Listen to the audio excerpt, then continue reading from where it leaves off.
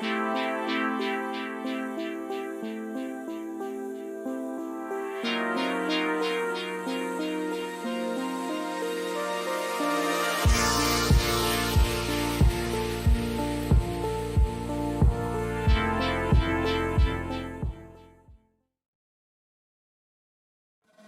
quickest, the fastest, the best in the world. Magnus Carlsen. Dominant, absolutely dominant. Chess at blazing speeds. Get popcorn ready.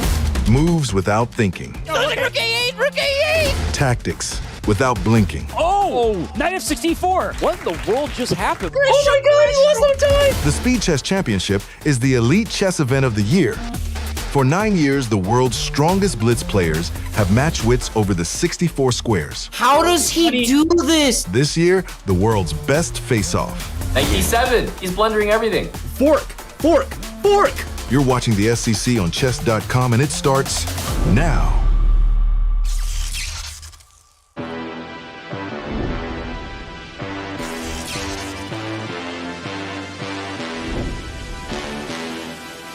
Welcome to the Speed Chess Championship 2025. This is the final matchup where we're looking to crown another quarterfinalist en route to London, England for the finale. My name is Grandmaster Amon Hambleton, back again with the call, and this time joined by International Master Danny Wrench. Danny, you and I have done a show before, but you're back for the last round of 16 matchup. Welcome. How are you doing? Yeah, thanks for having me, man. Yeah, this is exciting. We get to see a full bracket heading into the quarterfinals, who the 8 are. So gets us to have a chance to even preview a little bit of the second round and all those matchups ahead. So I can't wait to see. Fabi or Prague gets the treat of playing Magnus Carlsen in the quarterfinals. Yeah, some kind of prize right there. But obviously moving on is what all these players are here to do in the SCC. And before we dive deeper into the match at hand, let's look at this video to explain the format for everyone watching. The Speed Chess Championships feature the most exciting format in online chess. 3 different time controls test competitors' skills across blitz and bullet. First is the 5-minute blitz. Players battle for 75 minutes in the strategic and accurate time control.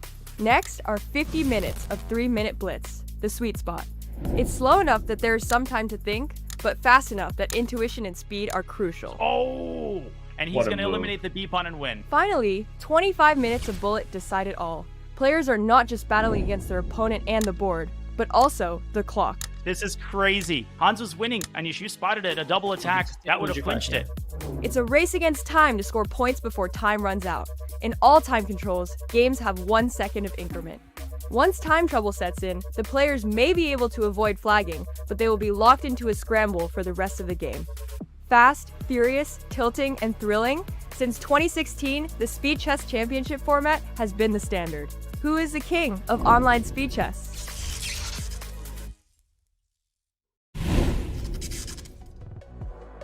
And there you heard it. That is the format for the Speed Chess Championship. You know, it always has been. And we got 75 minutes of 5+1, 50 minutes of 3+1, and concluding with 25 minutes of 1+1 bullet chess. But note that 1 second increment throughout all of these. And in that video, Danny, I saw you back there giving the commentary for the very first Speed Chess Championship. What a throwback. But obviously the format is touted by all the participants, and you know, every top player has said this is the best way to determine best online player.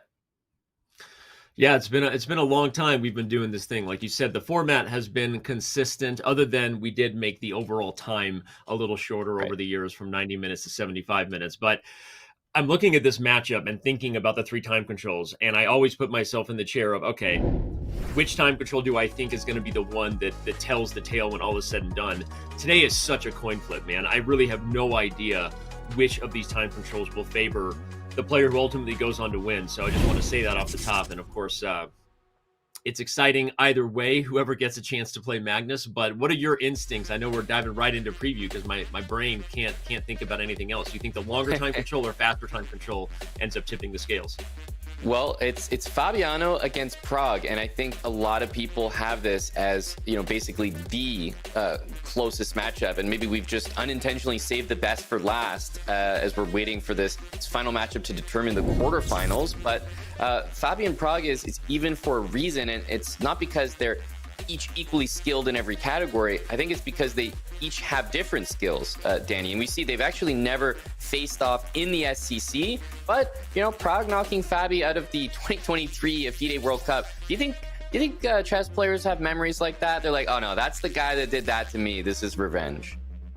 I think most of the top players have short-term memory loss in a good way. They tend to just focus on what they know they do well and try to forget it. But in this case, I think given that the World Cup really obviously matters to Fabiano, maybe he has it a little bit in the back of his mind.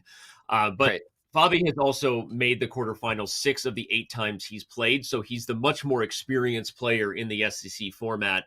You know, without really arguing that. Will that pay off, or will the innocence that is having never been there before, as you and I saw Vincent Keimer almost send Wesley So home? It was this close. Will that be a similar sort of story today, where Prague kind of shows the favorites and the old guard that they don't care about how much experience you have? Exactly, and we can see the the 2 team jerseys, right? Team Liquid.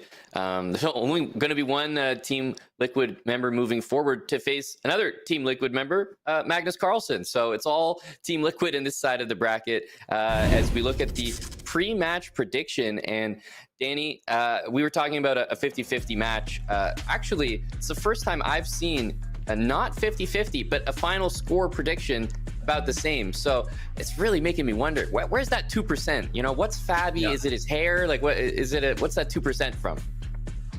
Obviously, we have the data and an algorithm we've kind of worked on to perfect this, but it means that you run that match many times, right? You try to simulate the experience, and given that we simulated this match thousands and thousands of times and got overtime so many times, but the slight experience nod to Fabi has him winning in overtime a few more times. But again, I think it basically goes without saying that this is a total coin flip, right? I think I've seen one match before, Amon, that predicted overtime, and it was a 51-49%. So I'm also going to say I have no idea where the extra 1% came from. I don't do math that good. But okay, Fabi does look good in the Team Liquid jersey, like you said. We've got Team Liquid versus Team Liquid today. Yeah, I love it. This is a matchup that is, as we've been talking about, close for a reason. And one thing about Fabi is he's been playing everything.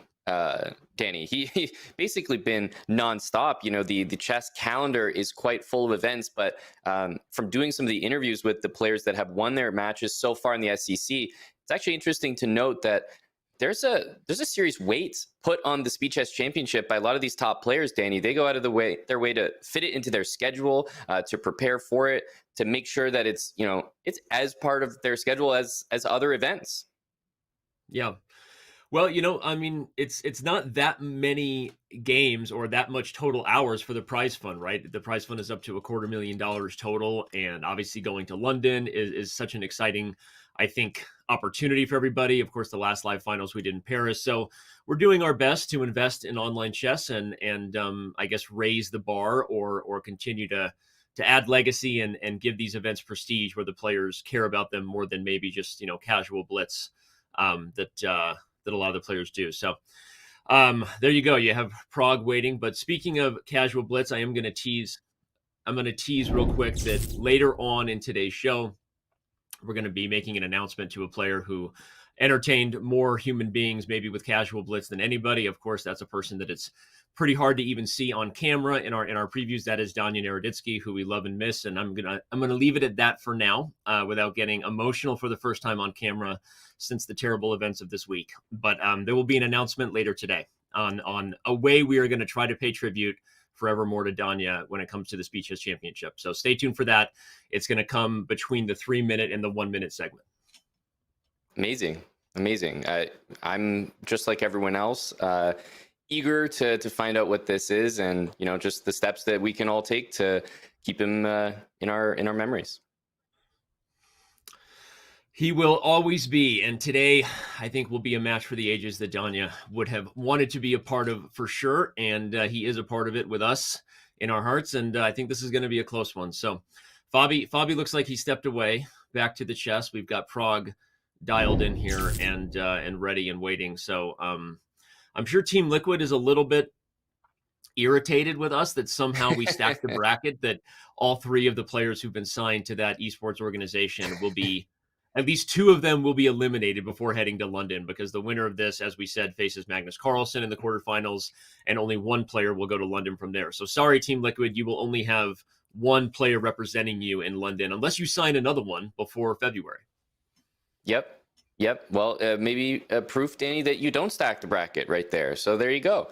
As I see, Fabi returns, and this is really going to be a close match. And as I said earlier, it's for different reasons. You think of Prague, and he's a little bit untested in this format. We saw Vincent come in and do amazingly well, but Prague is someone that I think the expectations are almost a little bit higher. This is a player that, at his best can take out Magnus Carlsen over a long match. I'm excited to see, just how dynamic these games are going to be, because I feel that we have a contrast of styles here, Danny, and who is going to win the battle of getting their position.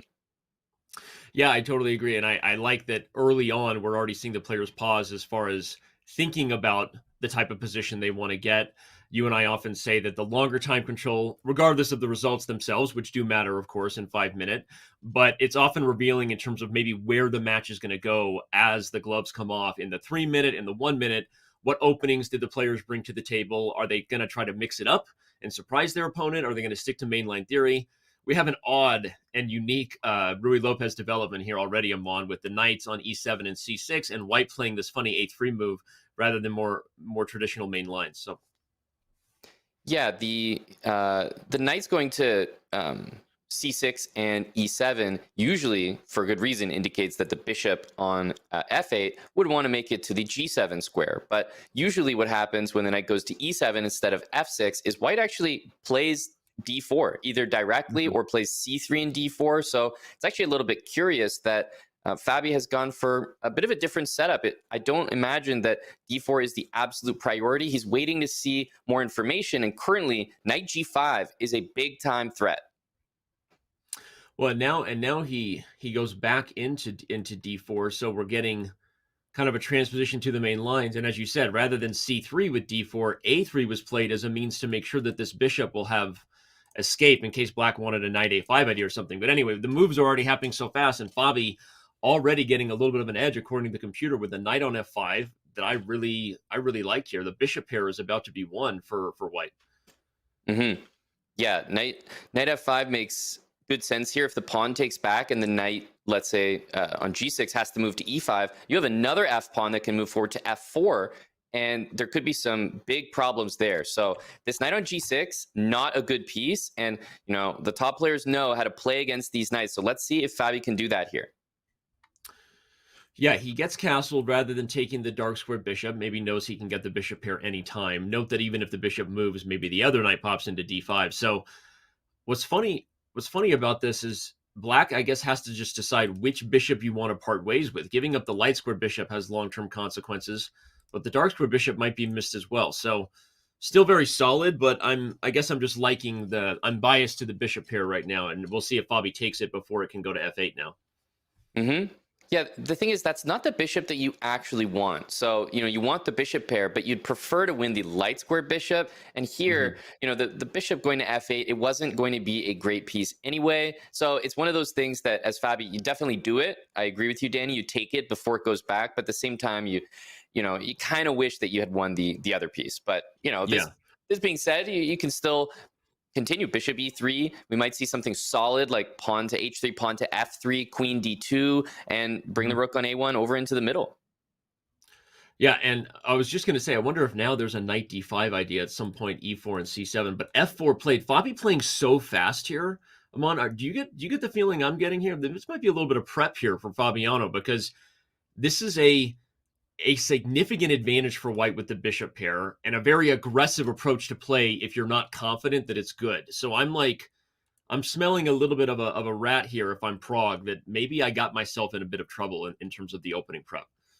Well, I think I agree in general, but the other thing I'll say about this position is prep or not, if I'm looking at Prague's position and I'm trying to imagine what moves to expect, there's no d5, there's no f5, the knights can't use the e5 square, the knight on c6 can't really go anywhere. I'm not that concerned about a lot of the potential moves here, so it looks safe. Yeah. Okay, so bishop e6 played, and Fabi's slowing down maybe just for the first time. Does he want to put a piece on d5 in order to stop bishop takes b3? He could even take on e6 among, because note that the queen can't take, right? Because f5 would win a piece. So you could take, okay, he plays f5. Is he going to take on g6? Oh, no, he doesn't. Okay, I thought maybe there was a weird intermezzo kind of thing. Ah, there we go. That's the idea. f6, what a move. Yeah, he's just going straight for it. We've got knight d5 coming in next if the pawn captures on f6, which is the obvious, but obviously this queen is going to move. Yeah, there we go. Queen e6, and this is all Fabiano so far. The only reason that you play a move like f5, Danny, is because of something concrete like what we're seeing. You're giving up the e5 square, but he's bringing the knight in. He can take on g7 and disrupt the position a little bit. So clearly in Fabi's favor. And I am wondering, is he going to take before the move g6 gets played in response?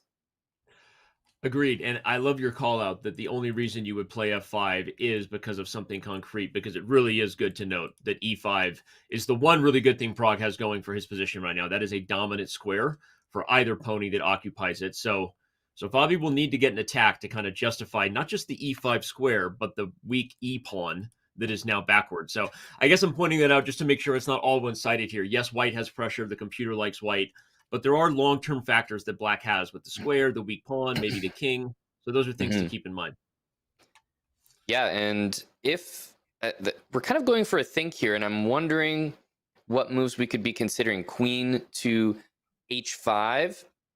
I'm almost wondering if black is going to try to trade queens themselves with like queen g4, for example. It really looks like pawn takes on g7 is the right move here, just to get that exchange in. Yeah, agreed. He's taking time, which is a little interesting because we got a straightforward idea here. What else could he be thinking about besides taking on g7? Yeah, queen h5, bishop g5. Okay. Yeah, even just a normal move. Like there really isn't a threat for black, but I had the impression that g6 by black was something you didn't necessarily want to allow. Yeah. Yeah, okay, queen h5 was interesting, and certainly g6 might have led to checkmate ideas. But either way, we're here. Fabi does eventually take after spending some time. Black's king is open. Here comes rook to h4 and queen h5 an old-fashioned way, right? Go for checkmate. Yep. Computer has an only move. That's not me. No hands. A blue arrow means white has to play this move to maintain the advantage. What a weird move to retreat. The knight is the best piece for Fabi in this position. The knight on d5 is doing everything. It's tying the rook down to the c7 pawn. It's covering some key squares on e7 and f6. It's basically tying the entire knight on d7 down. So the right idea, knight e7, to remove it. And Fabi, you have to remember, Danny, this is a game of chess. It's not just an attack here. You're not developed at all on the queen side. So be careful with trading off all these pieces, because Prague is just going to emerge with a fine position. Well, and look, that's exactly what happened. Fabi does not find the only move for the computer, and the things I was highlighting earlier are coming back. The e-pawn is weak. Black's knight is actually a very good piece with lots of different good squares, particularly e5. By the way, the b-pawns, stink over here. So there's actually suddenly, there's a reason you saw that eval bar completely switch when Fabi didn't find that move, because Black's long-term advantages are actually killer here for white. Not to mention the e-pawn looks like it's disappearing, and it'll get supported so nicely by d5. So honestly, the position is just flipping here. That's the reality, Danny. Complete turnaround. So interesting, because Fabi went from having a huge edge on the board and a huge edge on the clock. I was calling for the thought that maybe this was prep, but the position completely turns around with one bad move, and I think Prague is going to go on to win the first game as black. I mean, this is actually very quickly one of those positions that is super hard to see how black loses. Black is up a pawn. These pawns are no good. The king is actually perfectly safe, guarded by the white pawn in front of it. And the time 26 seconds for Fabi, it's completely swapped from, what was it, 4 minutes he had, and Prague's time was ticking down. Instead, now Fabi has a lot to be nervous about, and we're going to maybe get to see our first glimpse at how both of the players kind of handle a time pressure situation. But this is not looking good for Fabi anymore. Not at all. And yeah, so it's always funny when we talk about the first time scramble. Who's going to show that their nerves are there today? Not always indicative of how the whole match will go when we get to faster time controls, but it can be. So we'll see how Fabi deals with being way down on the clock and how Prague deals with it if he also gets under a minute here. Yeah, either F5 or D5 both look possible to support this knight. You definitely don't want to take on D4 and lose the knight on E4, so we see the full support there. And bishop F6 played, which is trickier than bishop C3, where maybe in the future you're worried about D4 shutting your bishop out. Yeah. Yeah, okay, well, again, just looking at the chess, we love the knight if we're Prague. Remember, black is up a pawn, but Fabi keeping the pressure. Okay, he's going to try to mix it up. This is the right thing to do. Forget what the computer says, because you got to just make the game complicated if you're losing and down on time. Again, best play, I think that Prague wins this game, but Fabi's going to try to mix it up. There's a big idea. Knight takes on F6, rook takes, and queen E3 is a great way to eliminate the queens here, and it's been played on the board. The rook C7 move was to guard the F7 pawn in order to make this happen, and this is all Prague. Yeah. Force lines, get the queens off the board. You can say goodbye to any checkmate ideas you had. By the way, black will just take this pawn in a moment. Exactly. Yeah, the pawns on the queen side are weak. There's a passed pawn in the center of the board, so it's not completely over, but it's well on its way. Yeah, Prague takes, put the rook behind the pawn, or go for this, actually, rook C2. Both are probably good. Okay, he decides to keep the pawn. Yeah, rook behind the passed pawn. It's a good principle to follow here, and he's just going to activate his king. Now the rook is free again, so the rook can move to C7 to G7 and activate that way. Oh, F4 maybe? I was going to say F4, and if takes D4, yeah. I love that idea. Mm-hmm. Maybe Prague wants something else. Yeah, F4 would have been a funny little way there. King D4 is coming, and rook H6. This is not that easy anymore. What? Wow. This is just completely turned around. Prague missed this idea of F4 we were calling for, and now we're in a rook ending where the old adage might prove true. All rook endings are drawn. That's not what Prague wanted at all. No. He's going to grab an extra pawn here, but okay. This looks like a position that I would assume black would find a way to win in a blitz game, Danny. I'm not going to lie, but H4, preventing king G5 is key. Yeah. Well, by the way, speaking of king G5, those who saw the eval bar going to give an answer to that, black actually could have played king G5 instead of B4, I think. Or no, that was after H4. The rook ending was just misplayed there, honestly, by both players a little bit, but ultimately maybe justice was served with a draw here. What a wild way to start today's SCC match. Here we go. Yeah, I think the best way to quickly explain it is that the only reason it was a draw is because Fabiano's king was able to hide in front of his own pawn and prevent any rook checks. Whereas if the black king was able to get in front of that H pawn, there wouldn't be anywhere that king could hide. So maybe it was related to something like that. But regardless, a sign of things to come, because we saw Fabi looking down and out, fighting back. That was a really impressive time scramble by Fabi, because it looked like you couldn't hold it. Yeah. And he was under 20 seconds for at least the last 20 moves, if not more. So Fabiano, like you said, he shows some experience. He's been in that position before. Lots of speed chess championships. He's played in every single one, for those who keep track of that type of thing. And yeah. And we see a different type of position in this one completely. Sort of a king's gambit, or a king's Indian rather, type of position. Bishop drops back to E3, and it's always the question, why do you play bishop G5 if after H6 you're going to retreat to E3? Like, it's such a puzzling, why not just play bishop E3 then? Well, the H pawn means that later white's going to gain time after black castles by playing queen D2, and black will need to spend even more time to play king H7.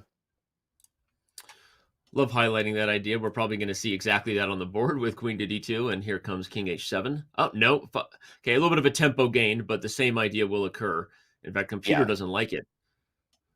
Yeah, I mean, bishop c2 looks like a really, really natural reaction.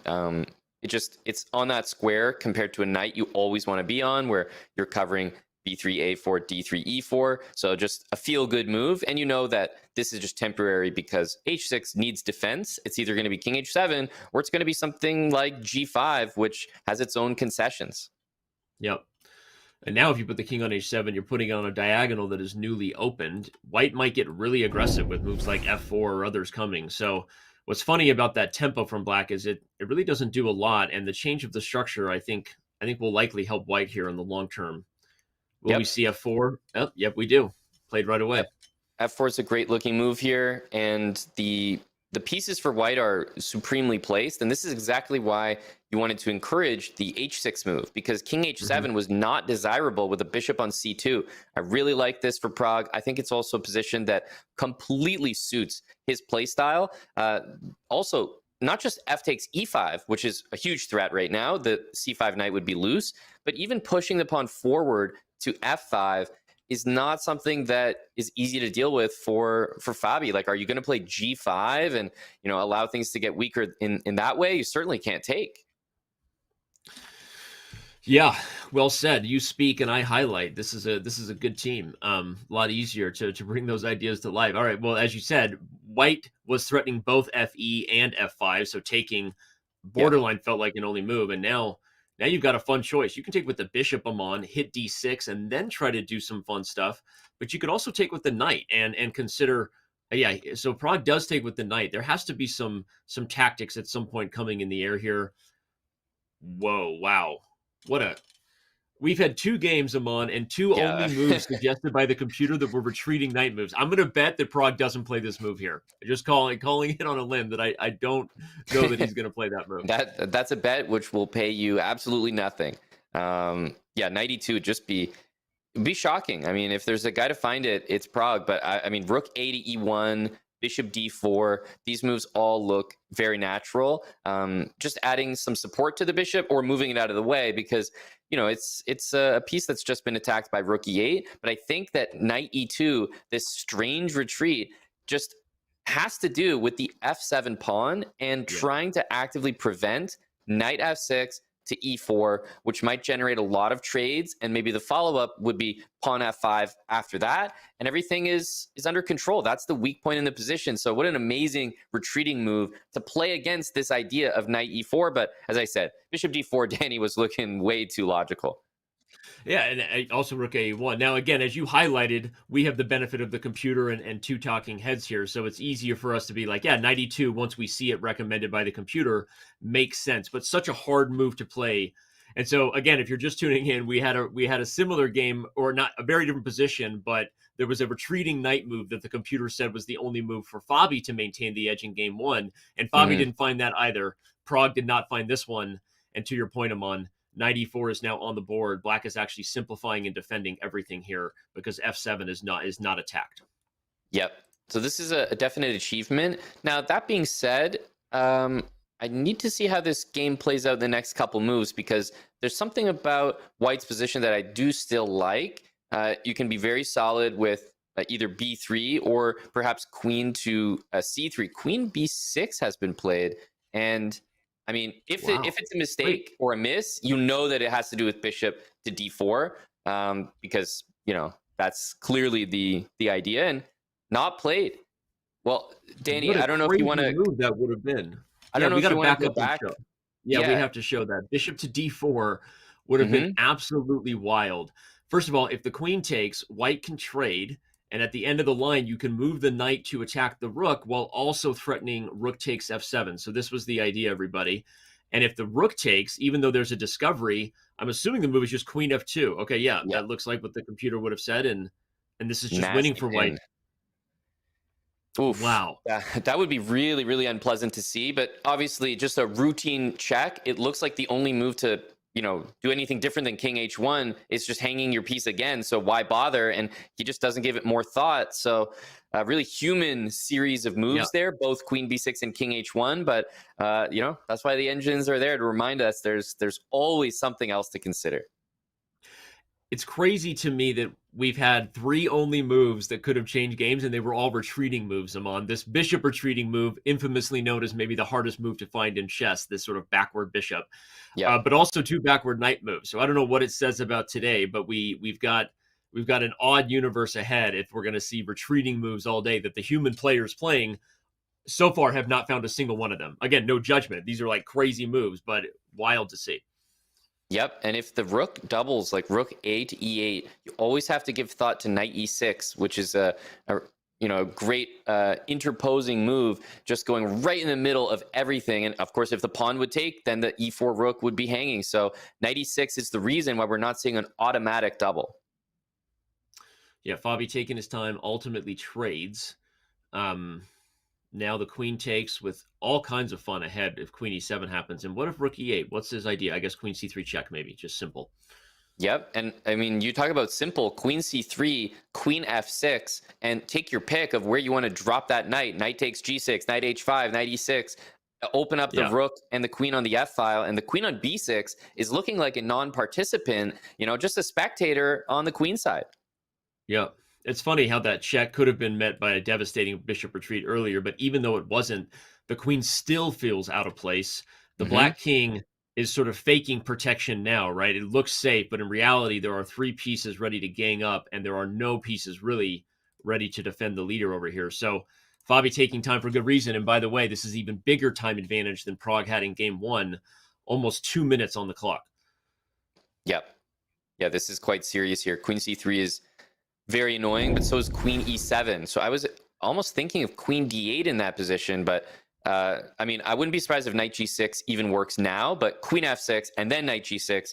I mean, how do you defend f7, right? You kind of have to play like rook f8, but then there's knight g6, so it's really, really tough. Let's bring the analysis board to show why queen d8 doesn't work, because I want to show it before it's played. The threat is knight h5. The problem here is on queen d8, white's going to play knight h5, threatening checkmate. If you take four count on f6, and if you take h5, It's just going. Not knight h5, but queen d8 is on the board. This line is amazing, Danny, and I'm basically looking at 1 minute and 45 seconds on the clock, and Pragg is the number 1 candidate to find something like this. Yeah, okay. I mean, as I showed in the line, knight h5 and queen f7's come. No engine move. You're just calculating. He finds it. It's brilliant. Prague's going to go on to win the first game in this match. Unbelievable. Danny, what a call out to show that line, because it just is exactly what we've seen right here. And it's resignation. What a victory from Pragg there. Yeah, and that was as one-sided an affair as possible. Obviously, we had that awkward moment earlier where bishop d4 was possible, but even without it, black never got out of trouble. And ultimately, Pragg, what a dominant victory there. That definitely puts the experienced veteran Fabiano Caruana on notice here. Yeah, and I just want to say it also is a bit of a nod to the time management, because that's the type of thing that if clocks were reversed, you're not finding knight h5. There's just no time. But he had 2 minutes. He paused. He knew there could be something, and what a great spot, as maybe that lit a fire in Fabiano, who's now played rook b1 and h4, and what on earth is he up to on the king side here? I was gonna say this is the anti-chess you would teach a beginner player. You would say things like, "Hey, get your king safe. Don't play on both sides of the board, because where's this guy going to end up in the end?"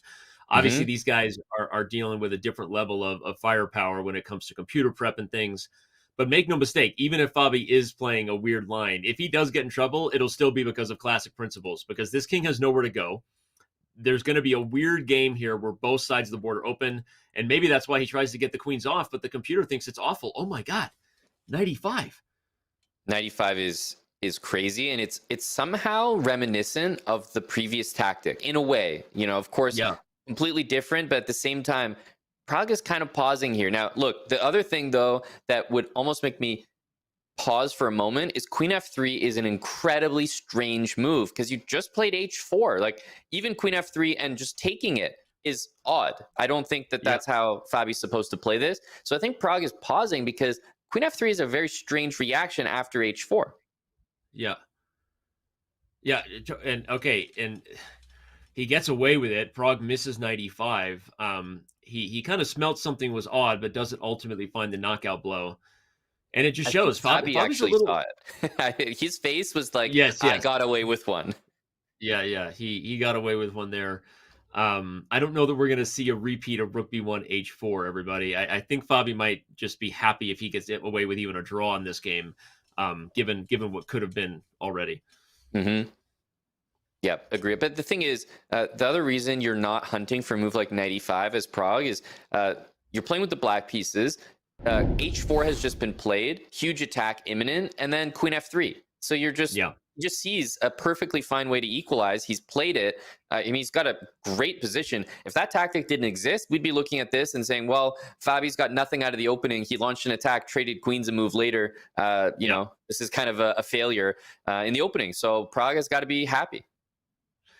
You're totally right. If you snapped your fingers and just looked at this position, you'd say Prague got the best of the opening. Of course, we know there was a blunder earlier. Still, though, Prague is doing great. He's already up a game in the match. By the way, look at the clock. Up again a little bit on time. Not significant, but still. So far, the younger, less SCC experienced player of the two from India, Praggnanandhaa, he's been the better player so far through 3 games. Yeah, early stages and very combative games as well. We've just seen misses, and honestly, very high level misses. These aren't like basic moves that these top players are missing. These are engine spots that even after you've told me, Danny, hey, this is what the engine says, I'm still struggling to justify and explain why that's the case. Yep. All right, well, Fabi trying to justify his H4 move again, despite the queens being off the board. He's expanding a little bit on the king side. Maybe he wants to play G5. The one thing we'll say, okay, he's giving up the pawn, but doesn't he have bishop e4, bishop b4? That's what I was. Bishop f4. That's what I was. Oh, yep. Oh my gosh, he did have that, and Prague sacks the exchange. Yep, a must do. If you're going to play knight d4, then this must be the intention.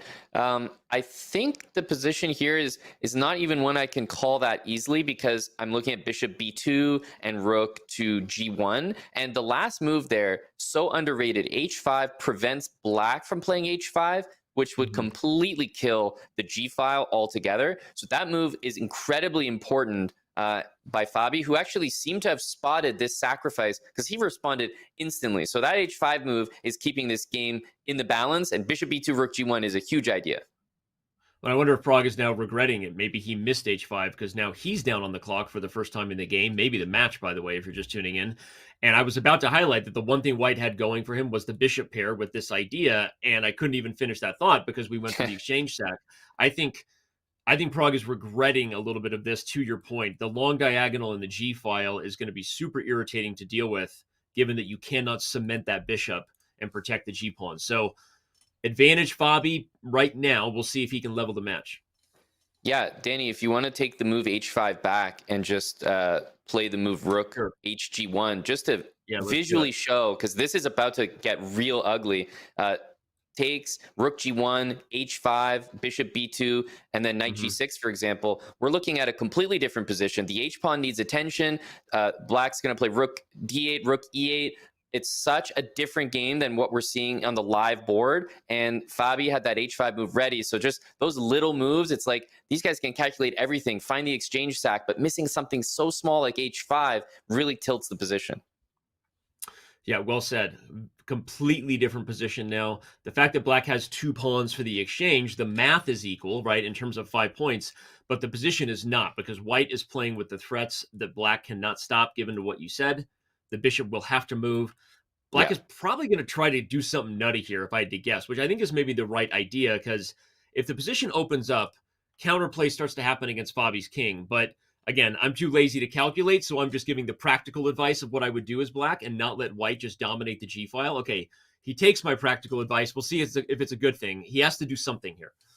Yeah, there was not really, because if you play f6, White is just going to eventually play e5. That's not going to be a stable blocking of the diagonal. So things were going to open up no matter what, Danny. There was no way for Prague, which means that just because of that h5 move, I'm feeling like Fabi is turning this game into something good. Yeah. It's funny. Now the computer says that was a miss. Should have played more forcing stuff. Fabi loves this idea, but Prague finds the only move. It's a fork threat on d2, and Black is maintaining the balance at least as best he can right now.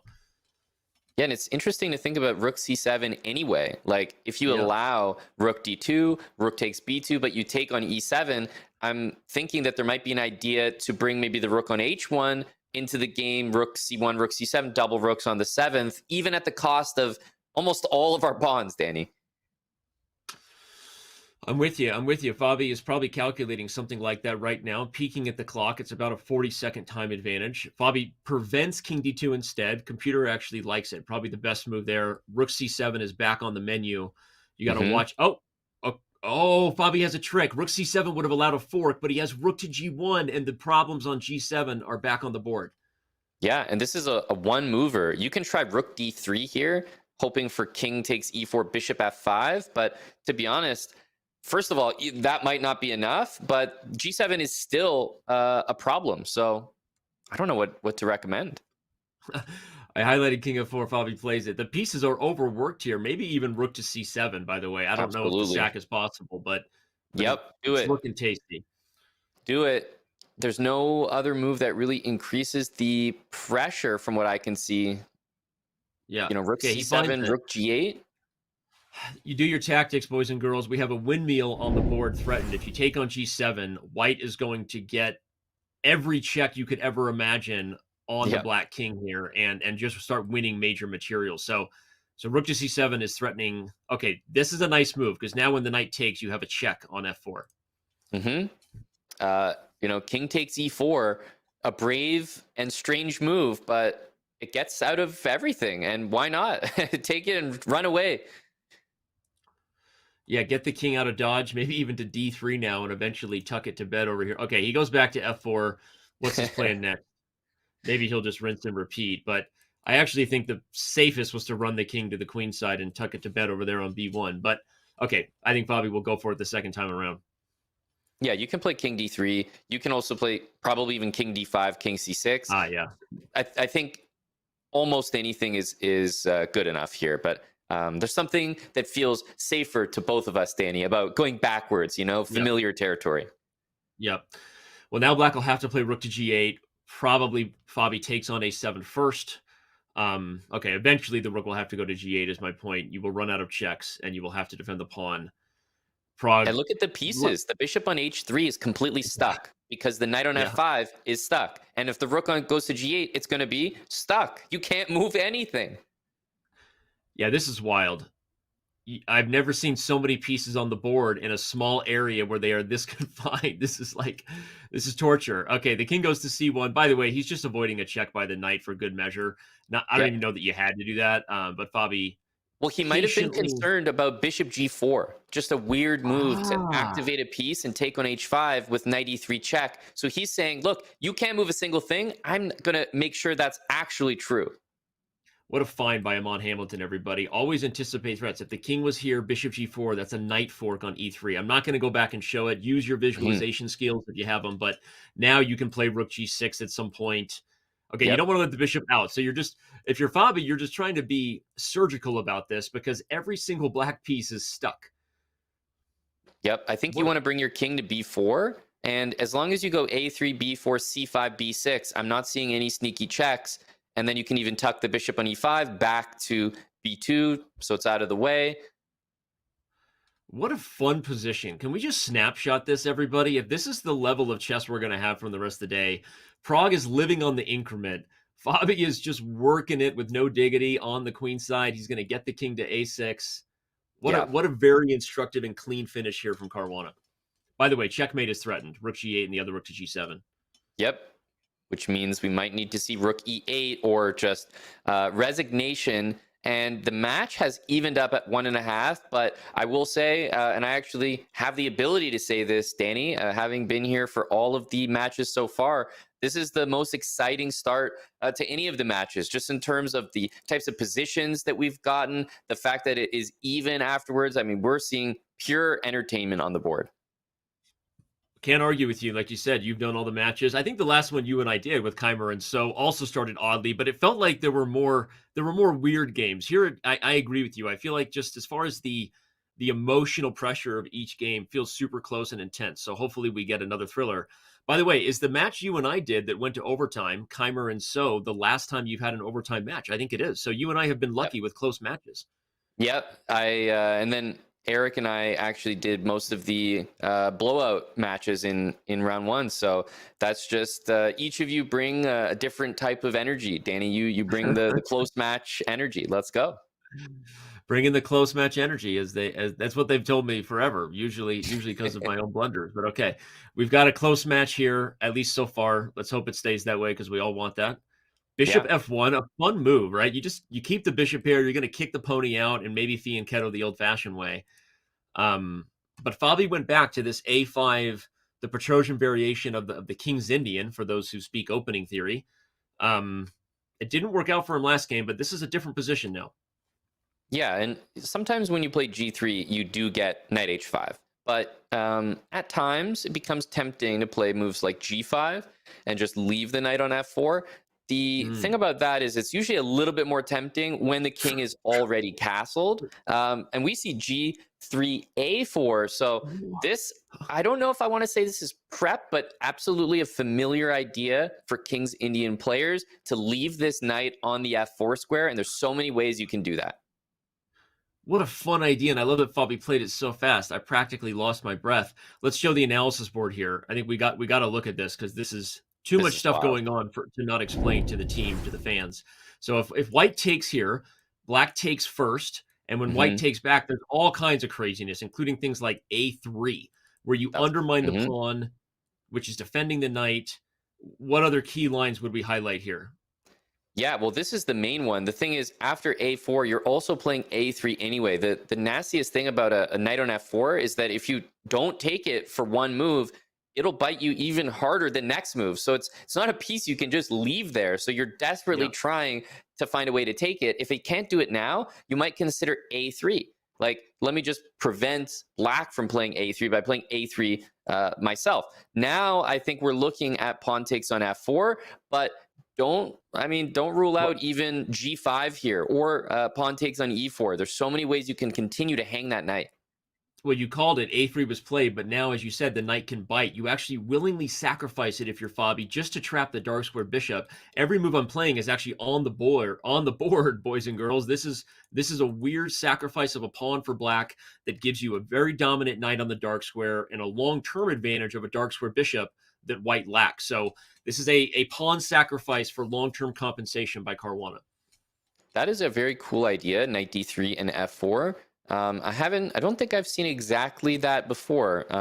So that was really neat to see. But that being said, the bishop on C2 compared to the knight on C5, I always find that to be that ideal square.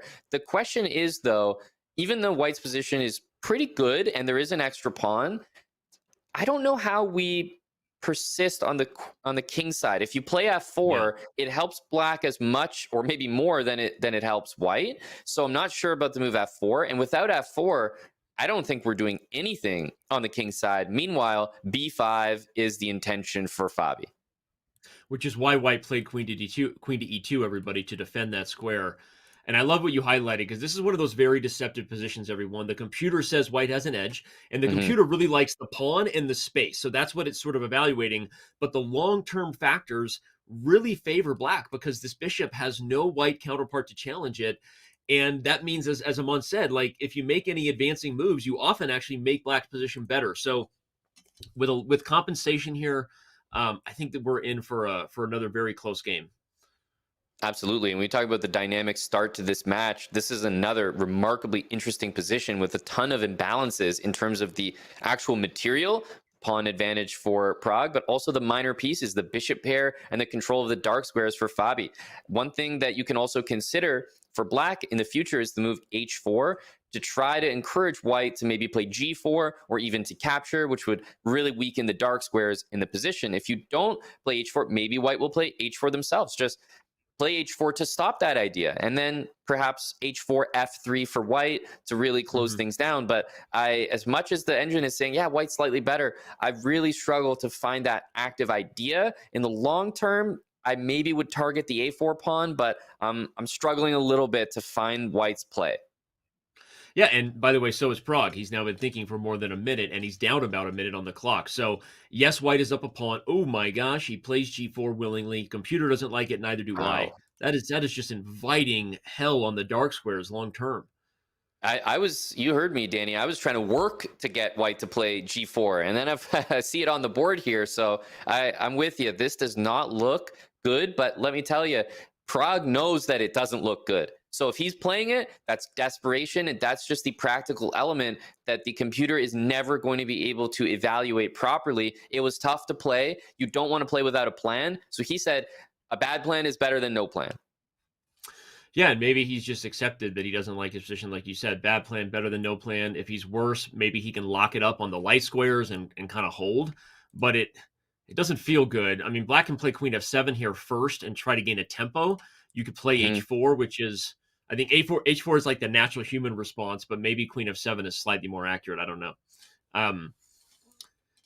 Yeah, it's also not clear to me that even the open G file, it's not clear that White's the one that gets to use it.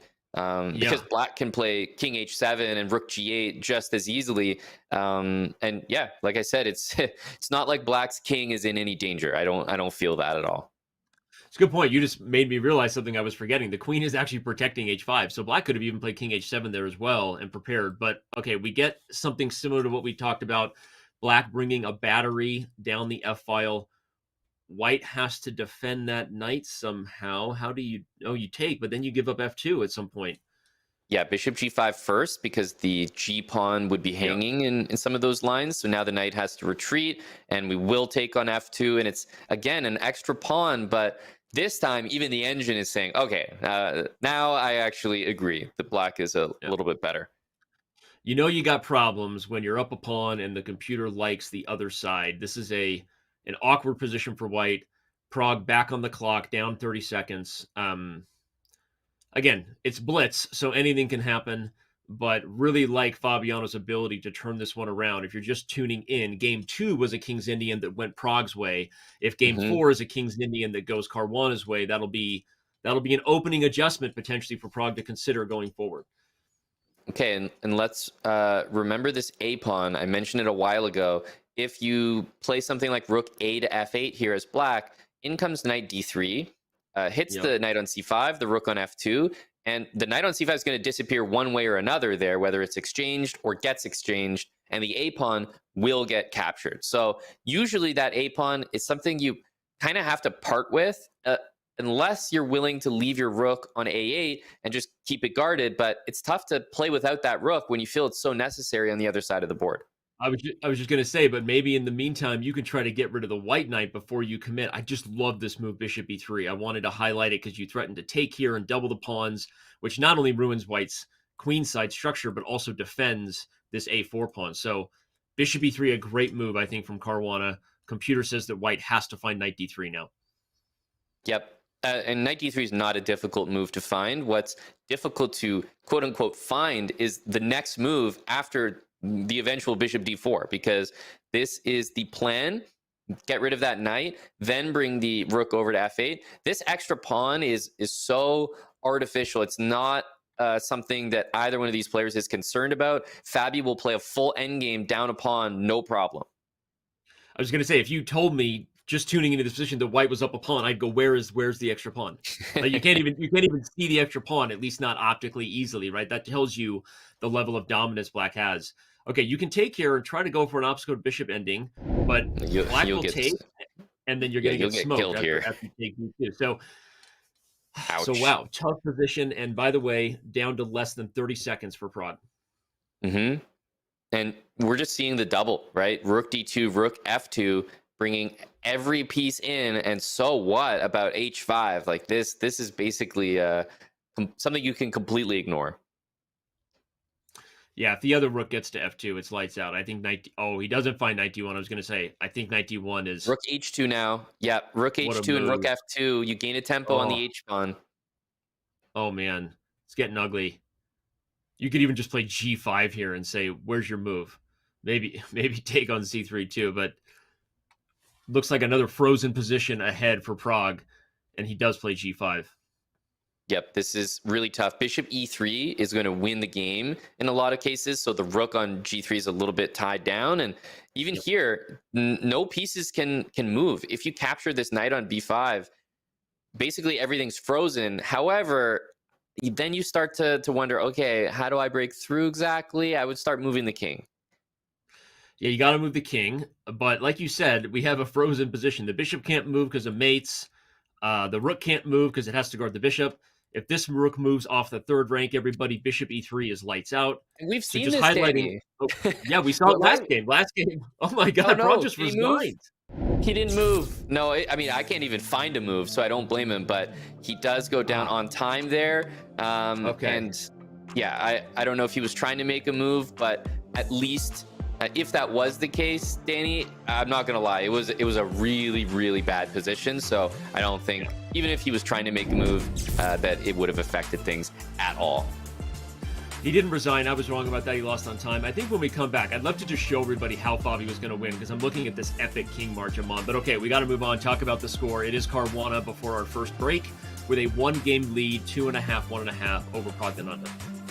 Yeah, just a really, really exciting match so far, Danny. 2.5, 1.5. It is just razor thin margins. And we've seen multiple positions now where it's been one-sided to the point that you can make any chess move you want and the opponent can't react. That is a crazy type of domination that we've seen, and we've actually seen it from both sides. So a really, really exciting one.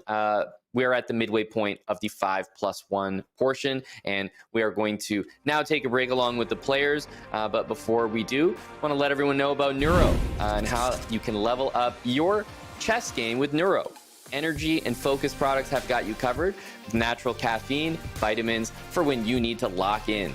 You can reduce stress and stay centered with calm and clarity. And after a long day, wake up refreshed with sleep and recharge melt away mints. I think I need one of those because good energy is your best opening. And whether you need more energy, more calm, or more rest, stay sharp with Neuro. Save 15% with code CHESS15 at go.chess.com/Neuro. And Danny, you and I are going to take a break, but more 5+1 action in this epically close final round of 16 matchup between Fabi and Pragg right after this.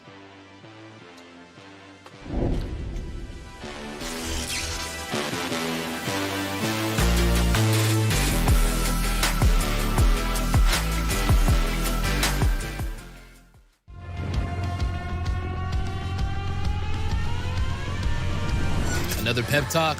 Nah, you're past that. High fades, but good energy, that stays. Workout, workday, whatever. We're here for it all damn day. It's never just one thing. Be ready for everything. Mind sharp, focus locked. Don't just move forward. We've got good energy. Neuro Gum and Mints. For the first time in esports World Cup history, the absolute best chess players in the world. EWC is the biggest tournament in my calendar this year. The two highest rated chess players in the world battling it out at EWC. It's always fun to see Magnus act like a little child when he loses a game instead of accepting defeat humbly. I want to win everything that's in front of me. GG! I got my bow and arrow ready. I've shot one falcon. I want to shoot one more. Magnus Carlsen takes the victory, world #1, and now esports World Cup champion. It's been unlike anything that I've seen. I really hope that this is a big part of the future.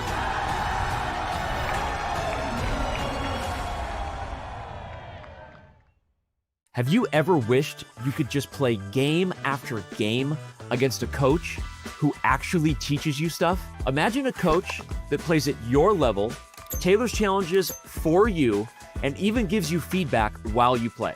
Well, buckle up, because that's exactly what we built. Introducing Play Coach on chess.com. You can now literally play a full-on game against Coach, who talks to you, points out threats, praises your genius bishop moves, and gently roasts you for missing that fork that's been there for more than 5 moves. Here's how it works. Go to chess.com/play/coach, or just hit up Play Coach in the app. Pick your color, Choose the difficulty, and boom, you're in. You can even customize your coach. Don't like their vibe? Change it up. Choose a new coach. Want more or less help? Toggle move suggestions. Turn on or off threat arrows. The eval bar. You are in control. Coach will break down your play as you go. We're talking real-time feedback here. Strategic tips, motivation, compliments when you crush it, hints when you need them, all of it targeted exactly at your level.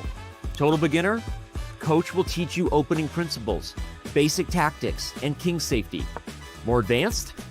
Then Coach will give you tips on pawn structure, positional ideas, the works. So stop wasting time. Go to chess.com/play/coach, fire up a game, and actually start getting better. Coach is waiting for you on the board, and I'll see you around on chess.com.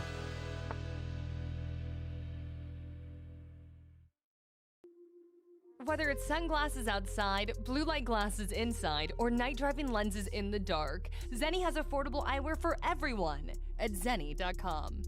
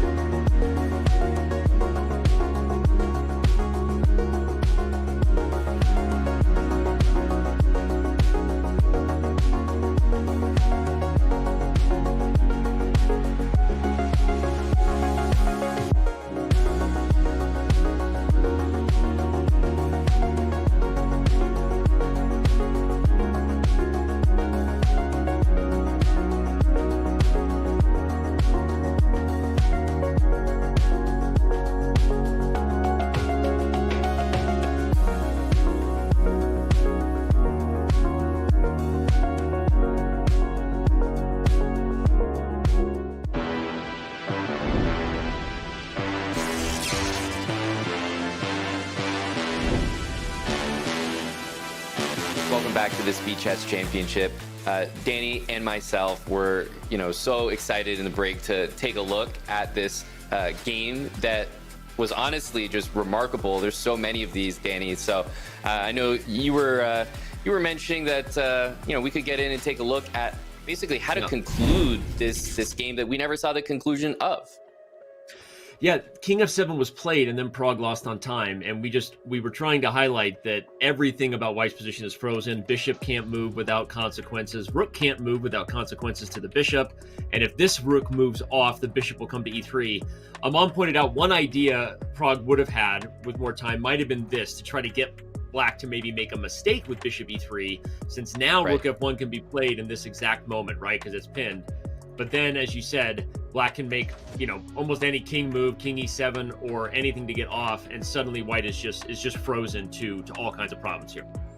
Yeah, and I love the move king e7 because it highlights that, honestly, the worst part about White's position is that you have to move. But if you could somehow pass the position and just say, oh, I won't move, then Black would go king d8, king c8, king b8. And you can highlight that that journey, Danny, as the king will make it up, take that pawn, and then, start steamrolling on the queen side. But because White actually has to move, there's no good move to make. You play a rook e1 to stop bishop e3. Remember, the bishop on c2 and the rook on c1 are frozen. Black can also go rook f2 to g2, pick up the g pawn, pick up the h pawn. Plus, you've still got this king journey you can take. It was basically going to be another game where Pragg was going to have to sit there and shuffle, which is the most unpleasant thing to do. Well, Pragg's going to need some energy to turn this around. You mentioned right before the break that you wish you had some NeuroGum. So just so you know, I was shuffling around in my backpack at the break, and actually I have some for you if you want. Go ahead, you can take some right here. Oh yeah, movie magic. Yeah. Right here. Next time I got it. Next time we'll movie magic it so you have some on your end. But I actually will bite into a piece of this right now. Anyway, Pragg needs some energy, and yeah, he's got to turn it around because getting frozen, not just losing, but the last two ways he lost, really being frozen, can't feel good right now. No, and I'm going to be completely honest. A win like that feels like more than 1 point. It's a demoralizing victory for the opponent, demoralizing loss rather, and it just really empowers you. If you ever put your opponent in a position like that, Danny, you've really outplayed them. Like it's a different type of victory. So I know the score is 2.5, 1.5, but having been in a couple of those positions, especially for someone who I consider a bit more of an active defender like Pragg, that's a very tough spot to be. And he is certainly going to be trying to play in a way where, yes, he might have to defend or play from his back foot, but he never wants to be in that spot ever again. Yeah. Yeah. Like you said, not all losses feel the same. That's a loss that is definitely frustrating. But to remind everybody of how we got to the score, the one win Pragg had felt probably equally as frustrating for Fabi. It wasn't a full sort of borderline zugzwang of being frozen, but it was dominant for Pragg, and Black was completely destroyed in the end. So Pragg just needs to find that juice again, and try to bring this thing back to even. Yeah, and we have this sort of a double fianchetto setup here. This is something that can get back into a Maroczy structure with pawn to e4, but usually the indication with queen captures on d4 is that the queen will move as it has, and usually the e-pawn will stay at home so that the diagonal is open, and you get these ideas like bishop h6, like knight g5, in the future knight d5 to hopefully distract that f6 knight. And, you know, it's kind of a tame start here, but there are some real attacking ideas. Yeah, it's funny because it started out as an English opening, and you often think long positional grind ahead. But yeah, there's some very real tactics here. The bishop is undefended, so if a discovered attack happens in a dangerous way, things could fall apart quickly. Right now, Black is safe, in large part because of this second knight, which guards this f6 knight. So you're not really worried that much about tactics here, but you do have to be careful. By the way, rook c5, what a fun move there. Meet a queen lift with a rook lift. Yeah, rook c5 is a great move. It's actually an entirely thematic idea in this exact opening. So I was glad we were able to see that on the board from Pragg. The idea, as you're pointing out, rook h5, which required a decision or some sort of action with that bishop on h6. It's not the preferred course here for Fabi. You don't want to take on g7 and have the king take. You want to take back on h6. So that's not what he wanted at all. And rook c5 forced that out of him.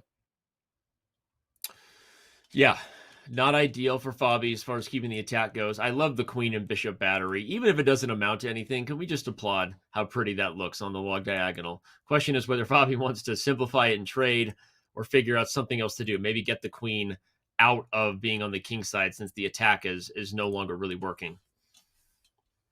Yeah, queen to a8 also allows the rook from f8 to slide over to c8. And remember, when you have this pawn on c4, whether you get a pawn on e4 for white or not, you still, as Black, have the same sort of breaks in the structure. It's always d5 and b5 to look out for. So those are the two pawn breaks that we're going to be expecting at some point, and, you know, build up towards it with a6, b5, or maybe even d5 very directly.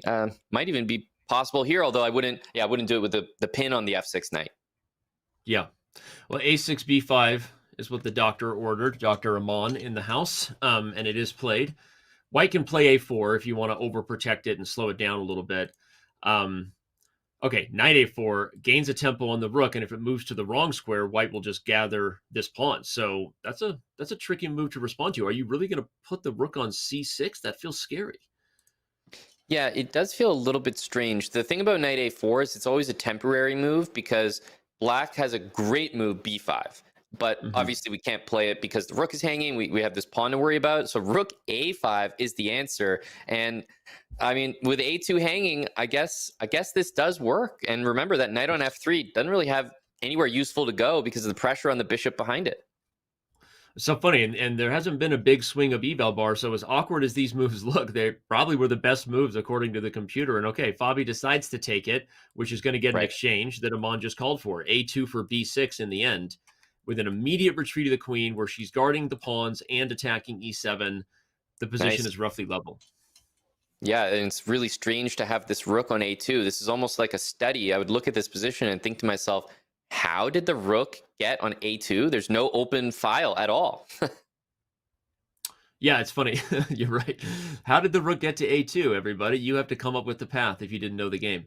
Okay, well, now the rook is probably going to trade on a2, and even though the computer says it's even, given the direction of the game, I'm kind of liking what Fabi's doing. Just because A6 is weak, it feels like you have a 2-on-1 majority, though it's not really that clear. Although the more I think about it, maybe B3 is just as weak as A6, is what Pragg would say, and the position is equal for a reason. Yeah, I think from some experience playing, not this exact position, but these type of fianchetto or double fianchetto positions, I think what we're looking at is generally a big achievement for Black.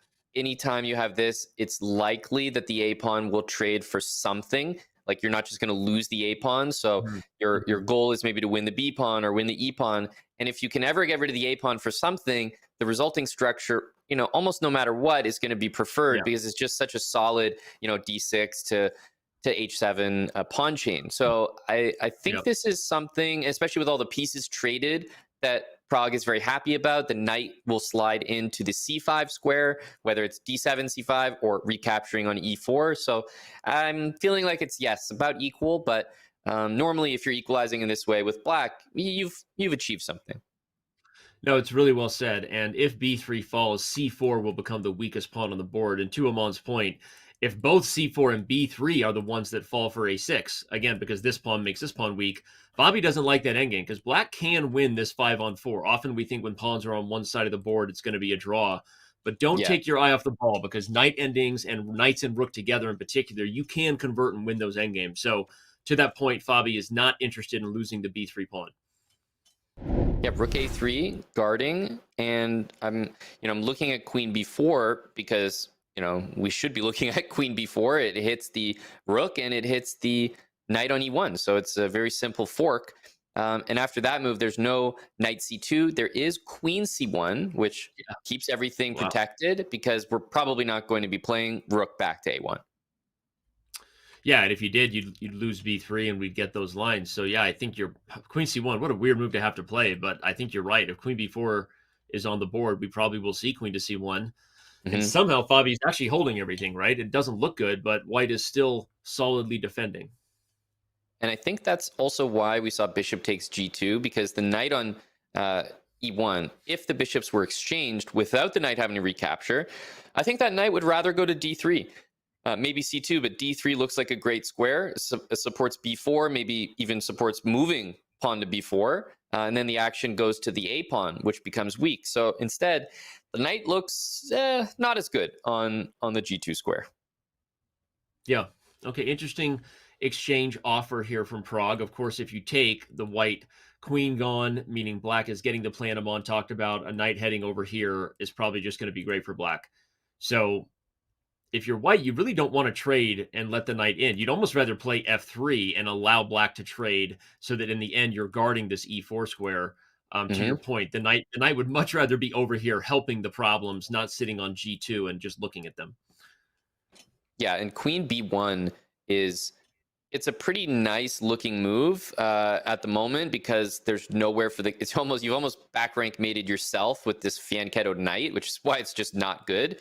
So H3 is played. Okay, you're controlling the square there on G4, but I think it's just a little bit more safe of a move than F3. Although if we could guarantee Black would exchange the queens, then I do prefer your F3 move for the endgame. But I think it might have been queen B1 that kept it a little bit dicey. That makes sense. That makes sense. Now, of course, if you play queen B1, the king goes to H2. There's no fork. The pawn guards it. Okay, you're going for the plan, but I think in the end, Fabi was thinking he'll get knight D5 with a tempo. Maybe the knight is headed to C7. So we're about to get some forcing exchanges where I think a number of weak pawns are going to leave the board for good. And we need to see, I mean, if knight C5 happens here on the very next move, that might just be a win, because you're going to win the B pawn and you're not going to lose the A pawn. So knight C5 is a massive threat at the moment. And it means we're either going to see rook takes A6 or knight D5. Okay, knight C2 in order to play B4 is another way to do it. But yeah, I think it had to be actually very careful there as Fabi. Yeah, knight C2 is it's a defensive move. You're meeting knight to C5 with B4.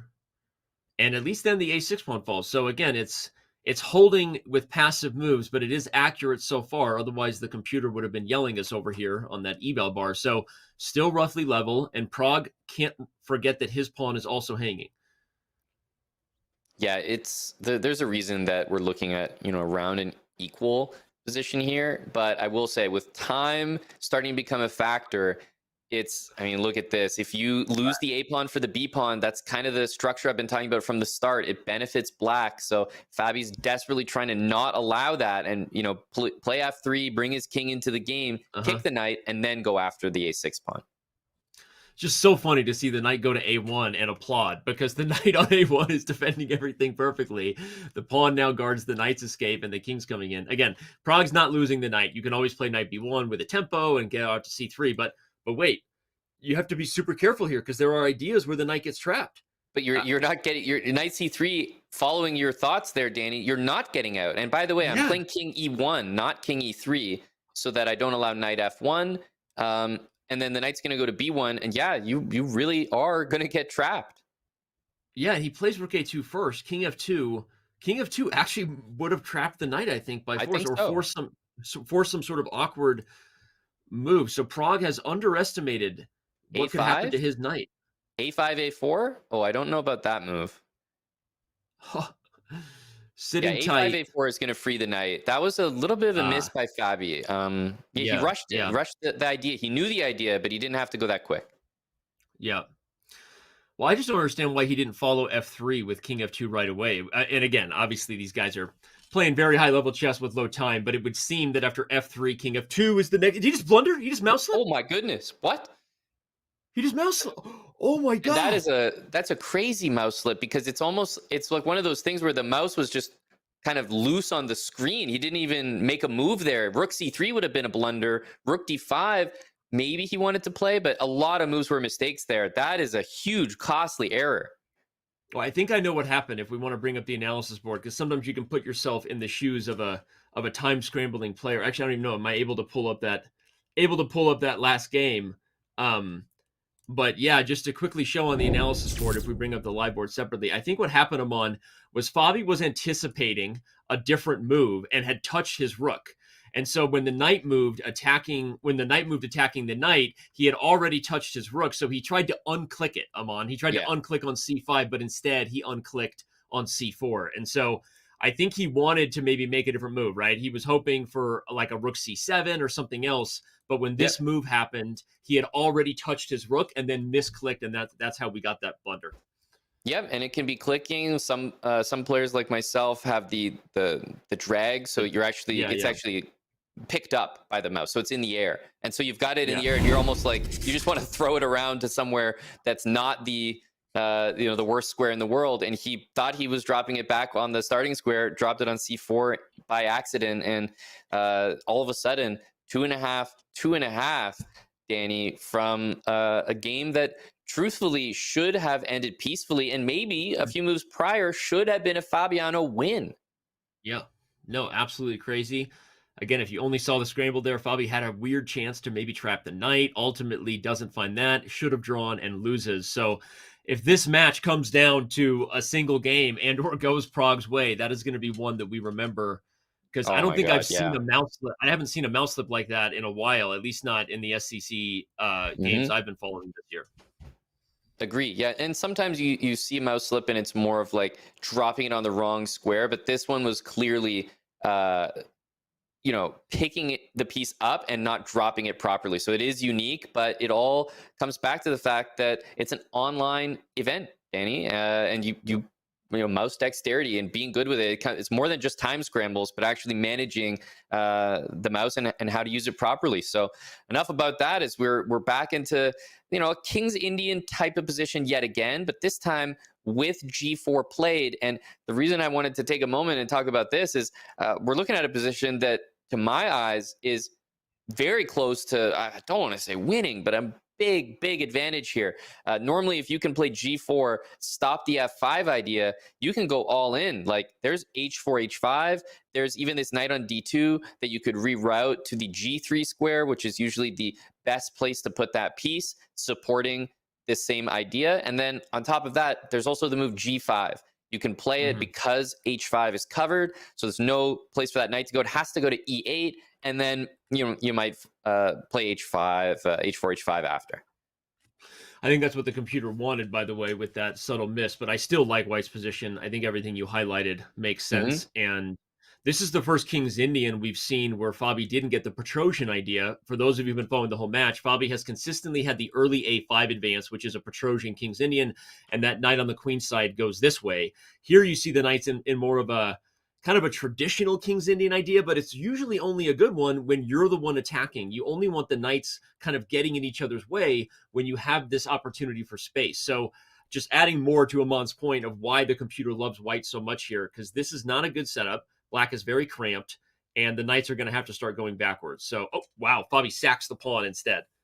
Yeah, knight e8 is so undesirable as a move because at this point, I will probably take the B pawn on knight e8, and it'll be just even better than this. At least here, if now you've got a tough choice because you wanted to just go ahead and profit the B pawn, but on knight e8, you're not worried about anything else. You would just go ahead and take it. Now, if you take on b5, the knight's jumping into f4 as you're highlighting. So now I'm torn. Do I take the b pawn?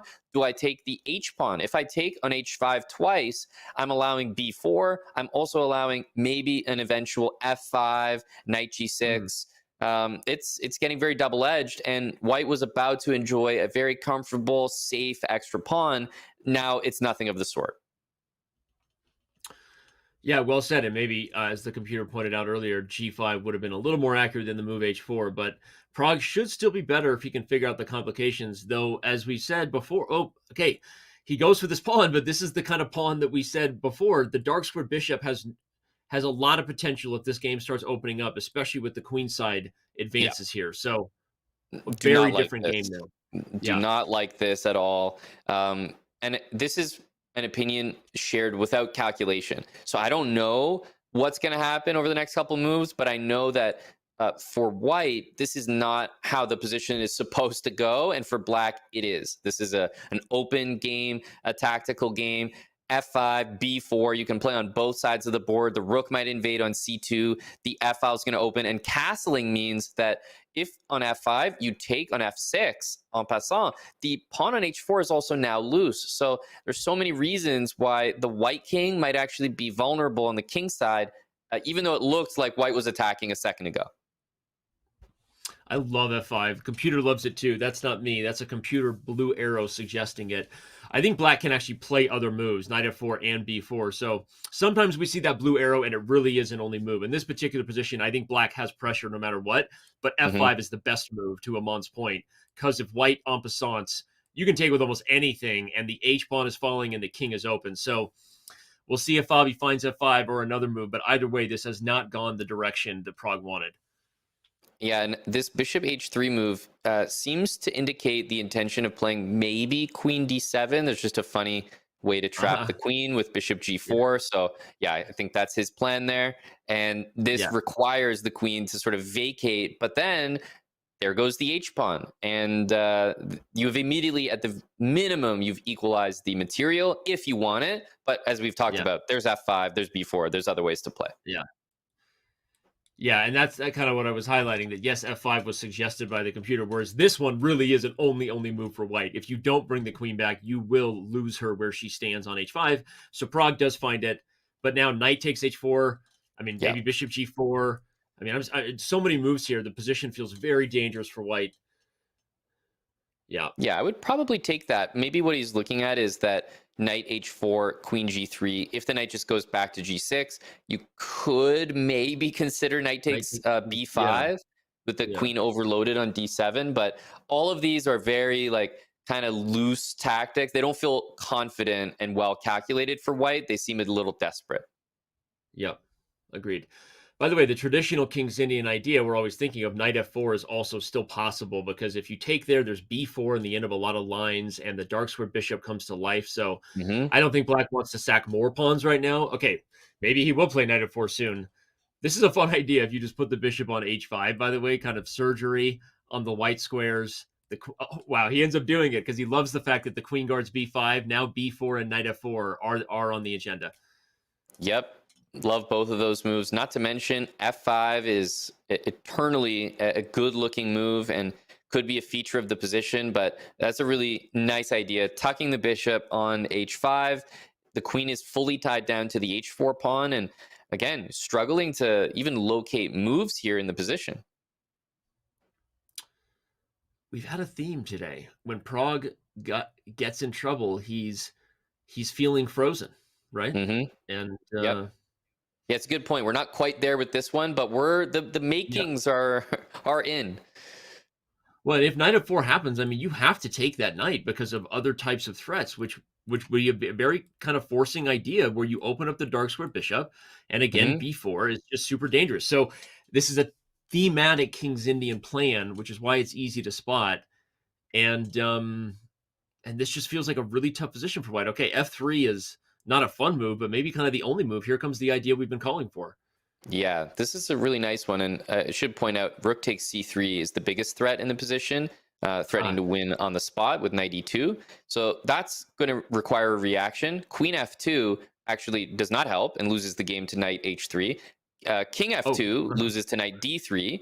So there's so many knight forks, you just have to take it. But this plays into the hands. b4 is there. Queen h3 is an idea. Bishop e5 to follow. A lot of things are possible here. Bishop e5 and b4 would be my top two. Yeah, b4 feels like the human way to keep going. You highlighted queen h3. I don't even know that I was appreciating how strong that move is. It threatens to win on the spot with bishop d4.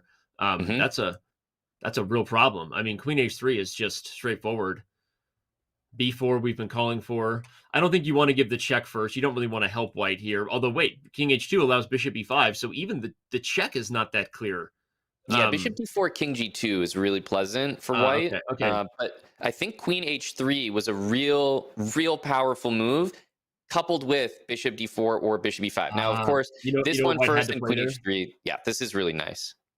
Sorry, I didn't mean to cut you off. I was wondering why was queen e3 a miss. White had to play queen f5 in that position, everybody. That was the only move to stop what's coming, and it's basically over now. Fabiano is going to crush through with bishop g3 or other things. Yeah, wondering what the best, like bishop g3 and queen g2, queen takes h4 is always there. He's looking for more, though. Somehow that doesn't feel satisfying. I'm almost looking at bishop f4. Is there a way to... I kind of like bishop f4, take the knight on d2 and grab f3. Okay, I was wrong. Bishop g3 wasn't as straightforward. Black is still better, but look at time, by the way. Both players now down to 10 seconds. We've been so focused on the board, we forgot about the clock. These bishops are absolutely dominant here. Taking on b2 doesn't feel like as much of an achievement as I would like. And in the future, there is queen g3 if I want to force the queens off the board. Queen g3 I'd be interested in. Yeah, I think queen g3 might have been a chance to save the... Only 1 second. You got to move. Okay, 2 seconds. Oh, my goodness. Okay, both players down to living on the increment. Got to move. Pragg is literally getting down to the final moments. No, this is really well played. Sack the pawn and grab the open line. Rook c2. This has got to be over soon. Got to be, right? Takes the bishop. Oh, my goodness. I didn't even notice the bishop was hanging. Oh, wait, queen... What is going on? I don't know. What is getting out? That is a completely insane continuation. The knight covers every check. The best defender. Queen covers a3. You can take it. Oh my god. Dude, the rook was hanging. You could have just taken the rook and he didn't see it. White escapes and Pragg somehow gets the W there. What in the world did we just watch? I thought that the bishops were going to dominate. I thought that this is what we were going to see. In the end, it was actually a lot trickier, and I didn't even notice the bishop on e3 hanging, but a really heads-up move by Pragg. And honestly, just the clock determined there. At some point, you just had to give up this idea of playing the absolute best move and just play. And that was a wild finish. If you're just tuning in at the break, meaning the halfway point of the 5-minute portion, Fabiano Caruana was up 2.5, 1.5. Fabi lost the last game because of an inexplicable mouse slip. Like, the game should not have been lost, and he lost. And that game right there was as much of a wild swing with the eval bar giving us a heart attack as anything we've seen today. So just like that, Amon, Praggnanandhaa is up a game, and it's hard to even say that he played... I don't think he played better chess in the last 2 games than he did in the first 3 games, and somehow he won both of them. Yep. Yeah, it has been the case, though, that... Pragg is not quitting on the positions. And he's always finding a way to make it tricky enough that Fabi needs to maintain a level that is a big ask for anybody with low time. So it makes all these games pretty competitive. Fabi is, I think it's probably fair to say, so far has probably gotten the better in terms of just the chess, but there's so many other elements to this matchup that that's why the score is not just close, but even in Prague's favor because of all these mishaps. And I think the most glaring one is that really terrible rook c4 move, the mouse slip. Yeah, the mouse slip heard around the world. If you're a Team Liquid fan, this is, if you're just tuning in too, these are two guys on the same team, Team Liquid on Team Liquid crime here. But all right, Prague is up a game. Fabi would love to stop the chaos, right? Because the one thing that has been true about the last two games Prague won is that he won in the dark woods, right? The dark woods of chaos, and Fabi would like to just slow down and get a clean game here. Mm-hmm. Yeah, and we actually had this position kind of start from a London system, and the move that was chosen by Prague was this interesting bishop d6 move, jumping in front of the d pawn. So that's how we got these doubled d pawns here, and it's created a position where now Black does not want to take on b4. I was assuming that the queen would want to jump out of the way, but you don't really want to take because the b pawn would be loose.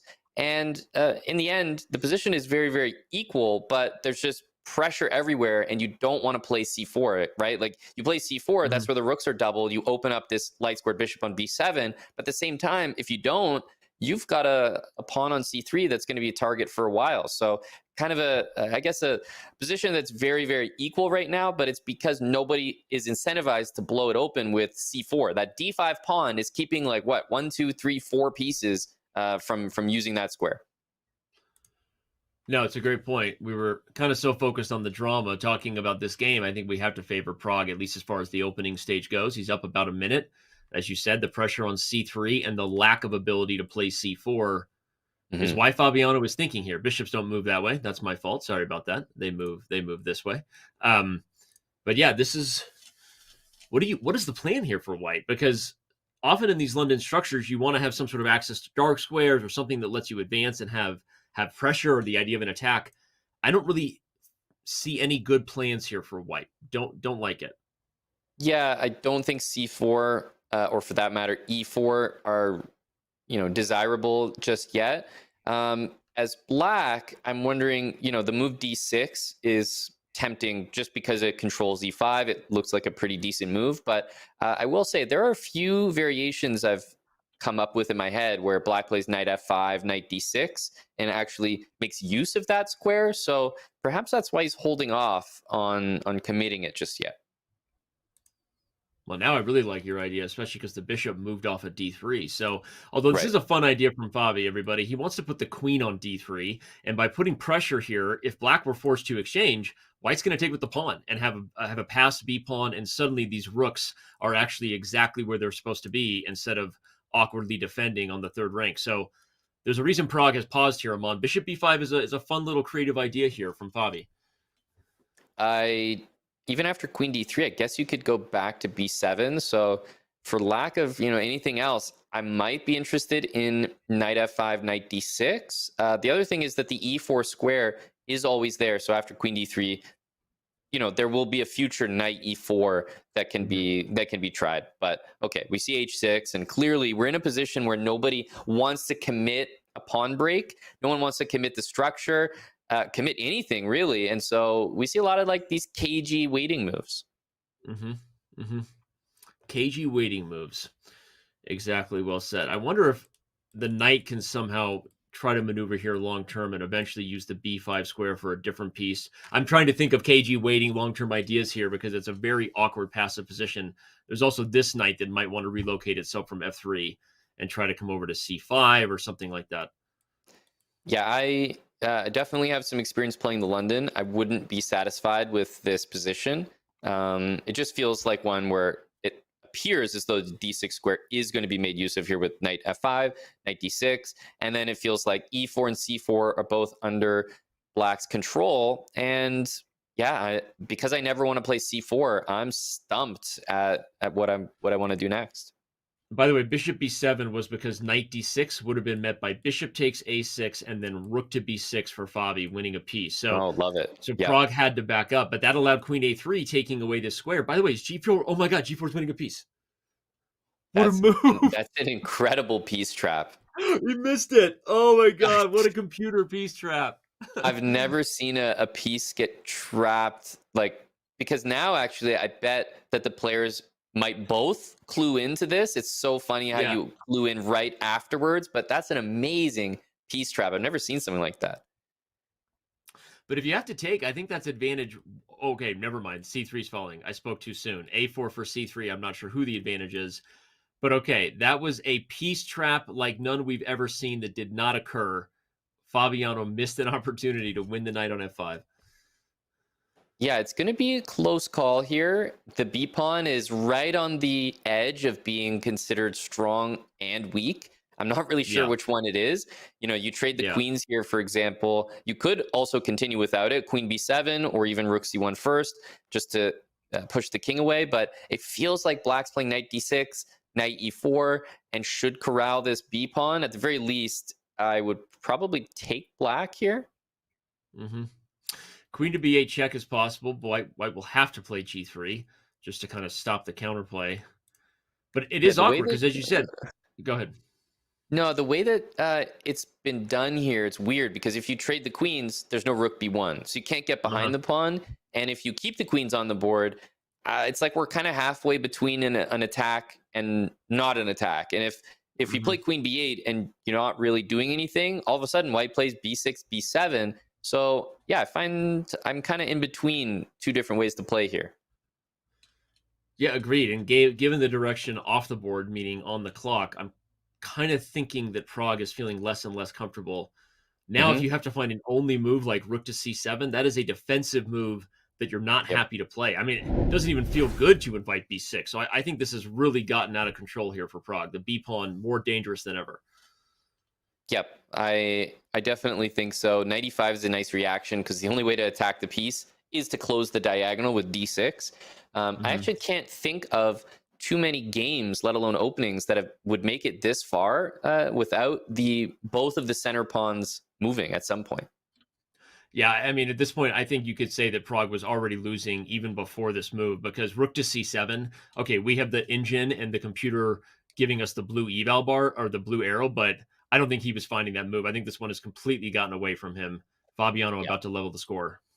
Yeah, the b pawn is running. There's queen a7, there's b7, queen a8. Everything is looking good here, and yeah, I just don't see a move, honestly. Even queen d7 can also be played to go after the f7 pawn before pushing.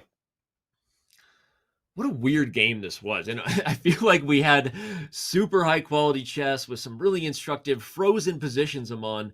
And now since we've come back, we've gotten this like, I don't even know what to say. Just like some super weird stuff happening for both players. And just like that, the 5-minute portion is coming to a close. Yeah, we saw a crazy time scramble. We saw mouse slip. We saw a position like this that looked completely equal and then randomly featured a computer move which traps the knight in a way that I certainly haven't seen before. And it's 3.5. And Danny, I think with everything that we've seen, it almost feels right that this is a tied matchup because it's one of the craziest ones that we've seen. You see, Pragg was probably doing game reviews so that he could see what went wrong in that game before getting up. Fabiano was like, I don't need to look at this anymore. Pragg was like, I can't get up until I know what happened, although now he finally has. For those of you who can't see him off camera, we can. But as you said, Aman, somehow the chess.com stats predicted a level match, but I don't think it predicted that we would get there this way with weird mouse slips and blunders. But either way, I'm here for it because I think we're in for a very close finish. Exactly. And this match being tied, the 5-minute portion just ended, which means we're moving into faster time controls next. The 3+1 is coming up. And before we head to a break in between segments, probably the most exciting thing to talk about, Danny, is the fact that tickets are now available. Get your tickets to the Speed Chess Championship Finals. It is live in London. It's what we're all working towards here. The final 4 players will meet in person and compete in front of a live audience for the coveted trophy, and you can get a front row ticket to that action. That's !TIX, T-I-X, in chat to explore the range of ticket options. There's general admission, VIP experiences, meet and greets. So this is all happening in February. Danny, super excited about this. Yeah, anyone who was in Paris and had a good time, people came from all over the world, are going to want to be in London. Also a great international location you can get from anywhere. But I'm just going to say this. I mean, Paris was special. You had Magnus versus Hans. A lot of great things happened in 2024.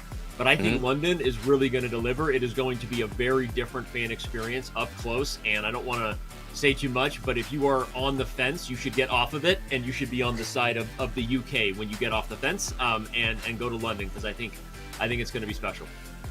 Amazing. Well, I love all the in-person stuff. I like that that's becoming the norm. The fan interactions, fan zones should be there more often. So I'm as excited as everyone to hear more and hope to be in London as well. But remember, we are going to take a short break. And when we come back, it's 3+1 continuing in this incredibly close match. It is neck and neck, 3.5. Fabi, Prag, we're back after this.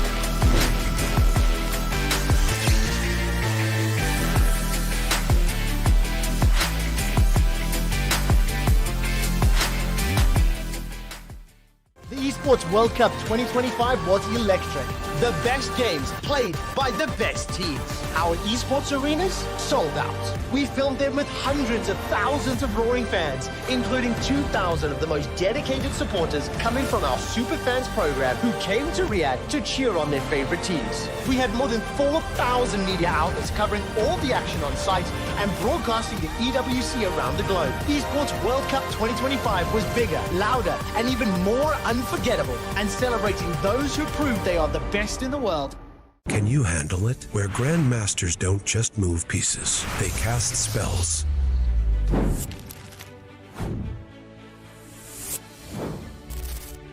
Oh boy, didn't see that one coming. Victory doesn't come easy.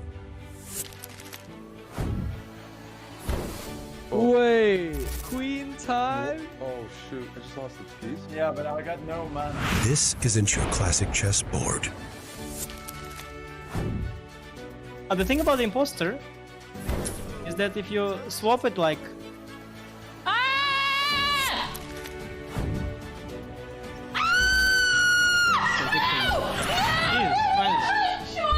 It's not just a game, it's a battleground of minds. Let's have some fun, you know? Let's have some fun.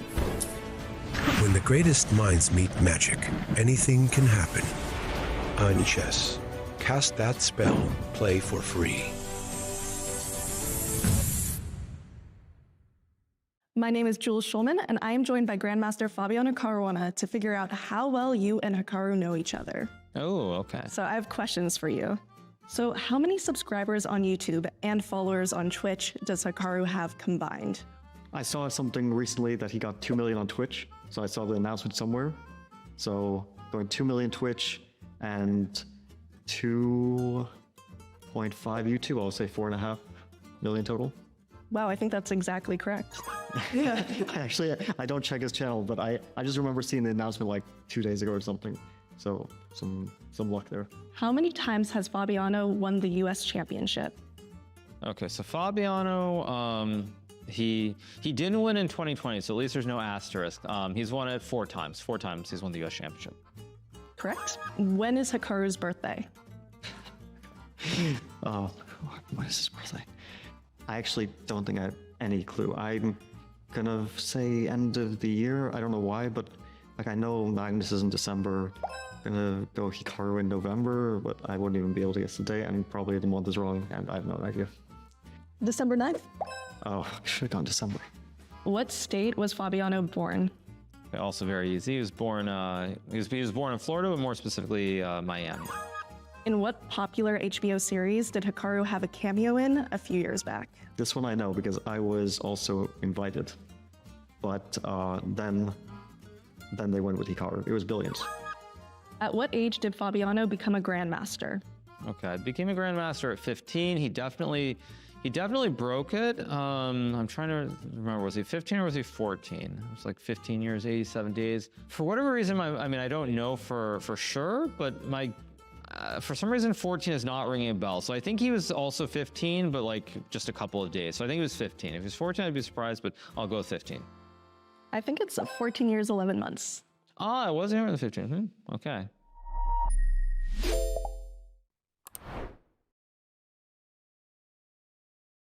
We have some ChatGPT questions for you, so you're just gonna hold them, read them, and answer them. Okay. Oof. Chess is often described as a game of deep strategy. How do you stay focused and avoid burnout after intense training sessions or games? I think like having a break from chess sometimes, because if you're just playing nonstop, which I sometimes tend to do, you can really get burned out and then lose motivation, and then you sit at the board wondering why you're there, and that's usually a bad sign for your chess. So definitely taking a break sometimes. What was the moment you realized you could become one of the top chess players in the world? I think that it was a kind of a process that took a while for me after my teenage years, because there were moments when I was not so confident and when I wasn't sure about my improvement. And then probably like the pivotal moment was 2012, when I did really well in a tournament and I rose in the rankings in the Tata Steel tournament in 2012. And then after that, things kind of went well for that year, and that was probably the moment. But I was already between 19 and 20 that year, and I had already like had success, but there's definitely a difference between having success and then having the success to become one of the best players. In your view, what separates the world's best players from the rest? I think a lot is very circumstantial too. And it's like very fine details. So it's not like one specific thing. A lot of it is, psychological things like being able to deal with disappointments and losses, which come inevitably, and also motivation, which is very individual. But you really need that motivation to stay, just even to play and not to get depressed. Playing chess tournament after tournament, sometimes dealing with a lot of disappointments, sometimes having a lot of successes.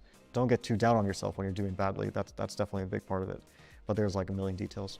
You've had a career that spans so many years. What has been the most significant evolution you've noticed in your own game over time?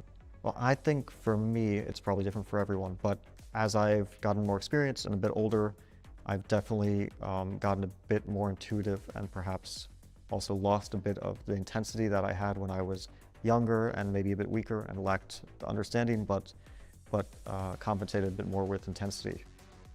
So that's a bit of a trade-off, I think, for players who have played for a long time. If you could change one rule or aspect of competitive chess, what would it be and why? I don't know what I would change.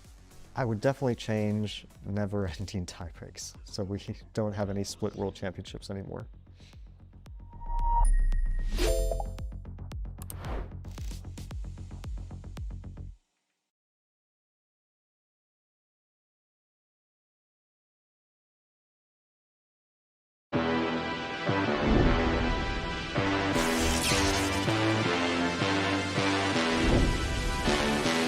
Welcome back, everyone. The Speed Chess Championship continues. Fabiano against Praggnanandhaa.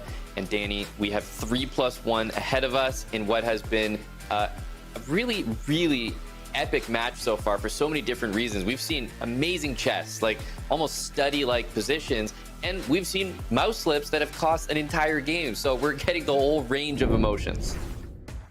Well, I was called out by the team when we were off camera that apparently the first half of 5-1, where I said we've seen amazing chess, was the last thing I said right before Fabi's mouse slip. So apparently a commentator's truth. I have no idea. We did then see mouse slips and blunders, but overall, what really matters is that we're tied and we are in a battle that is going to come down to the wire.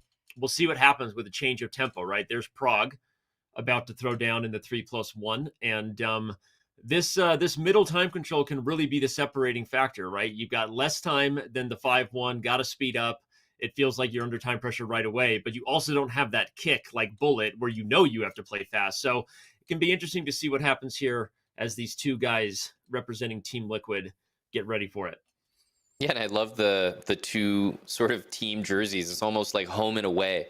because they're both Team Liquid, but they're different colors. So it's the perfect representation of representing the same team, the same organization, but ultimately also representing themselves. It is funny. I wonder if they coordinated that. Obviously, after the match, we'll have a conversation with whoever wins. But I wonder if that was accidental or they got lucky that one of them was going to wear white and one of them was going to wear blue. I wouldn't be surprised either way. But it'll be funny to find out. All right, and Fabi gives the glasses a quick clean there. Definitely want to be able to see the board as best you can, Danny, for this upcoming slightly faster 3+1 segment, as it looks like we have moves on the board in game number 1 of this 3+1 segment. Here we go. It's a King's Indian again for Fabi, but not the same system for Prague that we've seen. We've got double Queen's Pawn, but a Fianchetto Bishop on the Queen side. Chess.com's ECO is calling this the Knight's Variation East Indian Defense. I've done chess commentary and played chess for a long time, Amon. I don't think I've ever seen that name. Chess openings are weird. Yeah, I've come across a few from chess.com and a name just pops up and I'm like, okay, someone's messing with me. Someone on the back end is just typing random things in. Yeah, this is an ECO, Encyclopedia of Chess Openings. Who, for those who don't know what that stands for, that we try to keep up to date. But yeah, there's a lot of weird names in chess, and I have never heard this one before. And it's a weird position too. You've got a Fianchetto battle happening on the dark square diagonal. Black has a good position, I think, as far as the center goes. But yeah, a lot of weird chess ahead. Here comes C4 trying to undermine. Yeah, and C4 is really what keeps this position sort of level. Black's position was starting to look pretty good, and almost the knight on C5 was going to come into E4. But if this C-pawn was lagging behind, stuck on C2, maybe Black controls with Rook C8, Knight E4 before this move happens. Different story, but obviously with the white pieces, it's pretty rare to play this, this type of position and somehow end up worse. So it makes sense that we're looking at a position that is roughly equal. But I will say the bishop on D7 compared to the bishop on E2, arguably slightly worse. So maybe you could give a slight edge, but I think we're early stages here, Danny, and nothing for either player to be concerned about. Yeah, agree. Okay, wow, interesting. A retreat, but a good retreat. You open up the bishop on the diagonal. Not exactly a pin, but some tension that favors white. D5, you have to be careful. Could become even isolated in some spots. I don't think white wants to part ways, but there are weird positions where the tactics become forcing and black is strapped with a positional weakness on D5. So got to start calculating that kind of stuff. Yeah, and there's a lot of pressure you can put on a position with Queen A1. You're really playing the move Knight E8 at some point because there's no other way to get out of that pin. You can't move your queen, you can't move your bishop, everything's tied down. So you kind of need to play Knight E8 at some point, unless you're able to get other tactics to work. And E5. Oh, the rook is defended because of knight takes B3. Sorry, the rook is undefended. I was wondering, why does it win? But if the bishop moves everybody, the knight takes with a tempo on the queen, and then the rook hangs. I think Pragg just straight up blundered this tactic. He's now seeing it. Yep, agreed. And I'm trying to think what would have been played there instead and why it was in the balance. And maybe it had to do with the fact that if you take with the knight, maybe there's other ideas like in the position to not be down this material. But no, we see the obvious happening. Knight B3, the rook on C2 was loose. The knight was hitting the queen. So, I mean, what an incredible reaction. This looks terrible. Queen B1 when the knight can be taken twice, but that's the reality. Yeah. Well, at least if you're Pragg, you're not losing more. It's only a pawn. It is a pawn, and it's a healthy one for black. Fabi going to be the only one who can win here, barring no other blunders. At the same time, I guess you could say it could be worse when you make a blunder like that and your rook was just outright undefended on C2. So Pragg is going to try to defend and see if he can hold on now. And what is the... Oh, you're just... No, are you losing the pawn? Yeah, because if bishop takes rook to B8, A4. But then A6. You can... I wouldn't assume it's necessarily because of that, but bishop B5, you obviously have to be looking at. That's the first thing I would be considering here is, can I get away with bishop takes on B5? Rook to B8, A4, A6. There's a pin in that position. So I'm not But seeing. White has e4 at the end. That's the idea. So if I'll just show it real quick. If takes, rook b8, a4, a6. Now you Oh, have the and move queen e4. g3. Queen g3 Yeah. gets out of the pin. Like if you go back knight f6, queen g3 hits the rook on b8. Wow. Yeah, that's a computer line that I doubt we're gonna. Okay, Prague plays it. Oh my gosh, did he calculate that? We're gonna find out. Oh my And there's god, he did. also, yeah, there's also, if the knight moves anywhere else, there's a queen check, which is a little bit more reasonable to see. I was looking at the move knight f4 because it's a funny one where after the queen check, if you had taken the bishop on d7, you might lose your queen, but you can take on a6 in that position. So this looks like it's just well calculated, and you're incentivized to look for these crazy lines when you're down a pawn, when you're just worse. Yeah. So Fabi kind of gave him an opportunity to calculate his way back into this game, and he found it. Yeah. It's always super impressive when players can calculate these types of forcing lines that we're finding with a little bit of the help of the computer just kind of poking us and saying, hey, there's a chance here. But at the same time, like you said, because it's a position where you were losing anyway, you're incentivized. You know you have to find something concrete, or you're just going to get busted. So Prague found it. Yeah, and you can't take on a4 here. The rook is just loose in the current position. I wonder what's going to happen here. If you take on b5, yes, you are just handing, like, you're still going to be down a pawn. It's still better for Fabi, by the way. Like, he did all that hard work, Prague, but he's still slightly worse. But it's a big improvement on what he had. Yeah, Prague plays knight f3, which I think makes sense, regardless of what the computer says. But yeah, Fabi is still better. He's still up a pawn officially. Computer said b4 was better, but even here, black is up a pawn and is probably the only one who can win, again, barring blunders.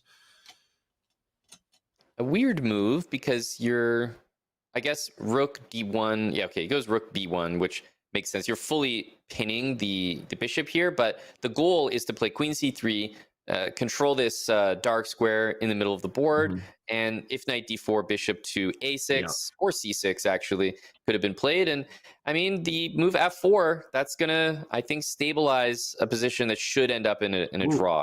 What? Wow. That makes no sense. Prague just shook his head after he played that move. Like, either what did I do, or was that a mouse slip? By the way, that wasn't me drawing the blue arrow. That was the computer saying you got to control the dark squares, which is honestly kind of shocking. That's like an obvious idea when you're playing against I'm completely a shocked. bishop. That is an incredible blunder, and his reaction was not strong enough to indicate a mouse slip. I would be furious if that was a mouse slip, because that is, to me, a dead draw to almost a dead loss, and that's what we're seeing. The game's just over. I don't know how to explain it, but that is. I hope it's a mouse slip, because it's a shocking move otherwise.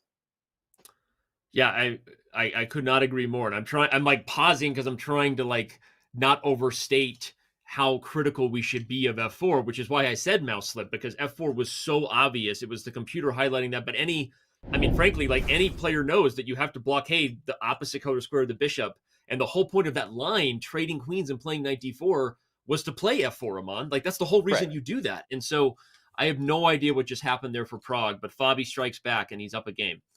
I mean, yeah, I can only assume it's a mouse slip. It's just that my reaction, if I had mouse slipped that, would be a lot different. But I think that just speaks to the composure of Prague. I think we have to just assume it's a mouse slip as we're into the next game, because there's just no way for me to even for a second believe that he would play any other move except f4.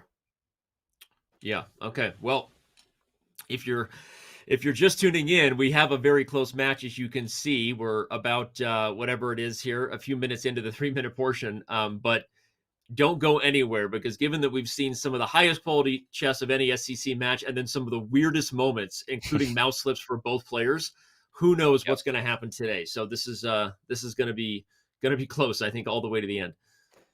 And so maybe if you want to just jump back a few moves here, it was a rather wild opening, not to spend too much time on it as the action's going on, but there are just a few moments, this d5 move, total tension in the center. We saw captures on e5, captures on e4, and then basically everyone is doing this thing where it's like, okay, you take, I take, you take, I take. But the problem is, after pawn takes on g7, you can't take on g2, because then you would take not the rook, but the bishop with check. and then you'd be able to save your rook on h1. So we see the pawn recaptured, but then still you can't play queen takes f3 because of knight to e5, and the bishop on d3 is loose. So kind of a weird position where even though white's up a clean pawn here, you now have to double your pawns with g takes f3, and that's why we get this unusual position that we have now where you're up a pawn as Fabi, but incredibly strange opening. Well said, sir. Quick breakdown of the tactics that get us a unique position. The pawns are equal in terms of total files occupied, but white is up an awkward and kind of ugly duckling f-pawn here. It's funny, the computer kind of likes white, I guess, because computers are materialistic, but I feel like black's pieces are just so active, and this pawn is nothing special that I think Pragg is doing just fine here. And yeah, what a weird opening. Agree. As you would say, Danny, agree town, population us. Hey, don't make it too awkward. The cringy jokes, but yes, it's been more than a show before I've said that. But thank you, bringing it back. Agreement town, population us. This looks like a good one here for Pragg. Nothing to worry about. I mean, rook g1 is always there, but I mean, as you pointed out, knight d3, right? This move, like on its own, looks like an equalizing type of move. So I'm not that concerned if I'm Pragg here. I know I've got the bishop pair, got lines to the king, and man, if I this is one of those positions. If you want to put it on the board, let's say h4 here. Danny, h4, bishop f8, h5, rook takes c3. Gotta let me have my mate. Let's go. This is like a tactic you get in the chess.com puzzles. You have this position and they play h5, and you have to find rook takes c3 and bishop a3. Know your patterns, kids. But okay, jokes aside, like the rooks came off for a reason. White had to get rid of the pressure, and now we're in an endgame where the bishop pair should be just enough. I mean, this extra pawn really is just not very good at all, and I'm surprised the computer even thinks that white's a little better here. Okay, now it's changed its mind. Yeah, usually the ultimate goal here, which one side wants to do and the other side should never allow, is the exchange of dark squared bishops. I'll leave it up to the chat to interpret which side wants to do it, but that's what is probably on Fabi's mind here. If the dark square bishops disappear, immediately we get a completely different evaluation. So be on the lookout for that this entire endgame. Yeah. No, it's a really good foreshadowing, because if I'm sorry to spoil it for chat, but I'm just going to say, if the dark square bishop disappears, suddenly white's winning chances go through the roof, because the extra pawn and the ability to kind of maneuver in and out of light and dark squares will allow Fabi to outplay black. So now you have your goal if you're playing this position as white. And sorry to steal Amon's puzzle for chat, but that's what Fabi's looking for, is how do I get those dark square bishops off the board? Yep, bishop to d6, and just an example, not that it's amazing, is if we see a move like b4 here, and then black responds with king f8, I might consider bishop c5 just as even though it doubles the pawns, it's that worth it to trade those bishops. Yeah. Well, to the point, bishop c5 might be a threat on knight e2. Now that the f-pawn is guarded, here comes the threat of bishop c5. So Amon's idea is not imaginary. White might play would b6 here. Yeah, you're going to play b6 to stop bishop c5. Wait. Okay. A different way to stop bishop c5 with a threat. Yeah, you're kind of allowing it, but also you have to be careful as white, because if you play bishop c5, you're not getting knight against bishop, because black can actually capture on e2. So you might just lose that endgame. The whole point of trading the bishops is not to also trade the bishop knight. You want to have those left over. Yeah. What a funny endgame that would have been, by the way. White would have been up a pawn but lost in that king and pawn ending. For any of our more studious fans, go to the chess.com events and just kind of go over the game. You'll see that that's a rare king and pawn ending, to be up a pawn but losing if you were white. So Fabi doesn't go for that. Yep, knight e5, effectively a draw offer here, by the way. Bishop takes e5. Even though it corrects the pawns, this is 100% going to be a draw, and we might see it agreed soon. But I will say that these are routine. You and I are probably rolling our eyes, and so are these players, as they agree to a draw immediately. But I have to say, Danny, a lot of our less experienced chat would probably still lose that position. It's it's just you have to know exactly how to blockade and what squares you need to be on. In that case, b5, the king goes to e6, and you're fully on the light squares. But opposite bishops, one of those things that's so easy to do once you understand it, but otherwise can really throw you. Something's going on between the players. Fabiano asking a question of probably the chess.com staff. Just for those of you know, they don't have access to talk to anyone who is not staff for fair play reasons. Always be sure that we're on top of it. But they do have access, and our staff has access to sound and all other things that could be in their room. So whatever happened there, Fabi was having a discussion with the team and lost some time on the clock because of it. I don't know what happened there. Yeah, curious to know what it was, but it sounds based on the camera and confirmation now, it looks like he was asking a question and got the answer he was looking for, and he was like, "Okay, sounds good," and then we're off and running. Yeah. Okay. And maybe it was concerning the break, because there is another break here in the 3-1 portion as well, right before. So maybe it was something about how that will happen. But either way, here we are in an Alapin Sicilian, something maybe a little more familiar than these awkward Londons we've been getting them on, but okay. Yeah, knight d2, and actually a lot of time spent. I know a little bit of it was that question we were just talking about, but I think Fabi now about to go under 2 minutes. Only a couple moves into the opening here is a little bit surprising, and almost the biggest time expenditure that we've seen in any of the games this early on so far. Yeah. Weird, especially in the 3-minute portion. But yeah, knight d2 is an awkward move order, at least as far as Fabi is concerned. He wasn't sure what to do.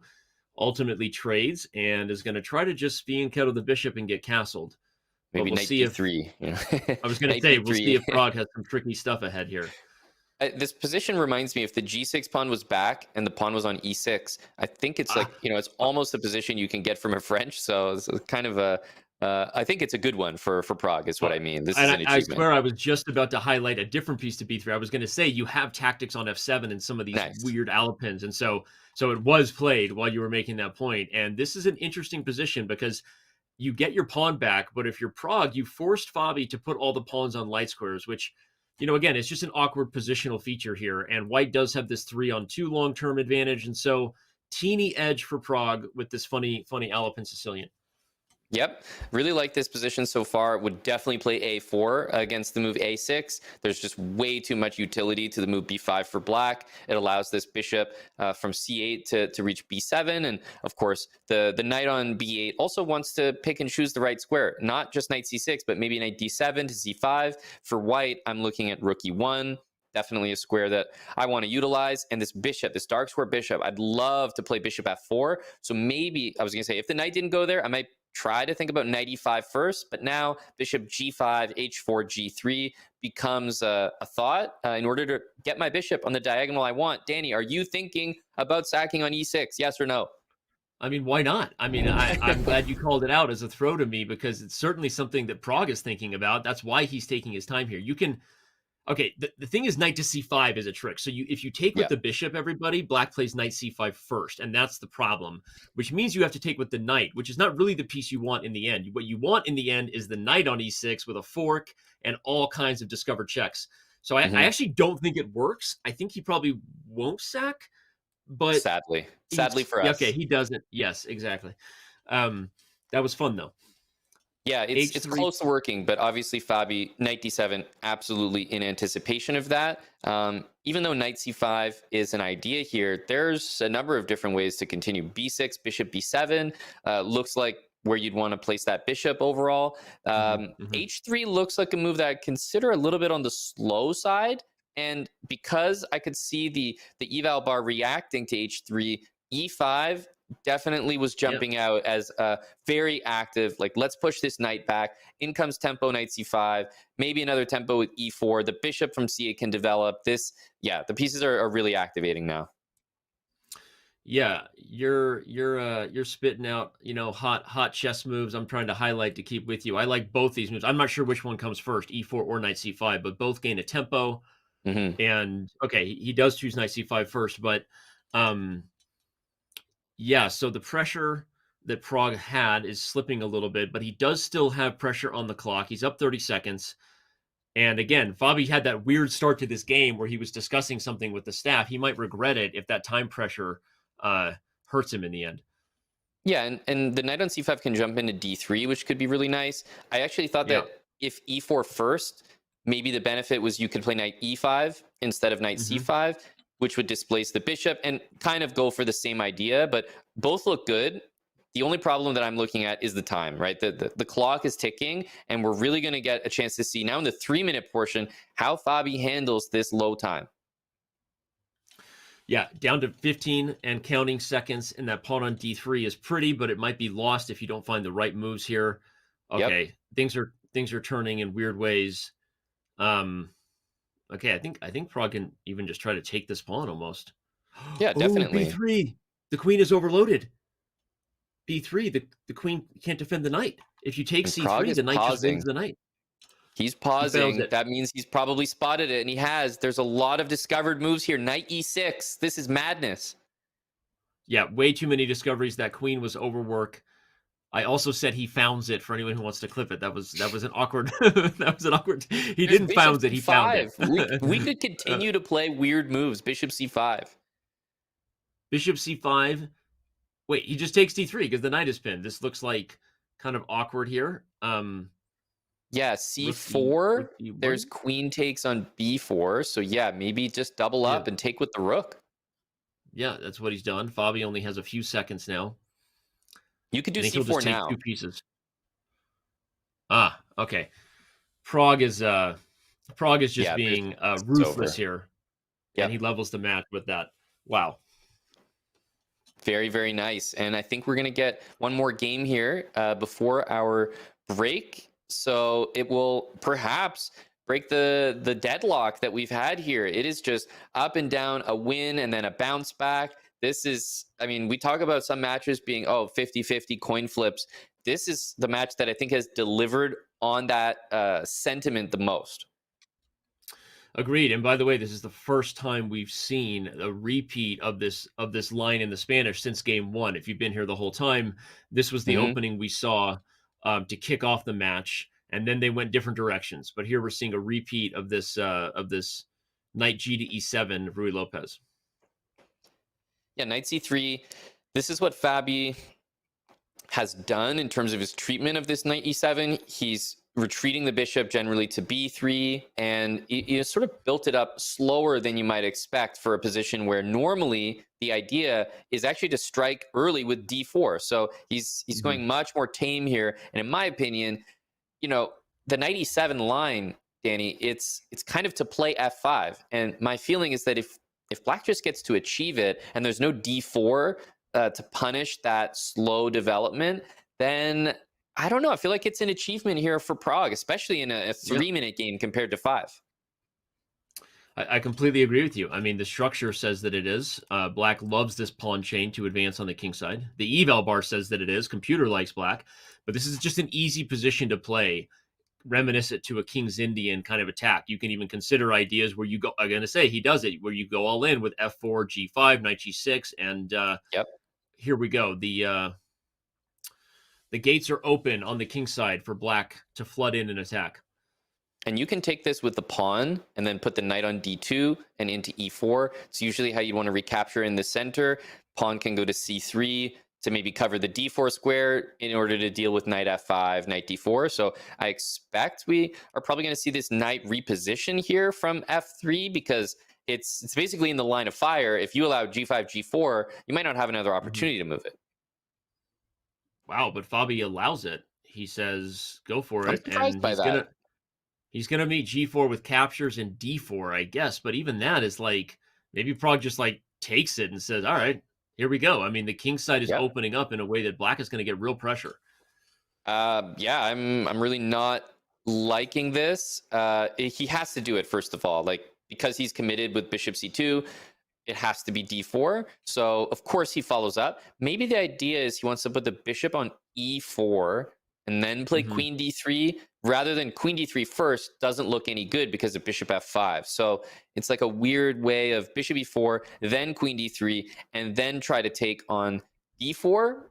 So maybe that's his idea here. Let's see.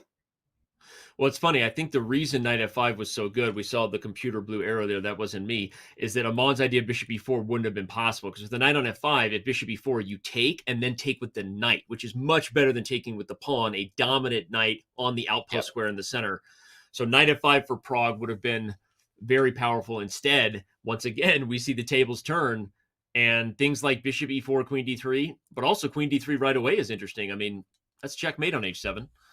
Yep. Yeah, it doesn't hurt to threaten. If you ever need just kind of a random helpful move, rook b3 can just sometimes present itself as useful. I wonder if we're going to see bishop b2 in order to grab the d4 pawn, which looks like another, just useful move to make. Yeah, he plays bishop to b2. Wow, computer says queen to d2, allowing the double pawns, which is super interesting. Such an anti-human thing to do. He plays queen d3. That's more of a human thing to do. Yeah. I would have checked somebody for fair play if I saw queen to d2 first. Just kidding, not in this match. But in general, that's a very odd move to play. Computers suggest things like that. Yeah, queen d2 allowing the double pawns is just not something you'd ever land on as a final decision. Knight to e5 has been played. Obviously, taking that knight is the best feeling for Pragg, right? All three of these pawns, weaknesses, suddenly become a united front. So that would not be my first choice here. Although, the question is, how are you dealing with both knight takes f3 and knight takes c4? Yeah, this got weird. Obviously, you can't take with the queen because this is check, followed by winning the lady on d4. So you take with the knight, but now knight to... Oh, I guess if knight c4 was bishop takes f5. Okay, so that actually was saving Fabi. Okay. And the problem is f3. No matter how you take this, I'm pushing my pawn to f3, I think, and playing queen g4, queen h. This is reminiscent of almost the very first game of the entire match where we saw that f-pawn push by Fabi. Wow. Fabi sacks on e5, a very natural human thing to do. By the way, quickly checking, apparently rook e4 was almost the only defensive move there, but what a hard thing to see. Can we now sack Pragg back? Yeah. He sacks and then brings the queen to h3 and rook to g8. Is that yes, over? Let's go. Queen h3 first, by the way, to cut that king from moving to f1, and the shake of the head indicates that Fabi is now on the same page as Pragg, but a little bit late. Yeah, and Fabi looks off to the side, shakes his head. These last two games did not go the way that he wanted. And yeah, what a back and forth match. I mean, we have matches that are close. Sometimes you get there with very little wiggle room given. Maybe one side is leading most of the time. How many lead changes have we had in this match, given that Pragg now gets the lead again for the first time in a little while? What a leapfrog affair we have here. Yeah, not just lead changes, like maybe each player having the lead, but just the lead and then back to equal. And even if it's the same person that keeps gaining the lead, it is always equalized directly after. So truly the most up and down matchup as, now just kind of taking that break in the 3+1 portion here with the lead. I feel like that's an empowering feeling. It's almost like a little break, a little reprieve. You're not jumping right into another game, and so you kind of have a moment to reflect as the leader and sort of collect yourself. Although, for fans just tuning in, Fabiano Caruana had a 1.5 game lead total halfway through the 5-1 portion, and when we came back, Praggnanandhaa won both of the next two games. Pragg would not like that fortune to go the other way this time. He'd like to keep his lead heading into the bullet. I don't even know who of these guys would be favored in the bullet, by the way. We've hardly had time to think about it. There's a reason this pre-match prediction was basically a coin flip. So, but just reminding everybody that we've been here before halfway through a segment where one player's lead disappeared very quickly. Yeah, exactly right. And there's still more time in this 3+1 segment. This is shaping up to be the match that, really is going to need every single point for either one of these players. It matters a lot. Just one mouse slip. This feels like a match that could go to Armageddon. So every single point is just so important. And with the players continuing the 3+1 portion just after this break, before we go there, I want to let everyone know about Zenny, the official eyewear partner of chess.com. If you play online chess, chances are you have eye strain and need a pair of blue light glasses. Zenny has got you covered with affordable frames and a huge range of styles. which you can also find with standard lenses, night driving technology, light sensitivity support, and more. It's the official eyewear partner of chess.com, and Zenny is hooking you up with 15% off your purchase. That's using code SCC15 only through October 31st. That is tomorrow. So use !Zenny in chat right now to find your next pair of glasses, and keep your eyes right on the screen because we will be back with more 3+1 after this.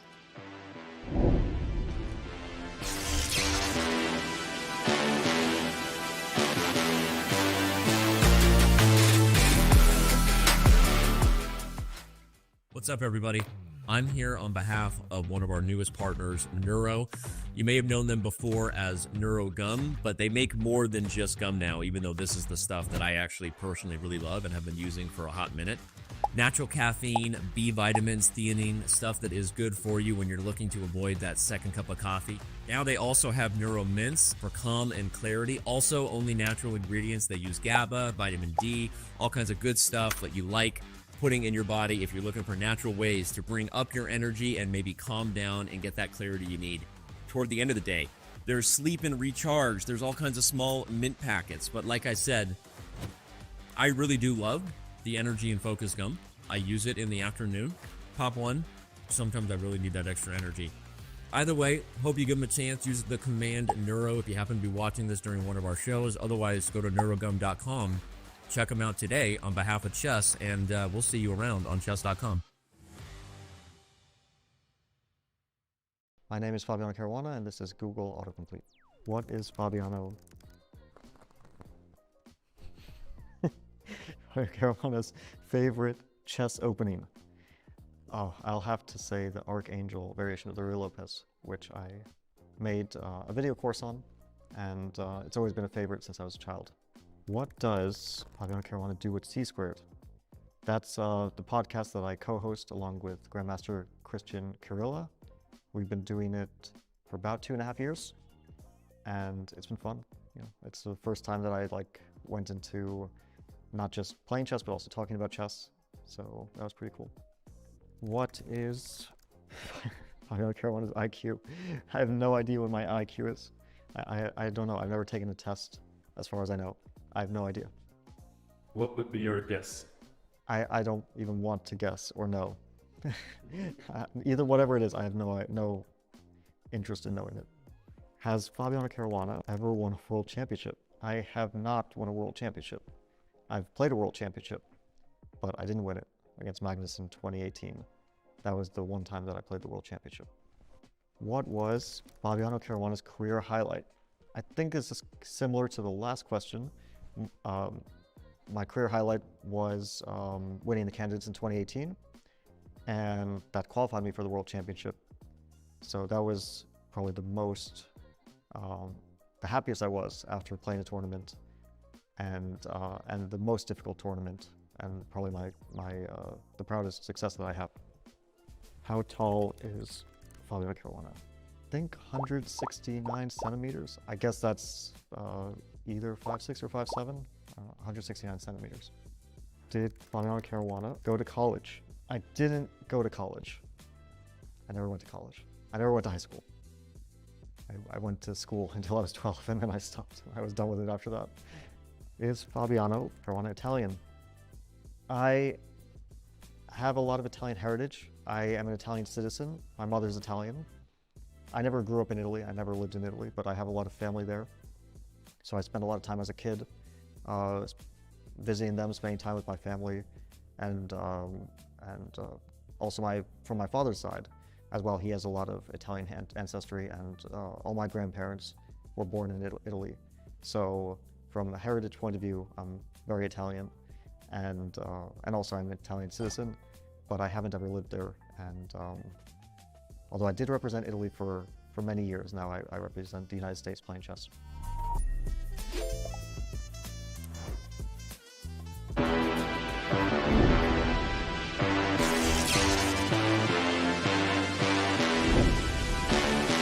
The 2025 Speed Chess Championship continues.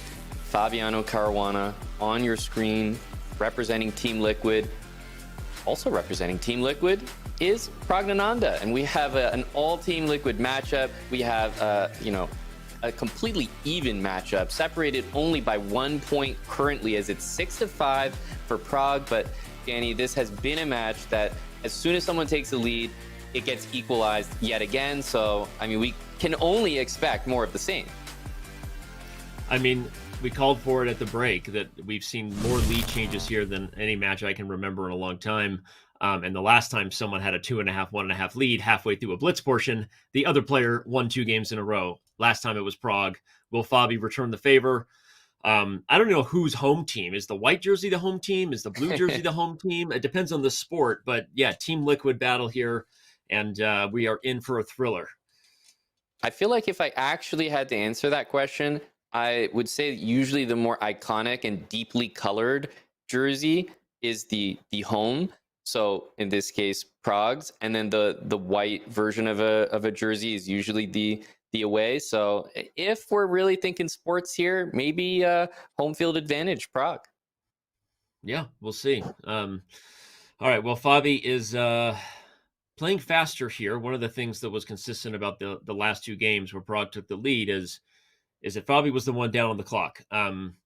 Now Fabi trying to speed up, although, okay, as I say that, he's getting down on the clock. So we'll see what happens with this big hanging pawn structure here in the center. Yeah, and don't forget this rook c2 and queen a1 idea is actually the reason that there was a hanging tactic in a previous version of this position. So obviously Prague is going to be very, very careful and aware of that, but it was something to do with pawn takes on c5, the knight recapturing, and then this idea of pawn to b5 by Fabi. So keeping that in mind, this is obviously a different position, and the knight is heading to the b4 square because there's no way to remove it. Yeah, if the knight gets to b4, it will be happy, not just because it hits the rook, but because of the a6 pawn. Sorry for the mouse slip there, but yeah, the knight does ultimately land there. And there's also tension now in the center, although I'm not sure white is really ever threatening to take, because I think this trade would make black happy. So a bit of a staring contest right now on d4. Yeah, no one really wants to commit. I think usually this pawn on a6 is a little bit of an achievement for white, but it's always nicer when you can complement it with a knight on b5, and we're quite far away from that. Knight on b5 hits the a7 pawn and just renders a lot of the pieces useless there, because you need a full like queen or rook to guard this a7 pawn, but we're not really close to that. And I'm getting the feeling that the knight on b4 hitting the a6 pawn and can't be dislodged is quite a good piece. So for now, I feel like Fabi is going to be pretty happy with the current situation. Yeah, agreed. And white's knights are a little more tied up over here. You don't really want to move the one from d2. Those double pawns will hurt. Okay, Fabi decides to blink first in that staring contest. He trades. What's the idea? Something forcing, or maybe he just wants to put a piece on d5 at the end if it's an isolated pawn and say, I'm a little positionally better here. Yeah, there's, depending on kind of how things get recaptured, it's just good to know that knight c2 is just always floating around as an idea, supported by the rook on c8. Now here, for example, if you played knight c2, you could probably take and then grab the bishop on g7. So have to be a little bit careful, but it's there, long-range bishops. But you mentioned the exchange of dark square bishops. I'm assuming e5 is also a move that you kind of want to follow up with in the center if you can. Yeah, I like it. You don't move the knight to c5. That would block your own queen from defending the knight. So don't make that blunder. You could move the knight to another square if you wanted, but I don't think it does anything. So here Fabi trade. Ooh, it does do something now because you haven't allowed the rook trade. So a6 is currently being overworked by the 2 knights. Yeah, and I mean, taking that pawn, it doesn't look like much, but as I've been saying, the bishop on b5 just doesn't make the same impact as a knight, for example. I like the knight on b4 a lot more, so it's not necessarily about winning that a pawn, but just the quality of the pieces does feel a little bit better for Fabi here. So nothing too crazy. I wouldn't be surprised to see, I was going to say h3, but maybe even h4, because h5 looks like something.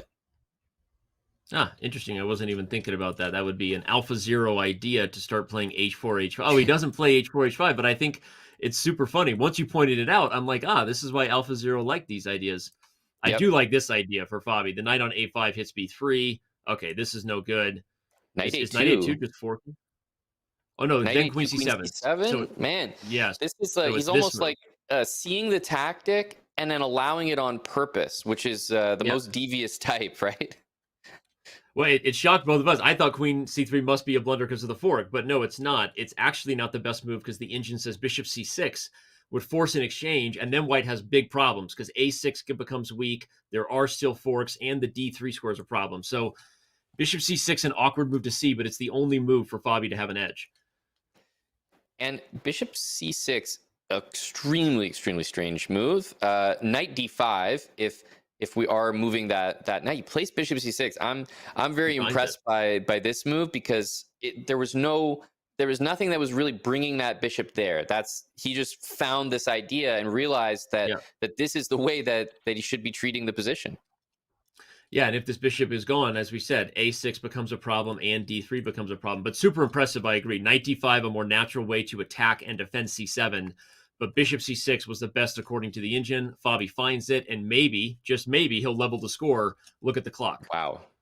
I mean, it's such a powerful move. Knight a2 now is the intention after capturing, and just what a concoction there. Yeah, it's actually... Oh, and he finds it. Oh my gosh, what a precise game here from Fabi to come back from the break. I think he's just... Yeah, he's going to play rook c8, and he just... Or queen c7. I guess both win material because the bishop is pinned. And just like that, I think we're going to have b4, queen takes c6. Okay. Queen takes. But actually, queen f1. Hang on. Hold on. Yeah. Okay, I knew there was something. b4 was like, I felt that there was something there. What a find from Prague. I'm shocked by the find from Fabiano. Dare I say I'm more impressed by the recovery find by Prague there. That's insane.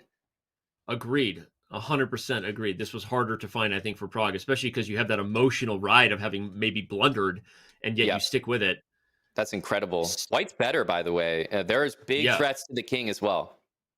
Yeah, the queens and knights are dangerous. Here comes that alpha pawn. You're going to see weird mating nets here if you blunder.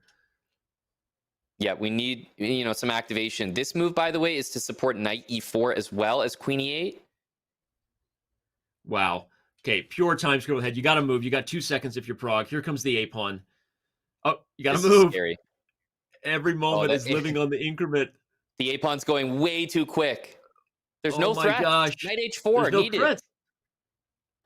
Black is just going to queen. Yep. You got to move. You got 5 seconds. No, he hasn't moved yet. But 1 second. I think Fabi should have just gone for the queen, but he didn't. Oh my gosh. What is happening here? And a queen is now appearing. There's knight g5, but the double queens are covering. What an insane position. Double queens for 2 knights. This is this is not out of the realm, by the way, that Prague can't win this. This is absolutely crazy with the knights on the board. Yep. Knight f4. This is just tense. Like there's nothing about this that is a free win. Yeah, absolutely crazy. You could fork yourself at any Queen moment. d7. Oh my goodness. Okay, be careful. Don't fall for a knight I'm so worried about a fork here. This is so crazy. Oh my gosh. Amazing. Okay, both sides move. Well timed. Okay, does he? Oh, he gets the queens off. That's huge. And it would be such an interesting position if the pawns weren't there on the A file, but this is 100% over. Oh my gosh. What a way to level this match at 6 games apiece. That could have gone anybody's way. And I have not seen a queen versus 2 knights battle like that since, I don't even know, a wild night. We won't go there. What a game, what a match.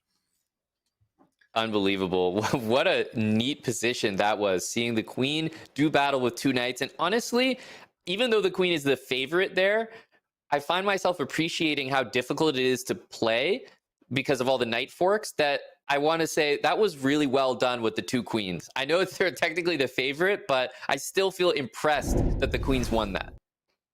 I agree. I think that in practical terms, with both sides under 5 seconds, I would take white 50-50, 50% of the time. And by the way, it wasn't always clear black was winning. That eval bar was very close to equal, and somehow Fabi managed to get that done.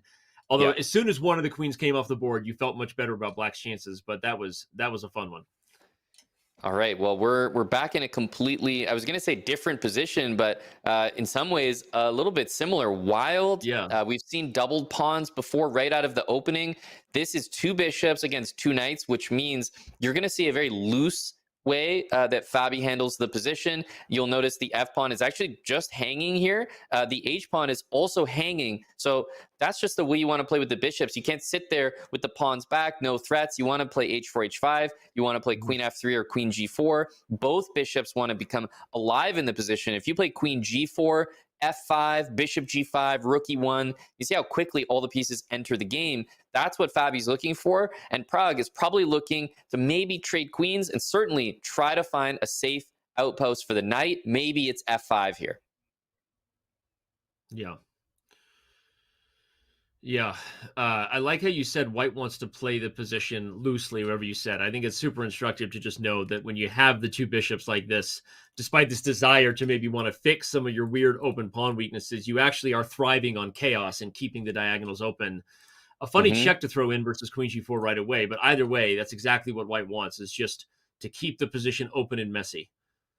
Exactly. Yeah, if you're calculating something and you're like, I don't know what's happening there, play it. That's what you want to see. As Pragg, that's not what you want to hear at all. You're looking for, knight F5, G6, a really strong hold on a square, and then it keeps the F pawn on F4, maybe locking that dark square bishop out of the game. So I think that both players are trying to achieve something so different. In fact, neither player has castled or ever will castle in this game, so it's guaranteed to be exciting. Yeah. And Bobby's thinking a lot because, it's hard to know what to do here. I mean, yes, you want to keep the position open, but what move do you play? Okay, you play D5. That opens other things eventually. Oh, wow. You're just giving up the D6 pawn. Let's go. Pure chaos. I love it. Loose. And double question mark doesn't even represent, look, the evaluation is roughly equal, right? If it's about 0.00 and you can play moves time and time again that toss pawns, I would probably say that the position is quite scary for black. Yeah, agreed. And that's one of those ones I will just call out chess.com's own blunder system. Remember, it's local analysis. Sometimes the evaluation that is given after deep analysis like game review is different. And that was not a double question mark move. That was maybe a little dubious according to the computer, but given the practical chances white has, again, I would guarantee you that if you ran this game with deeper engine analysis at a greater depth, that move would not be given 2 question marks. It is a crazy position ahead here.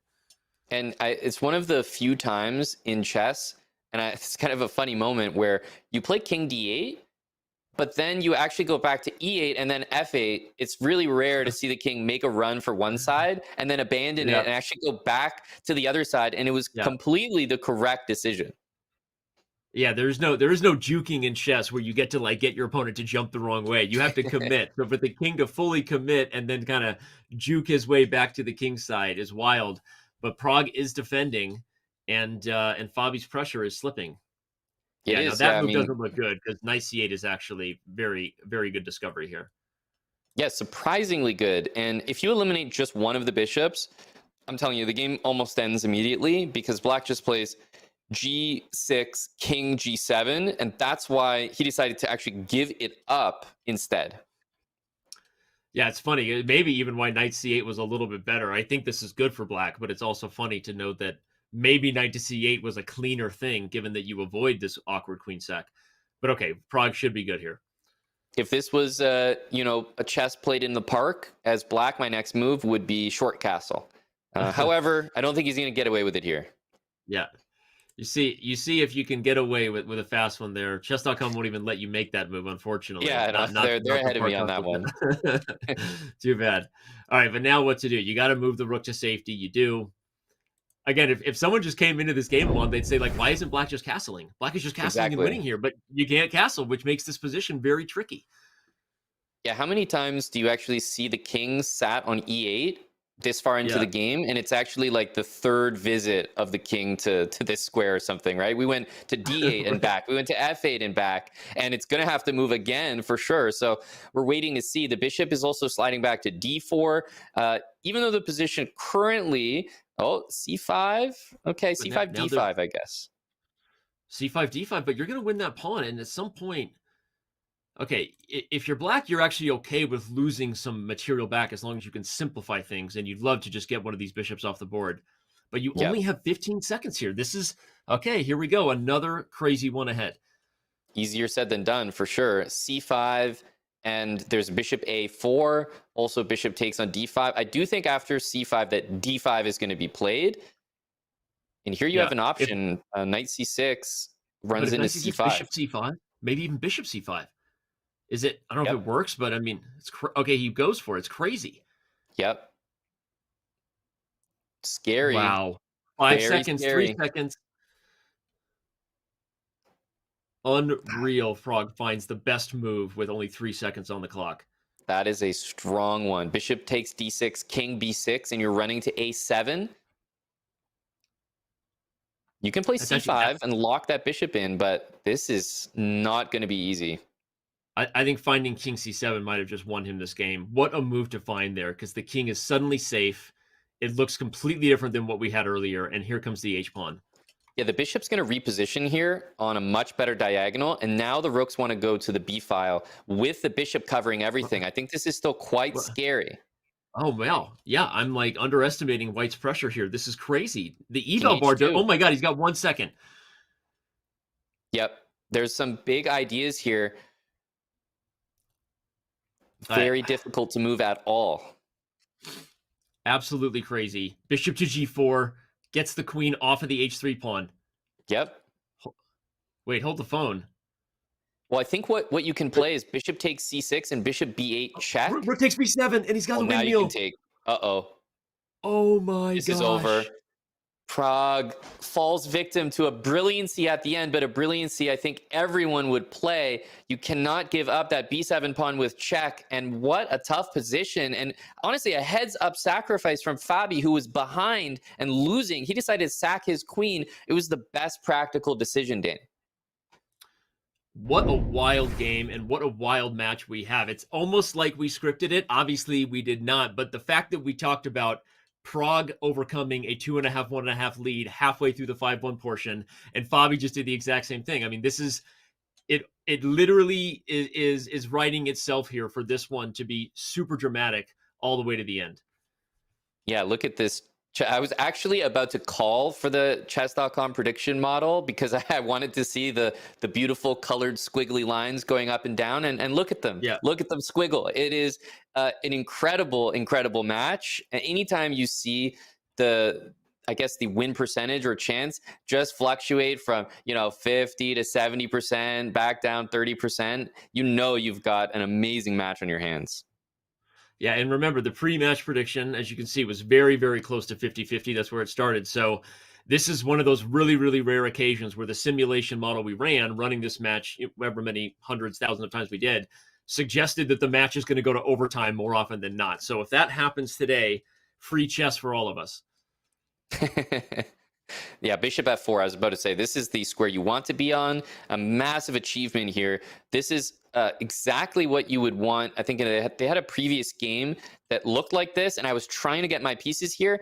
A5 is always a consideration because of the A pawn. So what is happening here is that you don't need to play A5 right away, but you're always threatening it. So black can never move the rook from A8.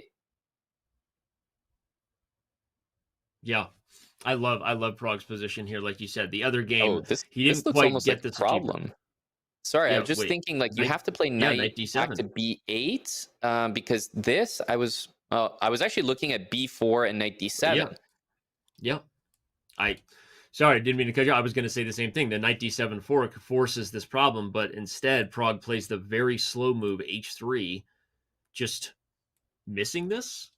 Maybe. Yeah, there's no bishop takes e5. Actually, maybe there is, because you could take on e5 and then pawn takes on c5, queen c5. So basically, I think h3 is saying my position is so good. I don't need to play a loose move like b4, which may or may not work, but he's just making a smart blitz decision where it's like, let me make this amazing h3 move, rook e1. Like, I have so many good moves to make. White is just clearly better, that he doesn't want to risk, a tactic maybe not working out completely, because making a regular move, he still has just an overwhelming advantage. Yeah, you're right. And obviously easier for us to say with the eval bar, but b4 met by knight e6 would have attacked the bishop. And if you play knight d7, there's take with the tempo on the queen. So anyway, just human passing the smell test, you can understand why he made the safe let's move. At the same time, black is still holding, and white has not delivered a knockout punch yet. And will he have a better one than what he already had? Yeah, it's a good question. I'm still, wondering about b4, but it's because it's been passed up already. I feel like it's almost, it becomes less tempting to go for it later, because you've already kind of given it a look and said, no, I don't really trust that. So it feels unlikely to go back to it. Yeah. And still, if you're unlikely to go back to it, and if it is missed, then white has been better for a long time. And there's only so many times you can look at a beautiful position without eventually it starts to change. So at some point here, what is it? You got to get something on the diagonal. By the way, it's like knight e6 is an idea, but I wonder if knight takes f7 would be possible in some of those positions. So crazy stuff here. Yeah, and queen takes b5. There might just be bishop takes f7 with a whole bunch of different kind of tactics lurking in the position. So bishop a2 is, again, one of those undeserved question marks there, because I thought that was a pretty logical move, and nothing is hanging in the position. So incredibly tempting. Yeah, agreed.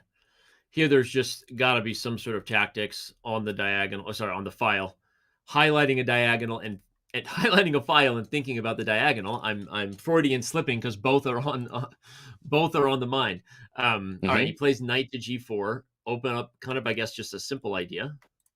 Yeah, knight h6 is also a way to just pick up the dark square bishop that might annoy you. So I understand knight f5 getting out of both of those ideas. But look, Pragg is keeping the game simple. He's not trying to overcommit for tactics. And believe me, he's an amazing calculator. He sees the possibilities, but he also recognizes it's a blitz game. He's not going to sink a minute into a tactic when not playing the tactic. He still has a good position. He's just looking to trade knights. Bishop takes on e3, a7 pawn loose. White is just better without the tactics.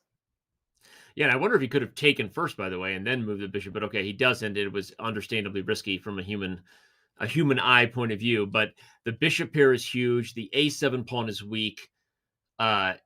Just especially under 30 seconds, very unlikely, it feels like, for Fabi to hold on here. Yeah, a7 pawn loose. If you take the queen on c4, so queen b8, I'm wondering what the follow-up is here. Bishop f4, I'm not sure if it's enough, because you can interpose on the e5 square. Okay, he goes for it, but as you said, bishop e5 and pawn e5 may be possible. Yeah, he plays bishop e5. A simplification would just be very welcomed for Fabi right now. Get these pieces off the board so I can defend. Yep. Yeah, it's not even about losing a pawn, and he goes back. I think that's the right decision. As black, I start to wonder about, bishop d6. Does he bring the bishop back the other way? He makes a great move, e6, just killing that diagonal. Yeah, great move. And you might even be able to move the knight now and use the d5 square. This advantage has slipped, and the time advantage is slipping with it. So Pragg has got to find a way to convert on this pressure. Otherwise, like we said, it's just pretty to look at, but not doing anything. Okay, there's some kind of loose pieces here. Rook c8. I was wondering about. Okay, bishop back to c2. Okay. The pieces are recoiling a little bit, and I think this is playing into the knight's hands. So let's see if he can drum up some counterplay now. Yeah. White finally wins this weak but elusive a7 pawn, but will it be enough? Because the knight is just so much happier than it was earlier. So I kind of like Fabi's chances to hold here more than I did before. Maybe wrong by that. Queen d8. He's going to trade. And, you can just grab that pawn. Much better than trading. Yeah, duh. Okay. Now, I don't think queen d4 is enough. Yeah, you don't want to let the knight blockade on the dark squares. Feels, loses. Okay, tough decision. Here comes time queen low. one. You bail out, Danny. I'm thinking about it. Oh, that's not the move. Fabi just missed a chance for a draw. Queen c2, queen b1, and queen. I think there was some sort of odd perpetual there. Yeah, Not he anymore. almost couldn't believe I mean, this is over. The knight can't move. Fabi knows it, and it's actually going to be a resignation. But I think Fabi's really upset with himself there, that queen d6 move. But we all do things in panic that we just can't explain afterwards.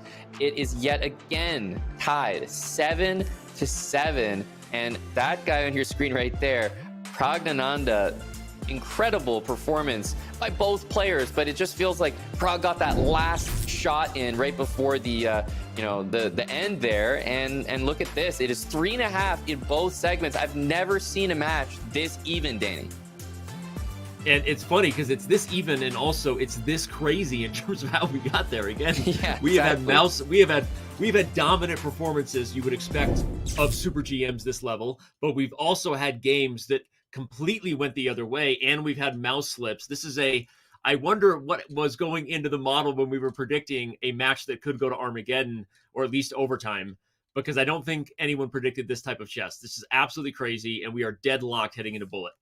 Well, I'm not going to lie. I predicted this type of chess, but I would never expect this score line to be the result of this type of chess. So the fact that we are getting all of that packaged with a close match, pure entertainment. Everyone has to be glued to their seats right now, Danny, as we've got to the end of this segment as well. Obviously, there is 1+1 to decide everything. But before we get there, before we even take a break, I want to talk about ChessUp, which is a board actually that I've used recently and had a lot of fun playing on.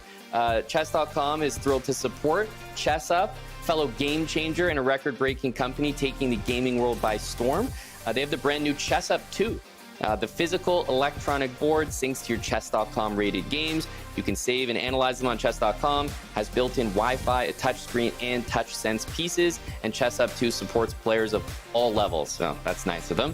Over 500,000 Chess.com games have already been played on ChessUp 2, and now we're hooking you up with 10% off when you use code CCT10.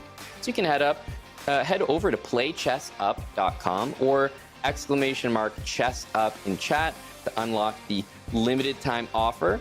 So don't go anywhere, because after the break, we have the 1+1 bullet, but also Danny Wrench has a special announcement for all of you. So stay tuned. You don't want to miss it.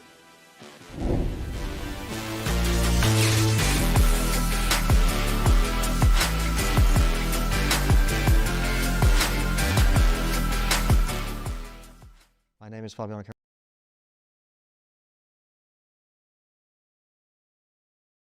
Has this ever happened to you? Oh, shoot.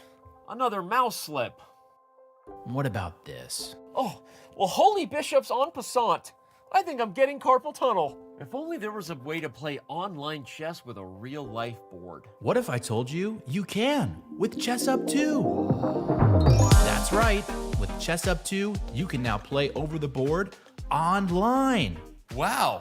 Simply connect your Chess.com account to our state-of-the-art ChessUp 2 and get a game started. Every time you move, our revolutionary board will transmit the data online directly to your opponent.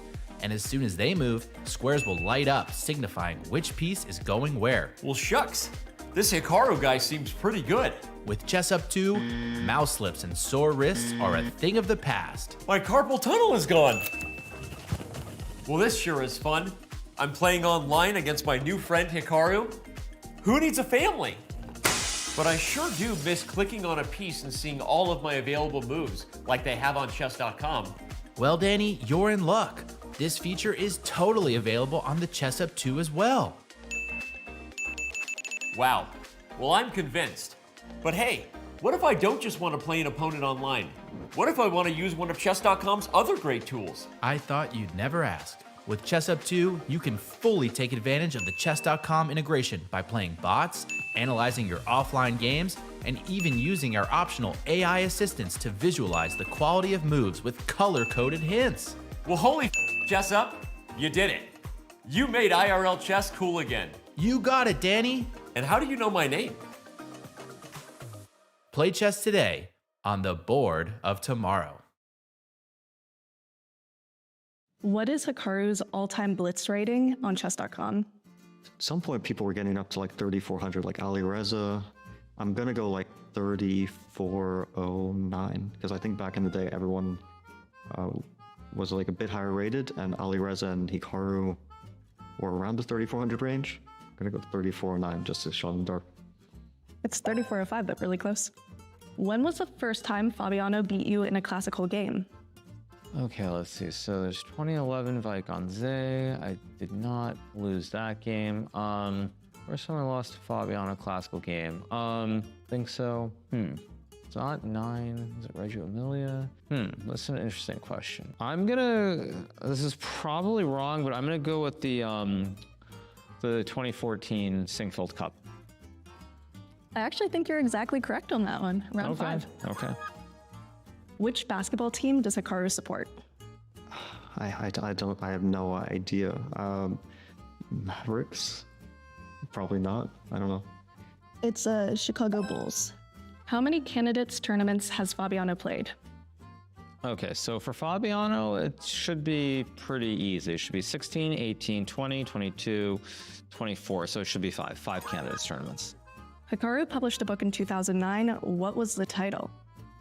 It was something about Bullet. It was like how to win Bullet. I wouldn't remember the exact title. How to win at Bullet Chess. Actually, pretty close. It's Bullet Chess 1 Minute to Mate. Has Fabiano ever represented a country besides the US? And if so, which one? Yeah, so Fabiano represented Italy from about, like, I'm gonna guess, like somewhere around like 2001-ish to till I think 2014. Could be wrong, but about 12 or 13 years he represented the country of Italy. What was Hikaru's peak FIDE rating? Okay, was it over 2820? I'm like, for some reason the numbers that's jumping out is 2819. It could also be somewhere in the low 2820s. For some reason 2819 is like speaking to me. I'll go with my gut, say 2819. 2816, close. What was Fabiano's peak FIDE rating? Okay, so Fabiano's peak FIDE rating, okay, so I believe that it was higher than Kasparov, if I'm not mistaken. Kasparov was 2851, so I think it was 2850. It's either 2853 or 2849. I think is he higher than Gary or not? For some reason in my mind, 53 doesn't sound right. 49 does. 2849, but I wouldn't be shocked if it's the other way around. We have 2844. Oh, it's 44, okay. Oh, is that much lower than Gary? Okay. Okay.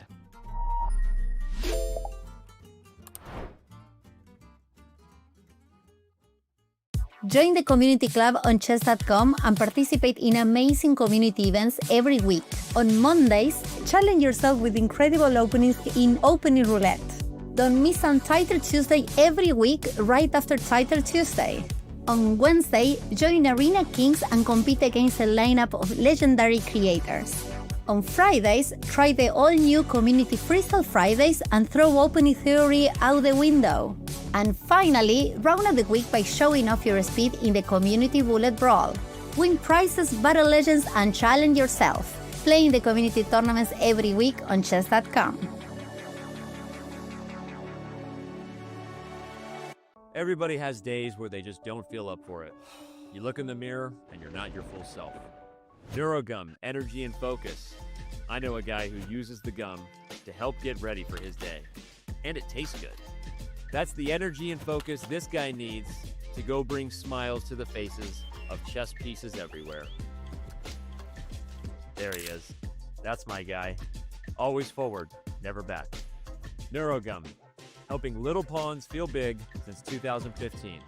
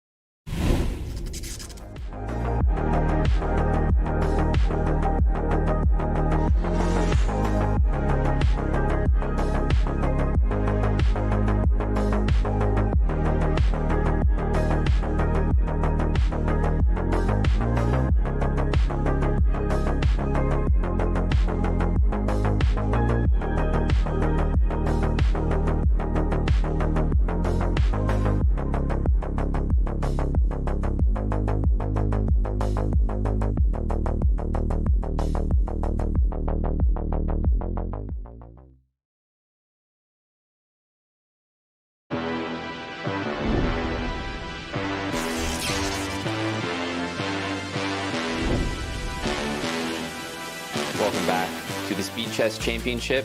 Obviously, we're all excited, Danny, for this 1+1 segment, which will ultimately decide the winner of this match. But I know first, Danny, you had something important that you wanted to share.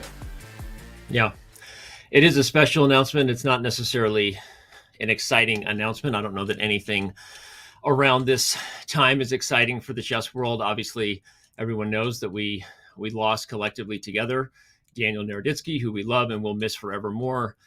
And while there are going to be other things that we do in the coming months, and I won't get into all of those things, with some different events, some different ways that we're going to do what we can to do anything we can, something that we felt was appropriate to pay homage to Danya forevermore was that as of this year and retroactively to every winner we've ever had in the Speed Chess Championship, players will have their names added to the Naroditsky Cup. The SCC for us represents the pinnacle of not just online chess. It is in many ways maybe the event that we will miss Danya the most. Every single year we will miss Danya because of who he was, what he did for this event. Personally, I know it was one thing Danya always gave me grief about, that he never got invited as a player. But I think I speak for everyone when I say that Danya will be missed even more as a commentator. And given that we are crowning who the best online blitz chess player is in the world, at least every year when we have the SCC, having their name added to the Naroditsky Cup will forever immortalize Danya as a part of this event. So that is the announcement. We are very excited to do that. As we said, Amon, there really isn't anything we can do at this time. Like everybody else, we feel absolutely devastated about what happened. And at the very least, we will never forget Danya when it comes to the SCC every year. And so that's official. The Naroditsky Cup will be revealed in London live, and we will put players' names on it. And forevermore, the SCC champion will have their name added to the Naroditsky Cup. There you go. And I think, obviously we always will remember Danya, but sometimes little things like this, Danny, they make the biggest difference. Just saying the name out loud, the Naroditsky Cup, it's a good way to remember. We'll always be saying it. And the SCC is something that I know he looked forward to. I had the privilege of co-commentating so many of the SCCs alongside Danya. So that's a really special thing that I know was close to him, and just amazing to have someone that we can view as pretty much the pinnacle of commentary, but yet also could make a case for himself as a player in the very same event. That's really one of one. Yeah. Well, he really could have, and he came so close to qualifying, and he was always on the top of our list for inviting. But as you said, commentary, we will never not do this event without thinking of Danya. And as I said, there will be some other things happening. And for those looking in any way to be involved, we will let you know as we announce those. But of course, we feel really excited that the Naroditsky Cup will forever make Danya a part of this event. And all right, speaking of the event, as you said, we're tied heading into Bullet. We've gotten lucky so far, you and I, in the two matches we've commentated. The last time we were together, Wesley So and Vincent Keimer went to overtime. Amon, will we go to overtime with Fabiano and Prague? Well, history would tell me, Danny, that you have something to do with these overtimes. Don't say we got lucky. This is all you. I've been commentating a number of matches. I've seen blowouts, right? We've seen some really difficult first-round matchups for some of these players, but this one is an absolutely epic barn burner of a match. 7-7. Are we going to see overtime in this one? I hope so, because it's not just that it's an equal match that I'm excited to find out the winner. It's that truly the games we've watched have been so entertaining. This is not just draw, draw, draw, and no one can break through. This is actually probably some of the most wins that we've seen for an equal match. Yeah. I mean, we've definitely had a couple draws, but no, as you said that, I was racking my brain and thinking about the amount of decisive chess, the amount of lead changes we've had.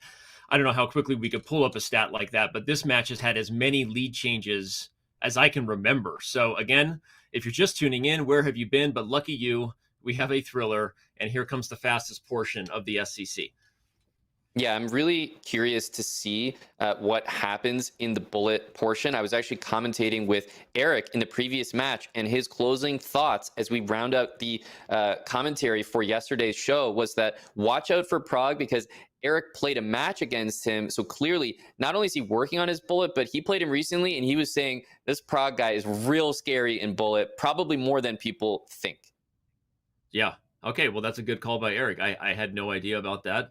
but the training is real. We know that Vincent played a bunch of bullet before going up against Wesley. It ultimately, unfortunately, didn't get him over the hump if you're a Vincent fan, but will Prague get over the hump and send a perennial SCC player home in the first round? I like the endgame for Black. In fact, I love this endgame for Black, dominating the dark squares, keeping this bishop trap behind the e4 pawn. I don't know how much winning chances are really here, but this is crazy. Wow. Yeah, and I was about to say, Black can just allow f takes e5 and not even take it back. And I think c5 here exemplifies that. You could probably take and just let the pawn drop. As long as it's doubled pawns on e5, I understand what Prague is trying to do here. However, be on the lookout for h4, bishop h3. This is a really common way to fight against this knight and not allow dark square domination.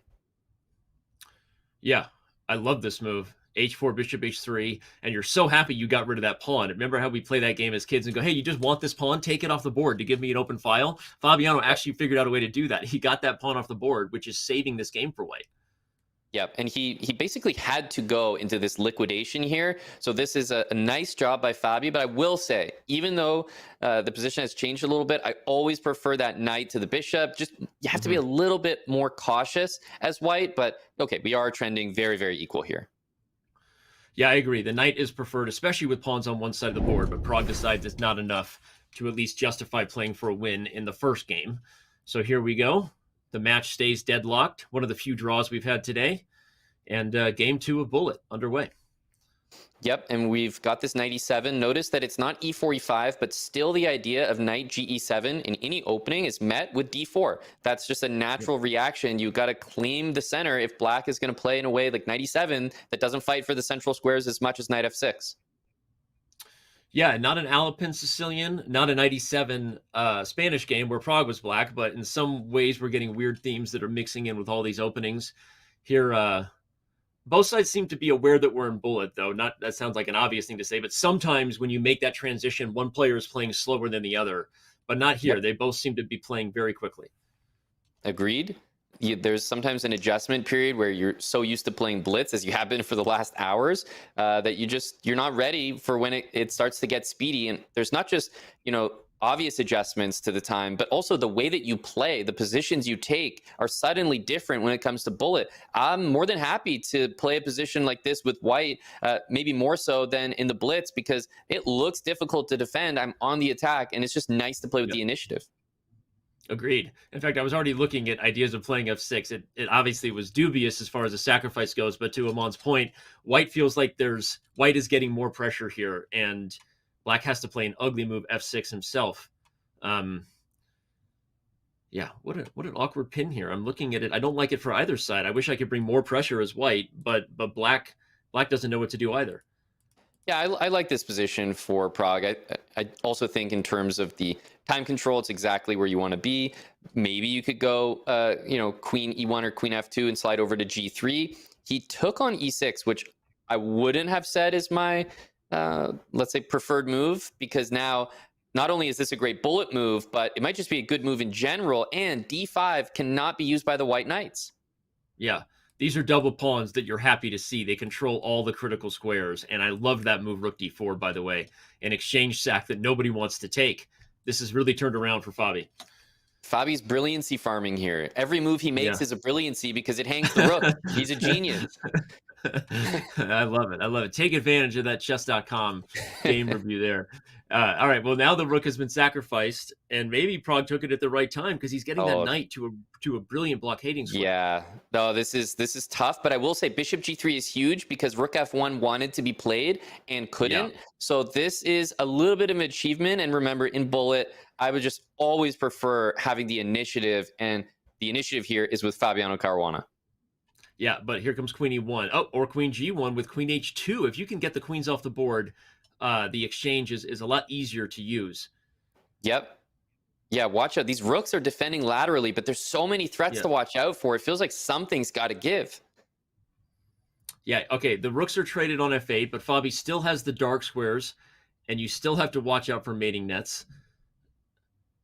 Bishop wow, that E4, opens up the light square bishop. Closing the dark square bishop, but the light square bishop is now permanently open, so not easy to maneuver. I mean, okay, the eval bar is creeping up for white, and obviously Prague is maintaining his time despite being low on the clock. But still, this is not so simple, I think. I think it's pretty simple. Okay. I'm not gonna lie, just the bishops don't have anywhere to go, so you can build up like a3 b4. I'm just not really seeing a threat. I'd probably bring the king to e2, honestly, but a3 b4 should break through. Okay, I was thinking the d pawn was harder to get going with c5 protected, but you're right. The blockade is real. But okay, so now here comes b4 maybe. This is his plan to open things up for the rook. Mm-hmm. Yeah, I'm surprised we haven't seen it crash through just yet. At this point, he might just reposition everything, knight, like rook e1, knight f2, knight e4. But yeah, you gotta open this at some point. As soon as he does, I think everything should work out. Yeah, he's been hesitant to play b4, and Fabi is just kind of shuffling here. Yeah, it's definitely proving your prediction correct that it's difficult. I still don't think that it is, but he's playing it as if, you know what, it's tough to break through. Rook h1, there's bishop f8, and rook f1, the bishop comes back to guard. Yeah, I don't know. So apparently Prague thinks it's as tricky as I thought it was. And you're right, though. At some point, you just got to play b4 if you're white, but maybe he's too nervous on the clock, or some bullet nerves are getting to him, because if he's not going to open up lines, the rook is just not the more powerful piece. Yeah, I mean, here we d4 go. now. There you go. Yeah, do it when the d pawn can be captured, because then there's knight e6 to follow. It can't play king c5. Okay. Yeah. All right, now we're all aligned that this should be more simple for white. Again, here we go. Knight a5 check is even bishop possible. c5 is checkmate. Watch out. Oh my gosh. Bishop c5 was threatening checkmate. Okay, but king b6, bishop c5 is... Oh, okay. Woo! Heart attack. It's a check, Danny. It's a check. Wait, what was going on there? I have no idea. I have no idea. We're going to have to... This has become way more than just a simple conversion. I am in disbelief at how tricky this has got. Look at this position. What? I absolutely am just blown away by how tricky this has been, or the fact that there was an eval bar drop. There was a weird blunder there that none of us could see. Oh my gosh. This is absolute madness. I can't believe it. This is bullet chess. Like, it's just wild. Finally, we see rook h2, and the rook will rejoin the action. Well, I was going to say, but g3 is hanging, so now you have to give up g4, and this is. I mean, I think I would have given up g3, but okay, one way or another, take the knight and take on g3. You're losing all the pawns. This is incredible. Oh my gosh. You can't help but shake your head, no matter which player you are. This was a definition of a bullet game. I know we don't normally back up in bullet, but I had to know the answer, so I did the rare thing where I had to go to chess.com events and pull it up on my other computer, because I'm not going to disrupt the broadcast. But the move after c6, Amon, was your checkmate idea. Black has bishop d8, and there's no way to deal with bishop b6. The king is trapped. Oh my goodness. So you have to play knight c5 and give up the two pieces, but you can't get out. Like, black is winning. So anyway, we have to move on. That's insane. But for anyone who cares enough to know the answer and wants complete information, you can go check it out yourself. But absolutely crazy, and we are still deadlocked here in bullet. Yeah, I was actually thinking, Danny, the segment is 25 minutes long. There's 10 minutes gone, and we've played 2 games. So it's like, yeah, there's going to be the lowest amount of bullet games in this segment ever. Oh. Wow. Okay, well, 8 games apiece. We are deadlocked, but not because of lack of fighting chess or blunders or mouse slips. If you're just getting here, this has been a ton of fun today, and we have less than 15 minutes to go, unfortunately. It has to end at some point. Yeah, that's the worst part about this, but it means we have 14 more minutes to really enjoy a dead level match. And talk about knight h4. There's a knight, by the way, to recapture on d6, but knight h4 first, recognizing that not only queen g6 is a threat, but knight f3 as well. Yeah, Prague is, I mean, he's doing great here. I mean, this king is wide open. This seems so scary. give another check, queen d5 maybe, and then knight g6 and try to pick up the pawn. I don't know. I'm just throwing out ideas. That's what bullet is, just putting ideas together. And I think queen d5 and knight g6 is a good looking plan. I like it. Okay, well, we don't see it yet. Fabi keeps his pawn with c7. That could come back to haunt Pragg if he doesn't get something against the white king. That's a very dangerous situation here with back rank problems. Yeah, if you don't keep this pawn, I'm nervous for the position. Like, it looks like the position gets pretty bad. Queen d5, there's always f3. The only reason Fabi's kind of still in this game, and you can never move away from the f3 square, so he plays it to eliminate all the threats. Well, and playing it now is great because the queen can't move without the knight hanging. So suddenly f3 is actually a way to give white an advantage. The queen is stuck to guarding the knight. Queen g4 saves the day. It hits the rook. Okay, there's no way Pragg see this. You see Fabi there. Oh, he just blunders the rook with check. Blunders the rook. Oh my gosh. Rare emotion shown from Praggnanandhaa. Usually when he makes mistakes, he doesn't even show it emotionally. A very stoic chess player, but there he couldn't hide it. That was just an absolute miss, blundering the rook on c8. Yeah, that's why queen g4 was so powerful, because it hit the queen and the rook. You must exchange, and exchanging the queens is basically a death sentence for the position. So you can understand why his instinct was to not even consider queen takes g4 at all. Wow. Okay, well, we have our first decisive game in Bullet. Fabiano Caruana re-grabs the lead. Pragg and Fabi have both led at different times today, but only 12 minutes to go, and Fabi leading right now when it matters most.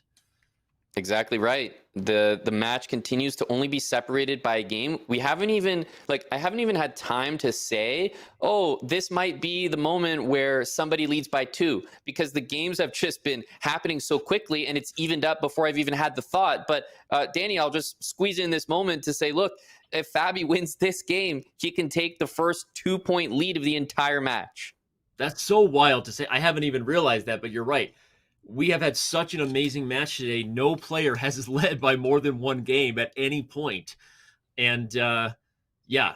All right. Will we see that with only 10 minutes to go? Oh my gosh. Yeah, knight d7, knight a4, and the idea is usually to play c4, and actually that knight can regroup to b2 and d3 in the future, but for now, it's probably going to stay there while we see h4, h5, king g2, and these sort of slow improving moves. Yeah. All right. Well, slow and improving the queen side is what Fabi's doing. I actually really like that move a4. Those double pawns are pawns only a mother could love. Queen a8 here. Okay, you can get rid of the knight if not for rook b2. I think he'll just bring the other rook over now. Maybe he wants knight c4. Yeah, knight c4 can be good as well. I like knight c4. And the problem is, if one or two, or actually even if none of the a pawns drop, it doesn't matter. Black's pawn structure is superior. Yeah, I love it. Super solid. That knight on c4 is going nowhere. And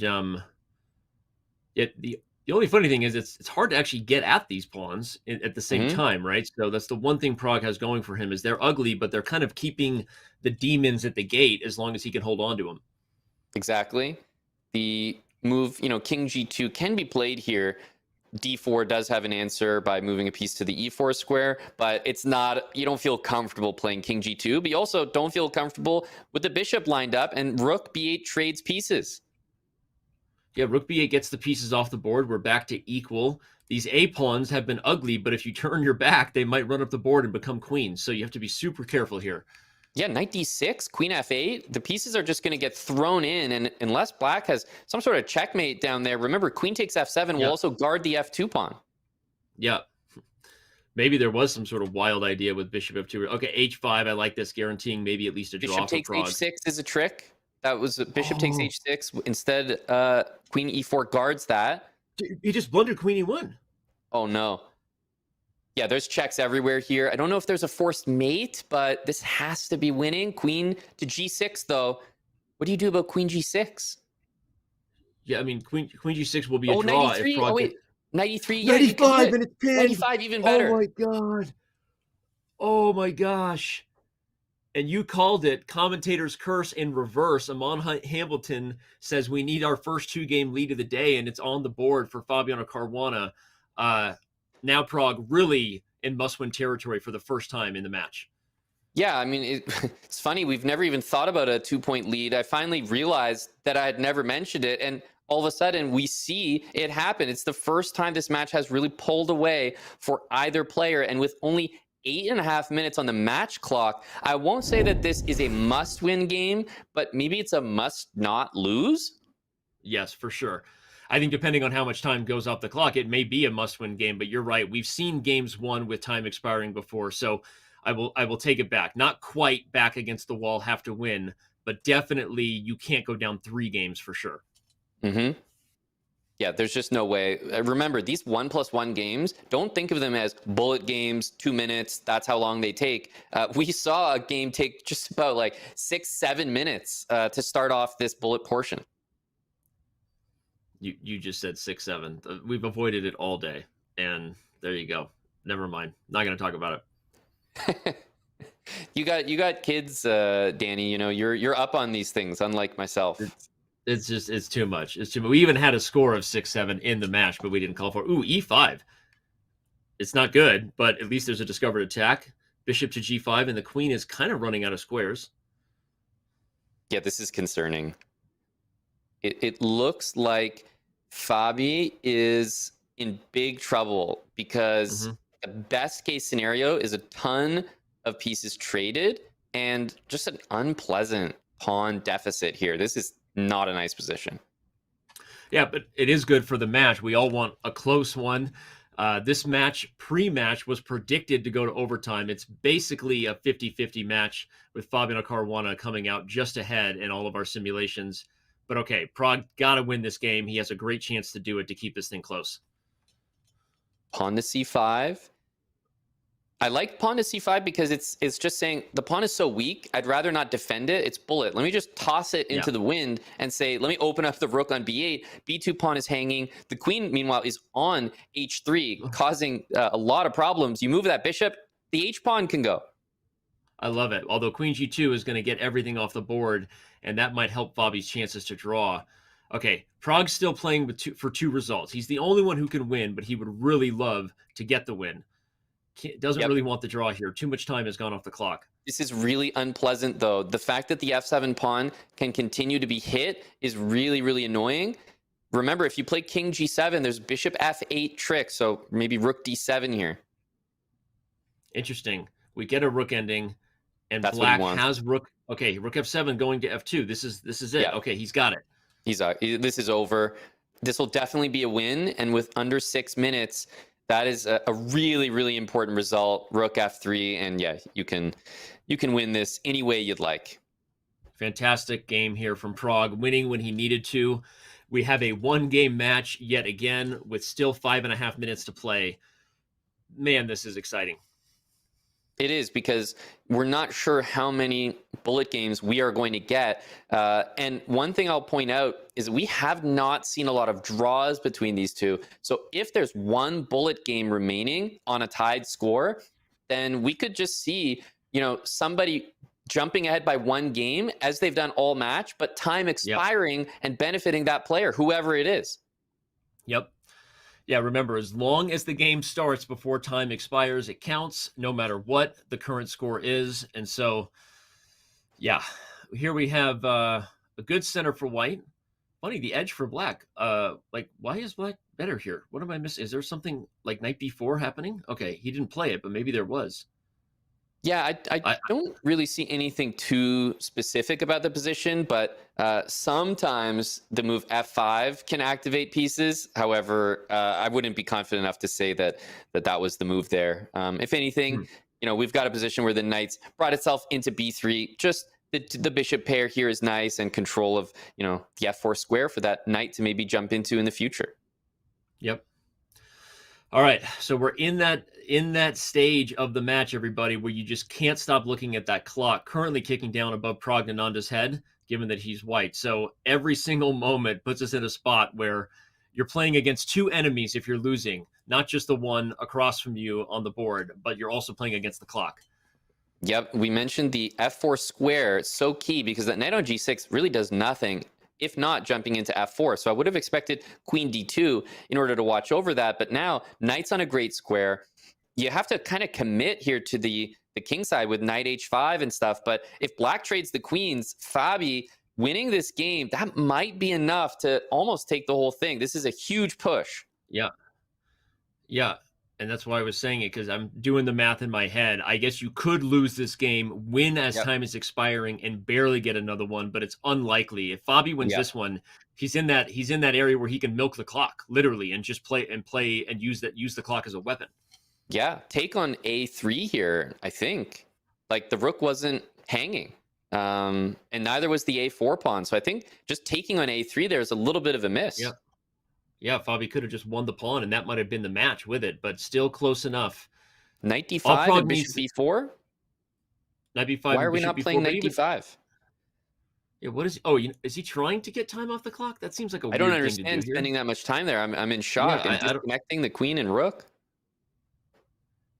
Yeah, long think, wrong think there. Spent too much time. Okay, he is still a little better in this endgame, but not nearly what it was. If Pragg can just draw this game, he has a chance to win and send it to overtime. But because it's gone so long, now if he loses, he might just be completely out. So he's now fully committed to actually playing the position, and he's done a good job, but he needs to hold this to a draw. Yeah. Must-draw territory. Weird to say, but it's not must-win. It is must-draw territory to keep this SCC match alive. Fabi in a good spot. He's pushing and poking. I would play g3 pretty soon and h4, allowing these pawns to push over there. Yeah, I like h4 a lot, and g3 controls f4, so I'm interested in those moves. And this is a bit annoying. Now knight f4, g3, the f3 knight is loose. Mm-hmm. Yeah, by the way, this game could easily go for another 90 seconds. That's crazy to say, but this game could keep going for quite a while. And there's f6, there's g5, there's a number of, and if it's a draw, there's going to be another game that starts, which becomes a must-win, but Fabi can continue to play to the point where if Fabi wins this, it's 100% over. Yep. Yeah, if Fabi wins this, you can resign the match. Pragg has to hold. Fabi, here he comes with the push. He's going to try to open the position for the bishop on a7 to f2. Knight f1 to e3, maybe? Okay. I like it. Ooh, rook a2 is super passive, and there's knight b4 tricks if the rook ever moves. The d pawn is just hanging now? Oh, he just blundered that pawn? I can't even say it. Bishop takes f2. This is... Oh, no. This is over. No. Everything's hanging, and this will be... Oh, no. A victory. No. The thing is, he could have resigned earlier, but obviously you can't say that was the thing to do. Of course you wouldn't. He brought it back to equal, but what he did in taking so much time for that game is he turned it into a must draw, and he couldn't hold that draw. Ultimately, Fabi with a 2-point lead, 45 seconds on the match clock, top left of your screen. Fabi could literally sit here and do nothing and win the match. Yep, I'm speechless. As you gave the final call, it basically was the final call of calling the match. Pragg now kind of knows it, giving a bit of a shrug. I think it's a foregone conclusion. Even if Fabiano Caruana loses this game, time will expire, and he's going to move on to play Magnus Carlsen in the quarterfinals. Yep. And that is, again, a Team Liquid matchup in that one. And you could just see the face that Pragg has here. It's such... I really feel for him. It's such a tough spot. He knows that it's over. So even this game is being played out, just knowing that it truly doesn't matter for the result. And there's no more you can do. And it's just been such a close match. We knew that someone was going to be disappointed at the end of this one, Danny. There was just no way anyone was going to pull ahead by such a margin. It may even end up as just a 1 point differential. Yep.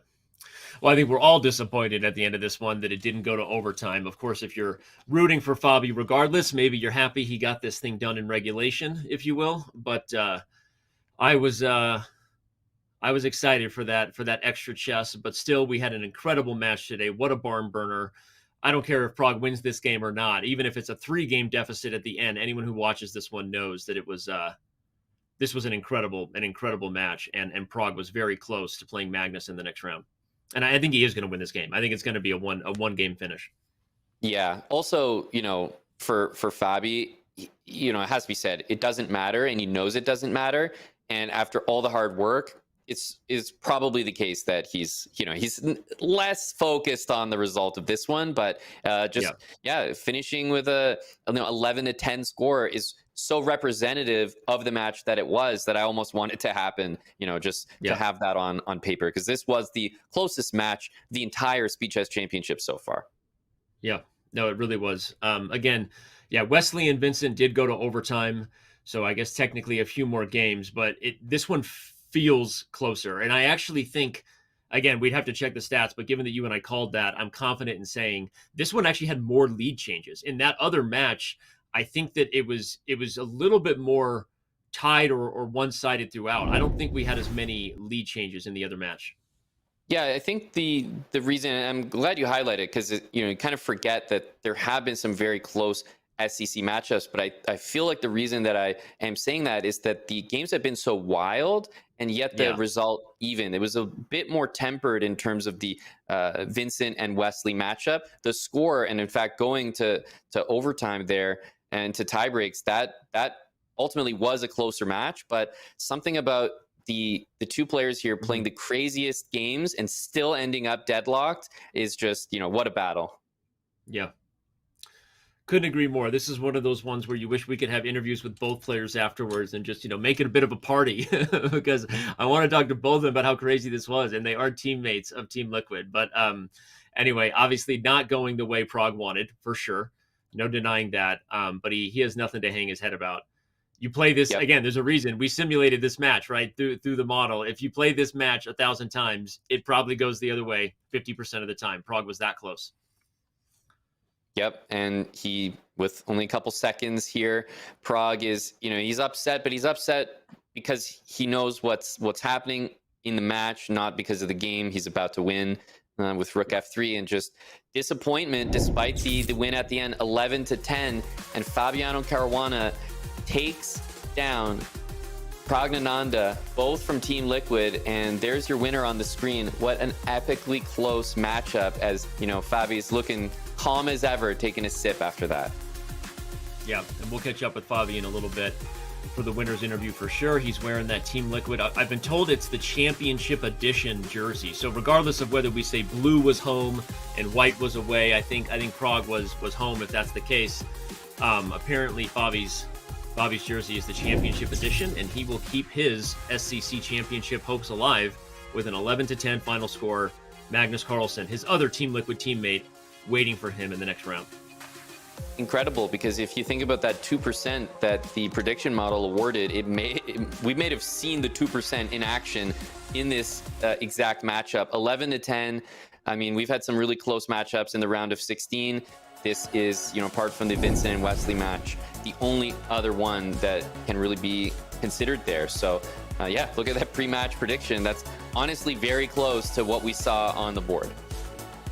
It basically was, other than overtime, right? We saw Fabi predicted as the one-game favorite in Bullet, so the scores didn't exactly line up with the ones you just saw in reality, but pretty darn close, right? And so you run this one back, Pragg would have won so many other times, but he falls just short.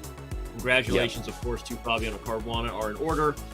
In the round of 16, oh my gosh, what an SCC this is going to be. The first round in the books, we got so much more ahead. Yeah, and we have Pragg and also Vincent sort of making their SEC debuts, falling short ultimately, but putting performances that tell me we're right at that tipping point with the SEC of the new generation about to just take over. And right now, Fabi and Wesley, they kind of shut the door just barely. It's like there's a storm outside and they're holding the door shut. But I'm telling you, Danny, the performances we've seen from these not just youngsters, but top players in the world tells me that they're going to be back in the SEC and probably winning the round of 16 as the favorites going forward. Yeah, they're coming, right? They're coming. You can't stop them. And there's so many matchups to look forward to. We're going to obviously have a little bit of an extended post-game show today. We want to talk about the quarterfinal matchups. I'm already thinking about a matchup of the young generation, Hans Niemann versus Denis Lazovic. I mean, there are so many things to talk about in the next round, but you're right. This match and the other one you and I got to call, the very close one between Vincent and Wesley, means that the young players are imminently taking over very soon. Right. Well, I know that we're looking towards an interview as well as going over these quarterfinal matchups, Danny. But obviously, people may have noticed the music that has been going on. So I want to remind everyone about the lo-fi synthwave music that has been playing during the ad breaks. If you haven't heard of Lo-Fi Girl, it's a YouTube channel that has 24/7 live streams of lo-fi music, synthwave, and other genres with over 15 million subscribers. This year, they partnered once again with Chess.com to create a synthwave playlist for the Champions Chess Tour. You can listen to it on YouTube, Spotify, or if you're a vinyl collector, you know, a person of culture, I'd like to say, you can order your limited edition vinyl and learn more at go.chess.com/lo-fi.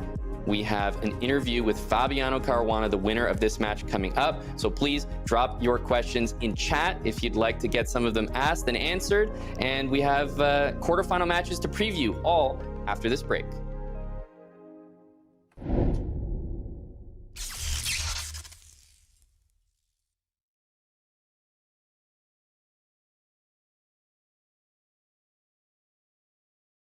Does Hikaru have any siblings? If so, what are their names? I know about Asuka. He was also a chess player. I don't think he really stuck with chess super long, but he was a good chess player. And I don't know of any other siblings. Yeah, nice. What age did Fabiano stop going to school? Okay, so Fabiano, okay, I'm trying to remember this. So I believe, okay, he and his family went to Hungary, I'm gonna guess around 2000. Fabiano is, should be around the same age as Magnus, so he should be 91 or 92. You said age or grade? Is it? Age. Age? Okay, I'm gonna guess 10. 12. 12, okay. Hikaru ran a 5K after Norway Chess 2023. What was his time? What's a good 5K time? I would say he probably has a pretty good time. 34 minutes? I don't know, that's a pretty good time. I mean, I was like doing like very casually just running 5K, and I didn't like go for time at all, but I would have been thrilled with 34 minutes, I think. What's the world record? Obviously, Hikaru's not going for that, but I think it's like 26 minutes, the world record. Or is that 10K? I'm probably like totally off. Anyway, I'm gonna go 34 minutes. Well, I would assume he didn't break the world record, but his time was 21:02. So am I thinking of 10K? What is Fabiano's middle name? Oh, that's easy. It's Luigi. In the London Chess Classic of 2015, Hikaru was asked to describe you using one word. He failed to do so. What words did he use? So he used multiple words? He used multiple words. No idea. Maybe it wasn't very nice if he's using multiple ones. Best guess? I actually failing to come up with anything. Maybe he said solid. That sounds like something neutral that he would say. He said master of preparation. Oh, wow. Yeah, that's not one word at all. He needs to work on that. To work on his numbers. In the London Chess Classic of 2015, Fabiano was asked to describe you using only one word. What word did he use? Okay, so this is completely random. Completely random. I have no idea. The only person I remember ever saying something interesting were Grishuk and Tobolov. So I'll just one word to describe me in 2015. So it's December 2015, right before the candidates. I mean, I have no idea, so I'm not even just gonna say a random word. No idea at all. Want to make a guess? Weird. Just a guess. The word was unpredictable. Okay. Oh, interesting. That means he's not the only one to say that. Okay. All right. Thank you so much. Nice.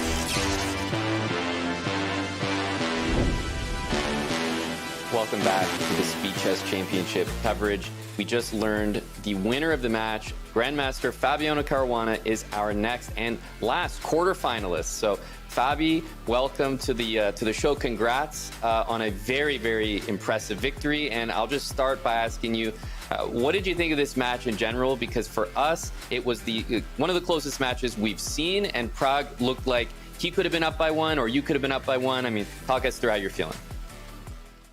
Well, I thought that playing Pragg in the first round is not not the nicest pairing to get, but everyone is strong, so it's not like you're going to get an easy pairing no matter who you play. But of course, Pragg is one of the best players in the world. So yeah, it's super tough. I think that we're both not so like in shape for online chess because I don't play too often. I don't think that he plays super often either. Like at least neither of us play so many casual games. So that was like the one thing that I thought, you know, maybe I have going for me, that even if I'm out of practice in online chess, maybe he is too. Well, I mean, who do you want me to give you then? I'm just going to put you on the spot. You're going to name somebody you want to play in the first round? I don't think you want to do that. I mean, I think we should play Daddy. Okay, very good. That was the right answer to that. But all right, man. One of the storylines coming into this was the balance of whether you feel super in shape because you're getting so much tough chess right now, right? You just played the US Championship. Congratulations again on winning your 4th consecutive. Clutch chess happened. At what point does so many events, especially in 2025 with where we're at in the professional chess scene, feel like it's less of a warm-up and more of a burnout, right? Where you're just exhausted with so much chess. So talk a little bit about how you went into this match and just sort of building on what was a very busy October for you. Yeah, I mean, I'm just exhausted. There's not much more to say about it. I played in Brazil, then I went to play in Texas, the match against India, then I played the US Championship, and then Clutch Chess finished yesterday. And I even like stayed up very late last night because there was a concert here after the tournament, and so we stayed at the concert, and I was very tired. On the other hand, I was kind of relaxed in some way. Maybe that's also a good thing. I wasn't like putting pressure on myself because I couldn't really expect too much considering how much I've been playing. And both of us are probably playing at like different times of the day. So he's playing at night. I assume I'm playing in the morning, which I don't know which is better. Maybe for different people, it's preferable to do one or the other. But I still thought it would probably be a close match because we've played some matches and they're usually very close. We played like this marathon in Las Vegas earlier this year in freestyle, with like a 10-hour match. And so I wasn't thinking that I would get blown away. I certainly didn't think that I would blow him away or anything. So I guess the match sort of lived up to my expectations, that it was kind of back and forth and could have been decided in a few critical moments.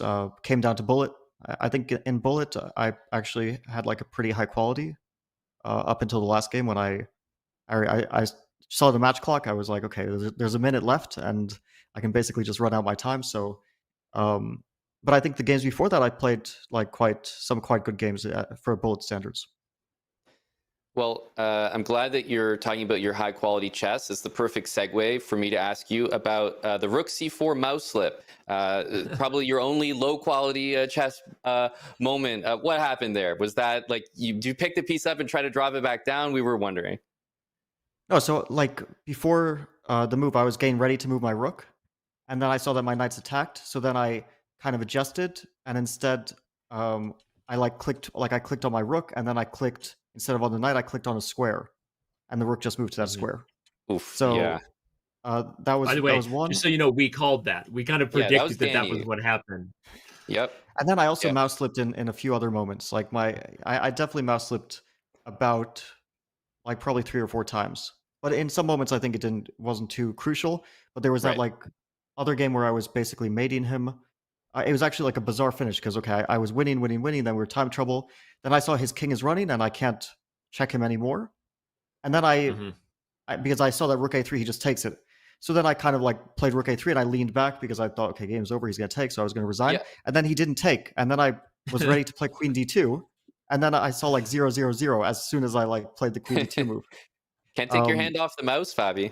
Yeah. No, you can never relax. I mean, even when you think you're losing, there's still always some last last hope maybe. But it was. I mean, of course, I had some unlucky breaks and some lucky breaks as well, so I can't complain too much about the 5 minute portion.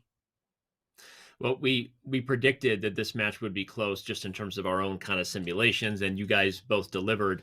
We didn't predict that you would both show up in Team Liquid jerseys having color coordinated. We know that you're both competing for Team Liquid, but was this like a pre-match conversation that you would wear white and he would wear blue, or did you guys just get lucky to create this sort of home and away kind of jersey feel? No, I just decided to wear it. I guess he did too. It made sense since this is the qualification or one of the methods to qualify for the Esports World Cup. So it kind of made sense. I guess that will show which team we're representing, which in this case is the same team. There was this like funny moment. At some point, Prague got asked to give a one-word description of me, and he chose my teammate in Team Liquid, which is not one word. I don't think, at least.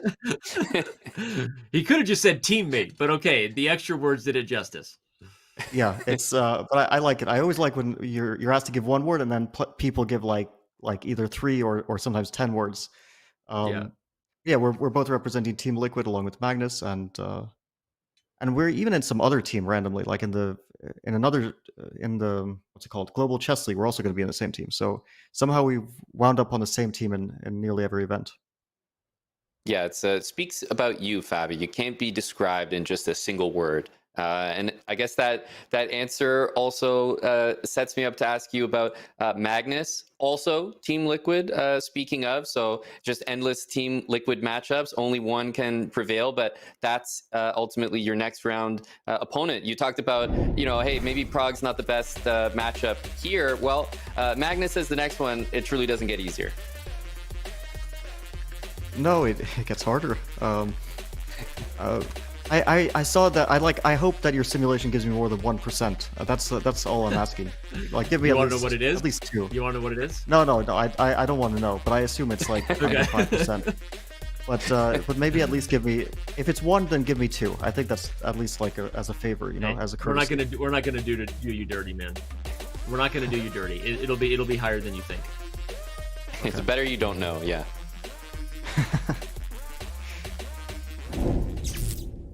But no, I mean, you really are playing great blitz chess right now. And this actually is a question that came in from chat, but I'll just say that you're generally, despite being exhausted, you and again, minus a few mouse slips, overall playing very good blitz and bullet chess. How do you feel about your form? We know that Magnus is Magnus, but how do you feel overall about just your blitz play? And do you think about it as far as it being a part of areas you've continued to work on in your career, or is it just sort of a form thing based on how well you play? Well, I think it's a mix. Like, of course, I work on my chess, which it's not really like you work on blitz chess. I just work on chess, and you hope that work goes towards all formats. That's at least the hope. And like I think that if I want to have a chance of beating Magnus, I have to play better than today. I have to have a very good day, probably a very, very good day. But of course, I'm gonna fight. I'm going to do my best. This is not really my format. I mean, it's not what I'm usually best at. But online chess is obviously not what I'm known for in general. But of course, I'll fight, and if I play well, then maybe there will be a chance. All right. Well, we're wishing you the best of luck no matter what.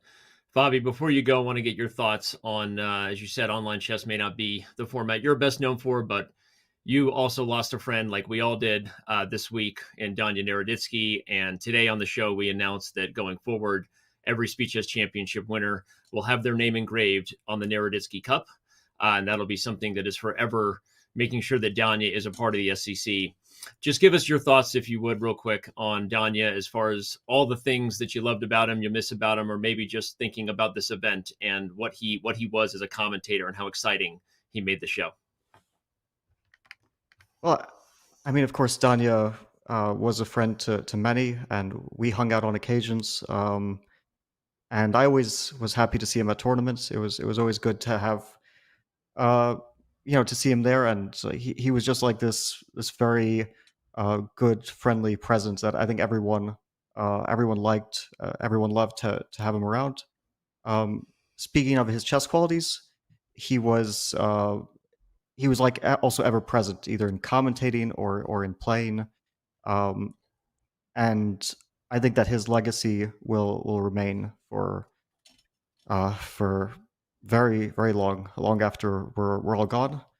And yeah, I mean, he's going to be so dearly missed by so many people in the chess world. But I'm glad that we can try to honor him in some way and remember his legacy. Thanks, man. Thanks, Well, Fabi. Yeah, very well said. We appreciate you, appreciate those thoughts, and we'll appreciate whoever's name we're adding to the Naroditsky Cup this year for the first time, and maybe next round you shock the world and keep the name alive and send Magnus home. So good luck, man. We'll see you then. Thank you. Thanks. All right. Well, that was great to hear Fabi's thoughts there post-match, Danny, and what a truly epic match it was, right? Punching his ticket into the quarterfinals, winning by a single point against Prague, and the quarterfinals are set. You can see the bracket here. Ali Reza against Jan Nepomniachtchi, Hikaru against Wesley So, Hans Niemann against Denis Lazovic, and then of course, as we just learned today, Magnus Carlsen against Fabiano Caruana, Danny, is the last and final quarterfinal matchup. Well, I think we should start right there, and obviously Fabi said it himself. Everyone knows Magnus is the big favorite pretty much in any match Magnus Carlsen plays. But yeah, you see their record, and you know that Magnus obviously has an edge. They've played in the Speed Chess Championship before, but never both as members of Team Liquid. So who knows what happens there? But yeah, those are the matchup by the numbers that we know of before we even talk about the prediction.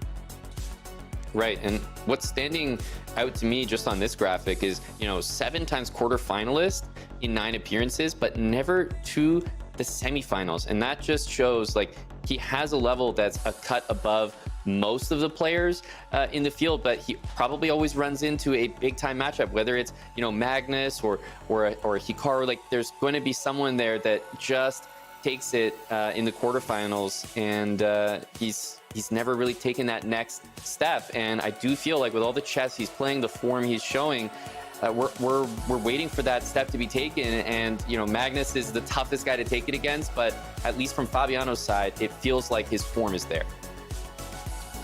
Well, since Fabi's gone, let's talk about what the pre-match simulations tell us. I think we should. We already have those numbers ready. Don't want him to see this. Hope he's logged off. But okay, I mean, like we said, we're not doing him dirty. I think that's somewhere around 75-25, I think is fair. You could argue Magnus is slightly favored even more than 3 out of 4 times, and that's kind of why the stats say that. But it means there's a chance for Fabi, right? And anything jump out to you in regards to how we kind of see the time controls breaking down?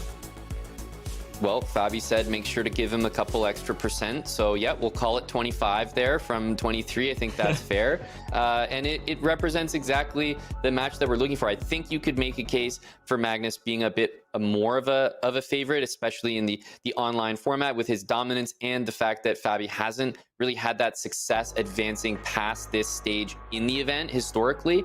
But if we're looking at the time controls and the breakdown, from what I saw from the games today and the match today, I think if Fabi can get a match against Magnus that is sort of equally thrilling, I actually thought and think of Fabi as a bit more of a stable technical player than what we saw today. But I loved watching that kind of chess, and I think that type of match might be what he needs against Magnus. Muddy the waters, have some of the games go down to a time scramble, some aggressive type of chess. Fabi was playing quite loose, supported by that type of chess from Prague today. But I just think that type of matchup, you have that again. That's the variance you need to take down someone that is ultimately the slight favorite. I agree. And again, I don't know who's going to have the call of that match. Maybe it'll be me and you or not. So I won't be able to call back to this if I'm not there. But if I was to draw up the recipe of how an upset happens, historically, one knock against Magnus in the SEC has been that he can start slow. We've seen him go down 2 and 3 games at times. And against some people, the only person not named Hikaru Nakamura to ever beat Magnus in an SEC match was MVL, Maxime Bachet-Lagrave. And I was calling that match, and it was because 2 things happened, Amon. Magnus started slow, and then MVL held his own in the bullet. If somehow Fabi gets out to a lead and then can hold his own in the bullet where he played well today, that would be the recipe I would draw up if I was saying how an upset might happen. And I say all of that, making no apologies for the fact that Magnus is obviously a heavy favorite.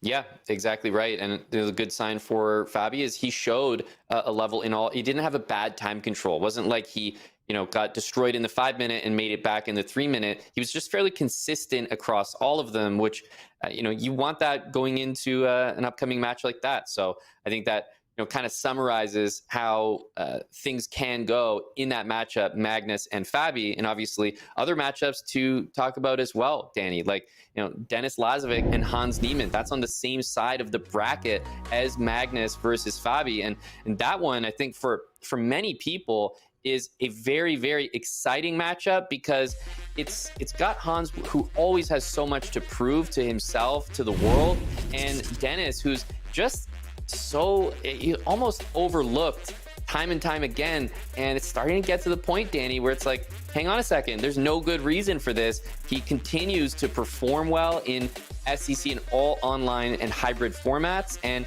kind of start giving him the recognition he deserves. Yeah, I can't say enough about how excited I am for this matchup. Again, Denlaz also has a style, is so solid and so consistent with his repertoire that it makes him even more dangerous and really almost, I want to use the word annoying, not in a bad way, but he's just difficult for players to wrap their hands around, especially in fast time controls, because he tends to know most of the positions he's playing better than you do. And that's against the best players in the world because he has such a consistent repertoire. At the same time, I'm going to say that I think Hans is the favorite in this matchup, and given that I already know what the simulations say, which we can move too fast or not, I think that Hans had the largest margin of victory against Stingley Ren in the first round for a reason. And I'm going to say I actually just don't agree with this. I think that Hans, given that they played so little online, we saw there only a few games, and given that Hans always has so much to prove, as you said, and that he played so well against Stingley Ren, I just have a hard time not seeing Hans as the favorite in this matchup. But okay, if it's a barn burner and a close one, I'll be happy and excited as a fan or a commentator. Yeah, and I think back to the interview that I did with Hans in this Speed Chess Championship, and take this with a grain of salt, because I think everyone who speaks about potential matchups and opponents, even Fabi today, they always say it as, look, no one's easy, but obviously there are some that you prefer to others. And Hans was, he was outspoken saying, hang on, my qualification path last year was really difficult. And he criticized it by actually saying, well, thanks a lot for the qualification path this year, because I think he viewed Denis as a more favorable quarterfinal matchup. You look at the other matchups that have been made, Danny, and I think it's fair that Denis is probably one of the weaker of maybe the 4 kind of big matchup pairings that could have happened. And Hans, without saying he's going to walk in and absolutely crush Denis, the point is, he'd rather, face him in terms of making it to that live finals is a better chance than, facing someone like Magnus in the quarterfinals. Yep. Well, there you go. I mean, jokes aside about the matchups, we try to keep them just as random and as fair as possible. And Fabi joked earlier he didn't want to play Prague, but then I was teasing, who would you want to play? And he picked me. You can't pick me. I'm not good enough to play in the SEC.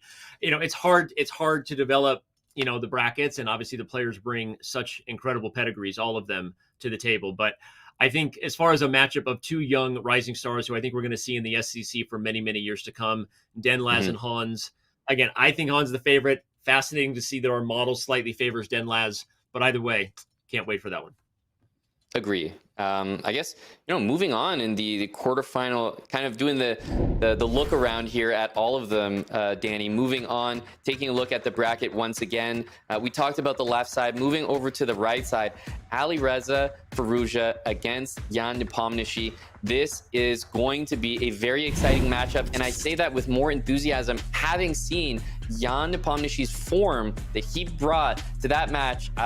Danny, it was incredible to see him honestly just dispatch Anish Giri in that matchup. It was really one-sided. It looked like Giri just kind of lost that will to even believe he could win the match well before it was over. And now Jan has to go on to face Alireza in the quarterfinal matchup. It's funny as I look at these, different anecdotes and kind of talking about how far each of the players have made it, what they're seeking. The thing that pops out to me is that they've never played, and I'm like sitting here racking my brain and obviously trusting the stats. But having done a lot of SEC commentary and thinking of both of these guys as players who've played so many times, I'm just kind of shocked to see that. It's fascinating. Okay, so we don't really know what'll happen in a match. I think Alireza is the favorite. He obviously was a finalist last year, and I think Jan would probably agree Alireza is the favorite too. Would he agree that Alireza is this much of a favorite? I don't know. We'll see how the match goes between Jan and Alireza. But yeah, Firouzja almost as favored as Magnus is against Fabiano Caruana. Yeah, I think because you say it like that, it's probably fair to say that if I had to pick one that was maybe the one I don't agree with, it would be this one on the screen right now. I do think Alireza is the favorite, but I will say that Jan, he came and he showed a level that I think is almost a level higher than maybe what the model is anticipating. And if he brings that level, I think this gets into that 1-2 game deficit type of match. And we know one mouse slip, that's a 2-point swing from one player to the other. So it really becomes a closer match when you think of it that way. But Alireza, a deserved favorite, right? A finalist. This is a player that I think when Alireza shows up to the SEC, the finals is where he expects himself. Yeah, I agree. And as I was looking at those predictions, I know we're moving on to the next match, but I tend to think that if Jan makes a move in the blitz portions, things are going to be different there. So if he's got a close game or match, 1 or 2 game match going into bullet, we'll see. So, all right, one more matchup to talk about, and it's a doozy. Oh yeah, Hikaru Nakamura and Wesley So, bottom right of this bracket, the quarterfinal matchup to talk about right now. And Hikaru and Wesley, this is a matchup that we've definitely seen before. And I say that, as the graphic comes up, to reaffirm, this is their 5th time that they've played in the SEC. And important to note that Wesley has played in pretty much every single Speed Chess Championship. Hikaru, along with Magnus, basically the most decorated SEC player and certainly multiple-time winner. So Hikaru against Wesley historically has gone in Hikaru's favor. Yeah, it has. Although if Wesley is on form and doing the thing that he's capable of, he can be a difficult opponent for Hikaru. I commentated, I think, on all 3 of those matches, at least in 2018, 2019, and 2020. And what a lot of people maybe don't remember is Wesley was leading going into the bullet portion. At least 2, if not all 3 of those matches. I remember having the call with Robert Hess, I think, every time. And yes, it felt like in hindsight it was kind of drawn up at home and Hikaru knew he could win in bullet. But it's not, you never know. Like you said, one mouse slip or not. So if Wesley is on form, these 2 guys have given us absolutely thrilling matches before. And I don't think Hikaru would say he loves playing Wesley in the second round. So this is going to be wild to watch.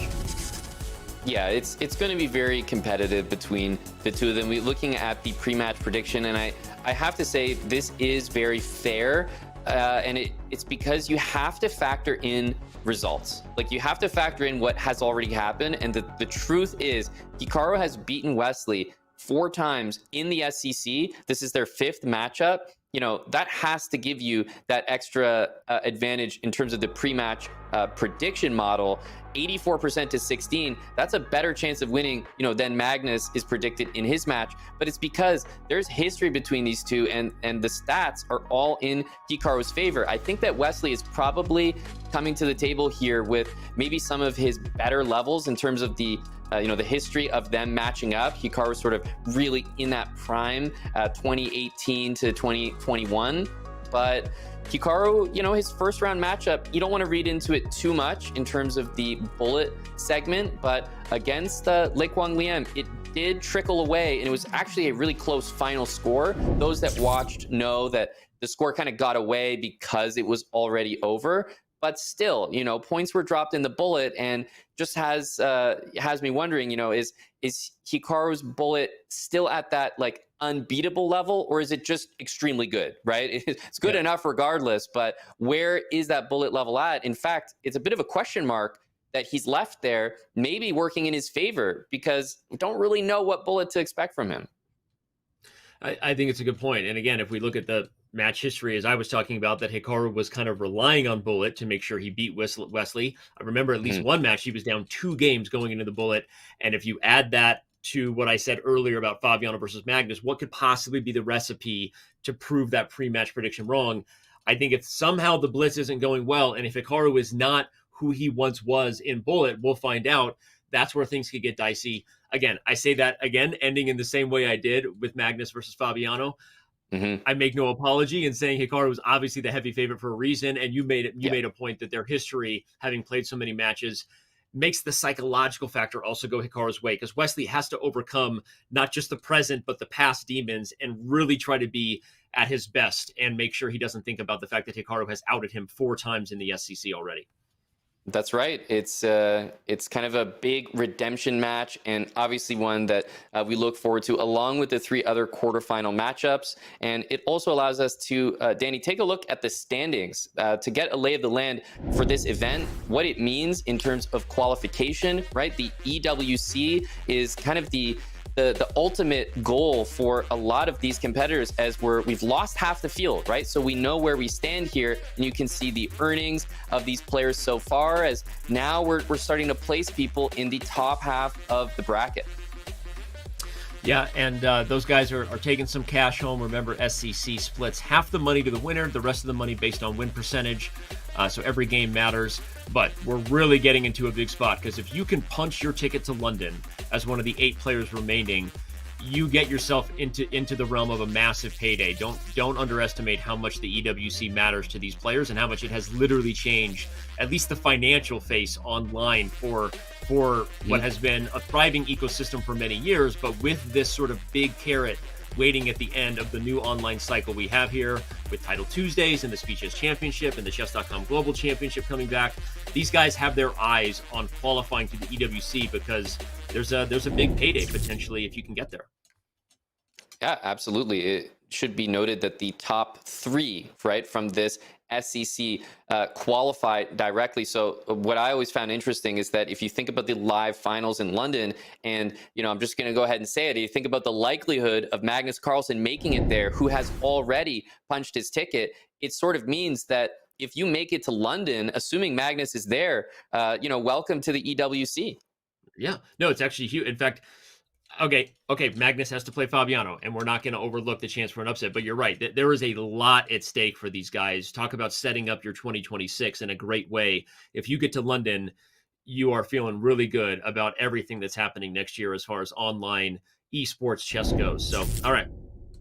Good luck to all 8 players. I'm hoping to be back at least for 1, if not 2, for the matchups before we get to London. So thanks for having me. Yep.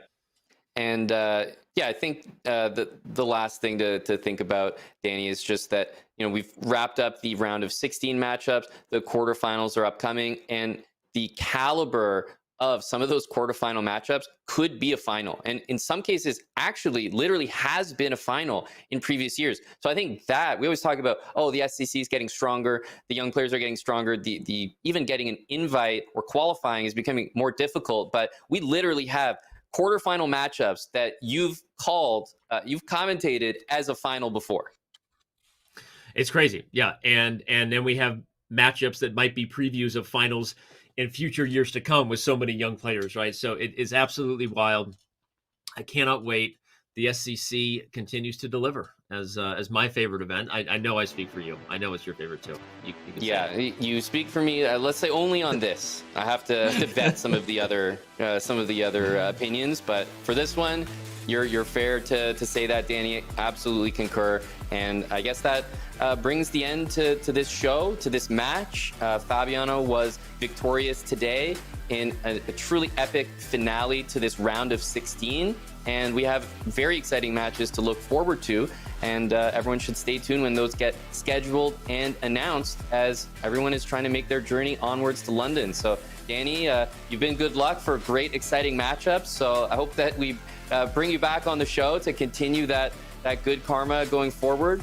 And wow, it's been a great show, Danny. Thanks for joining. Thanks for having me, man. All right, till next time, guys.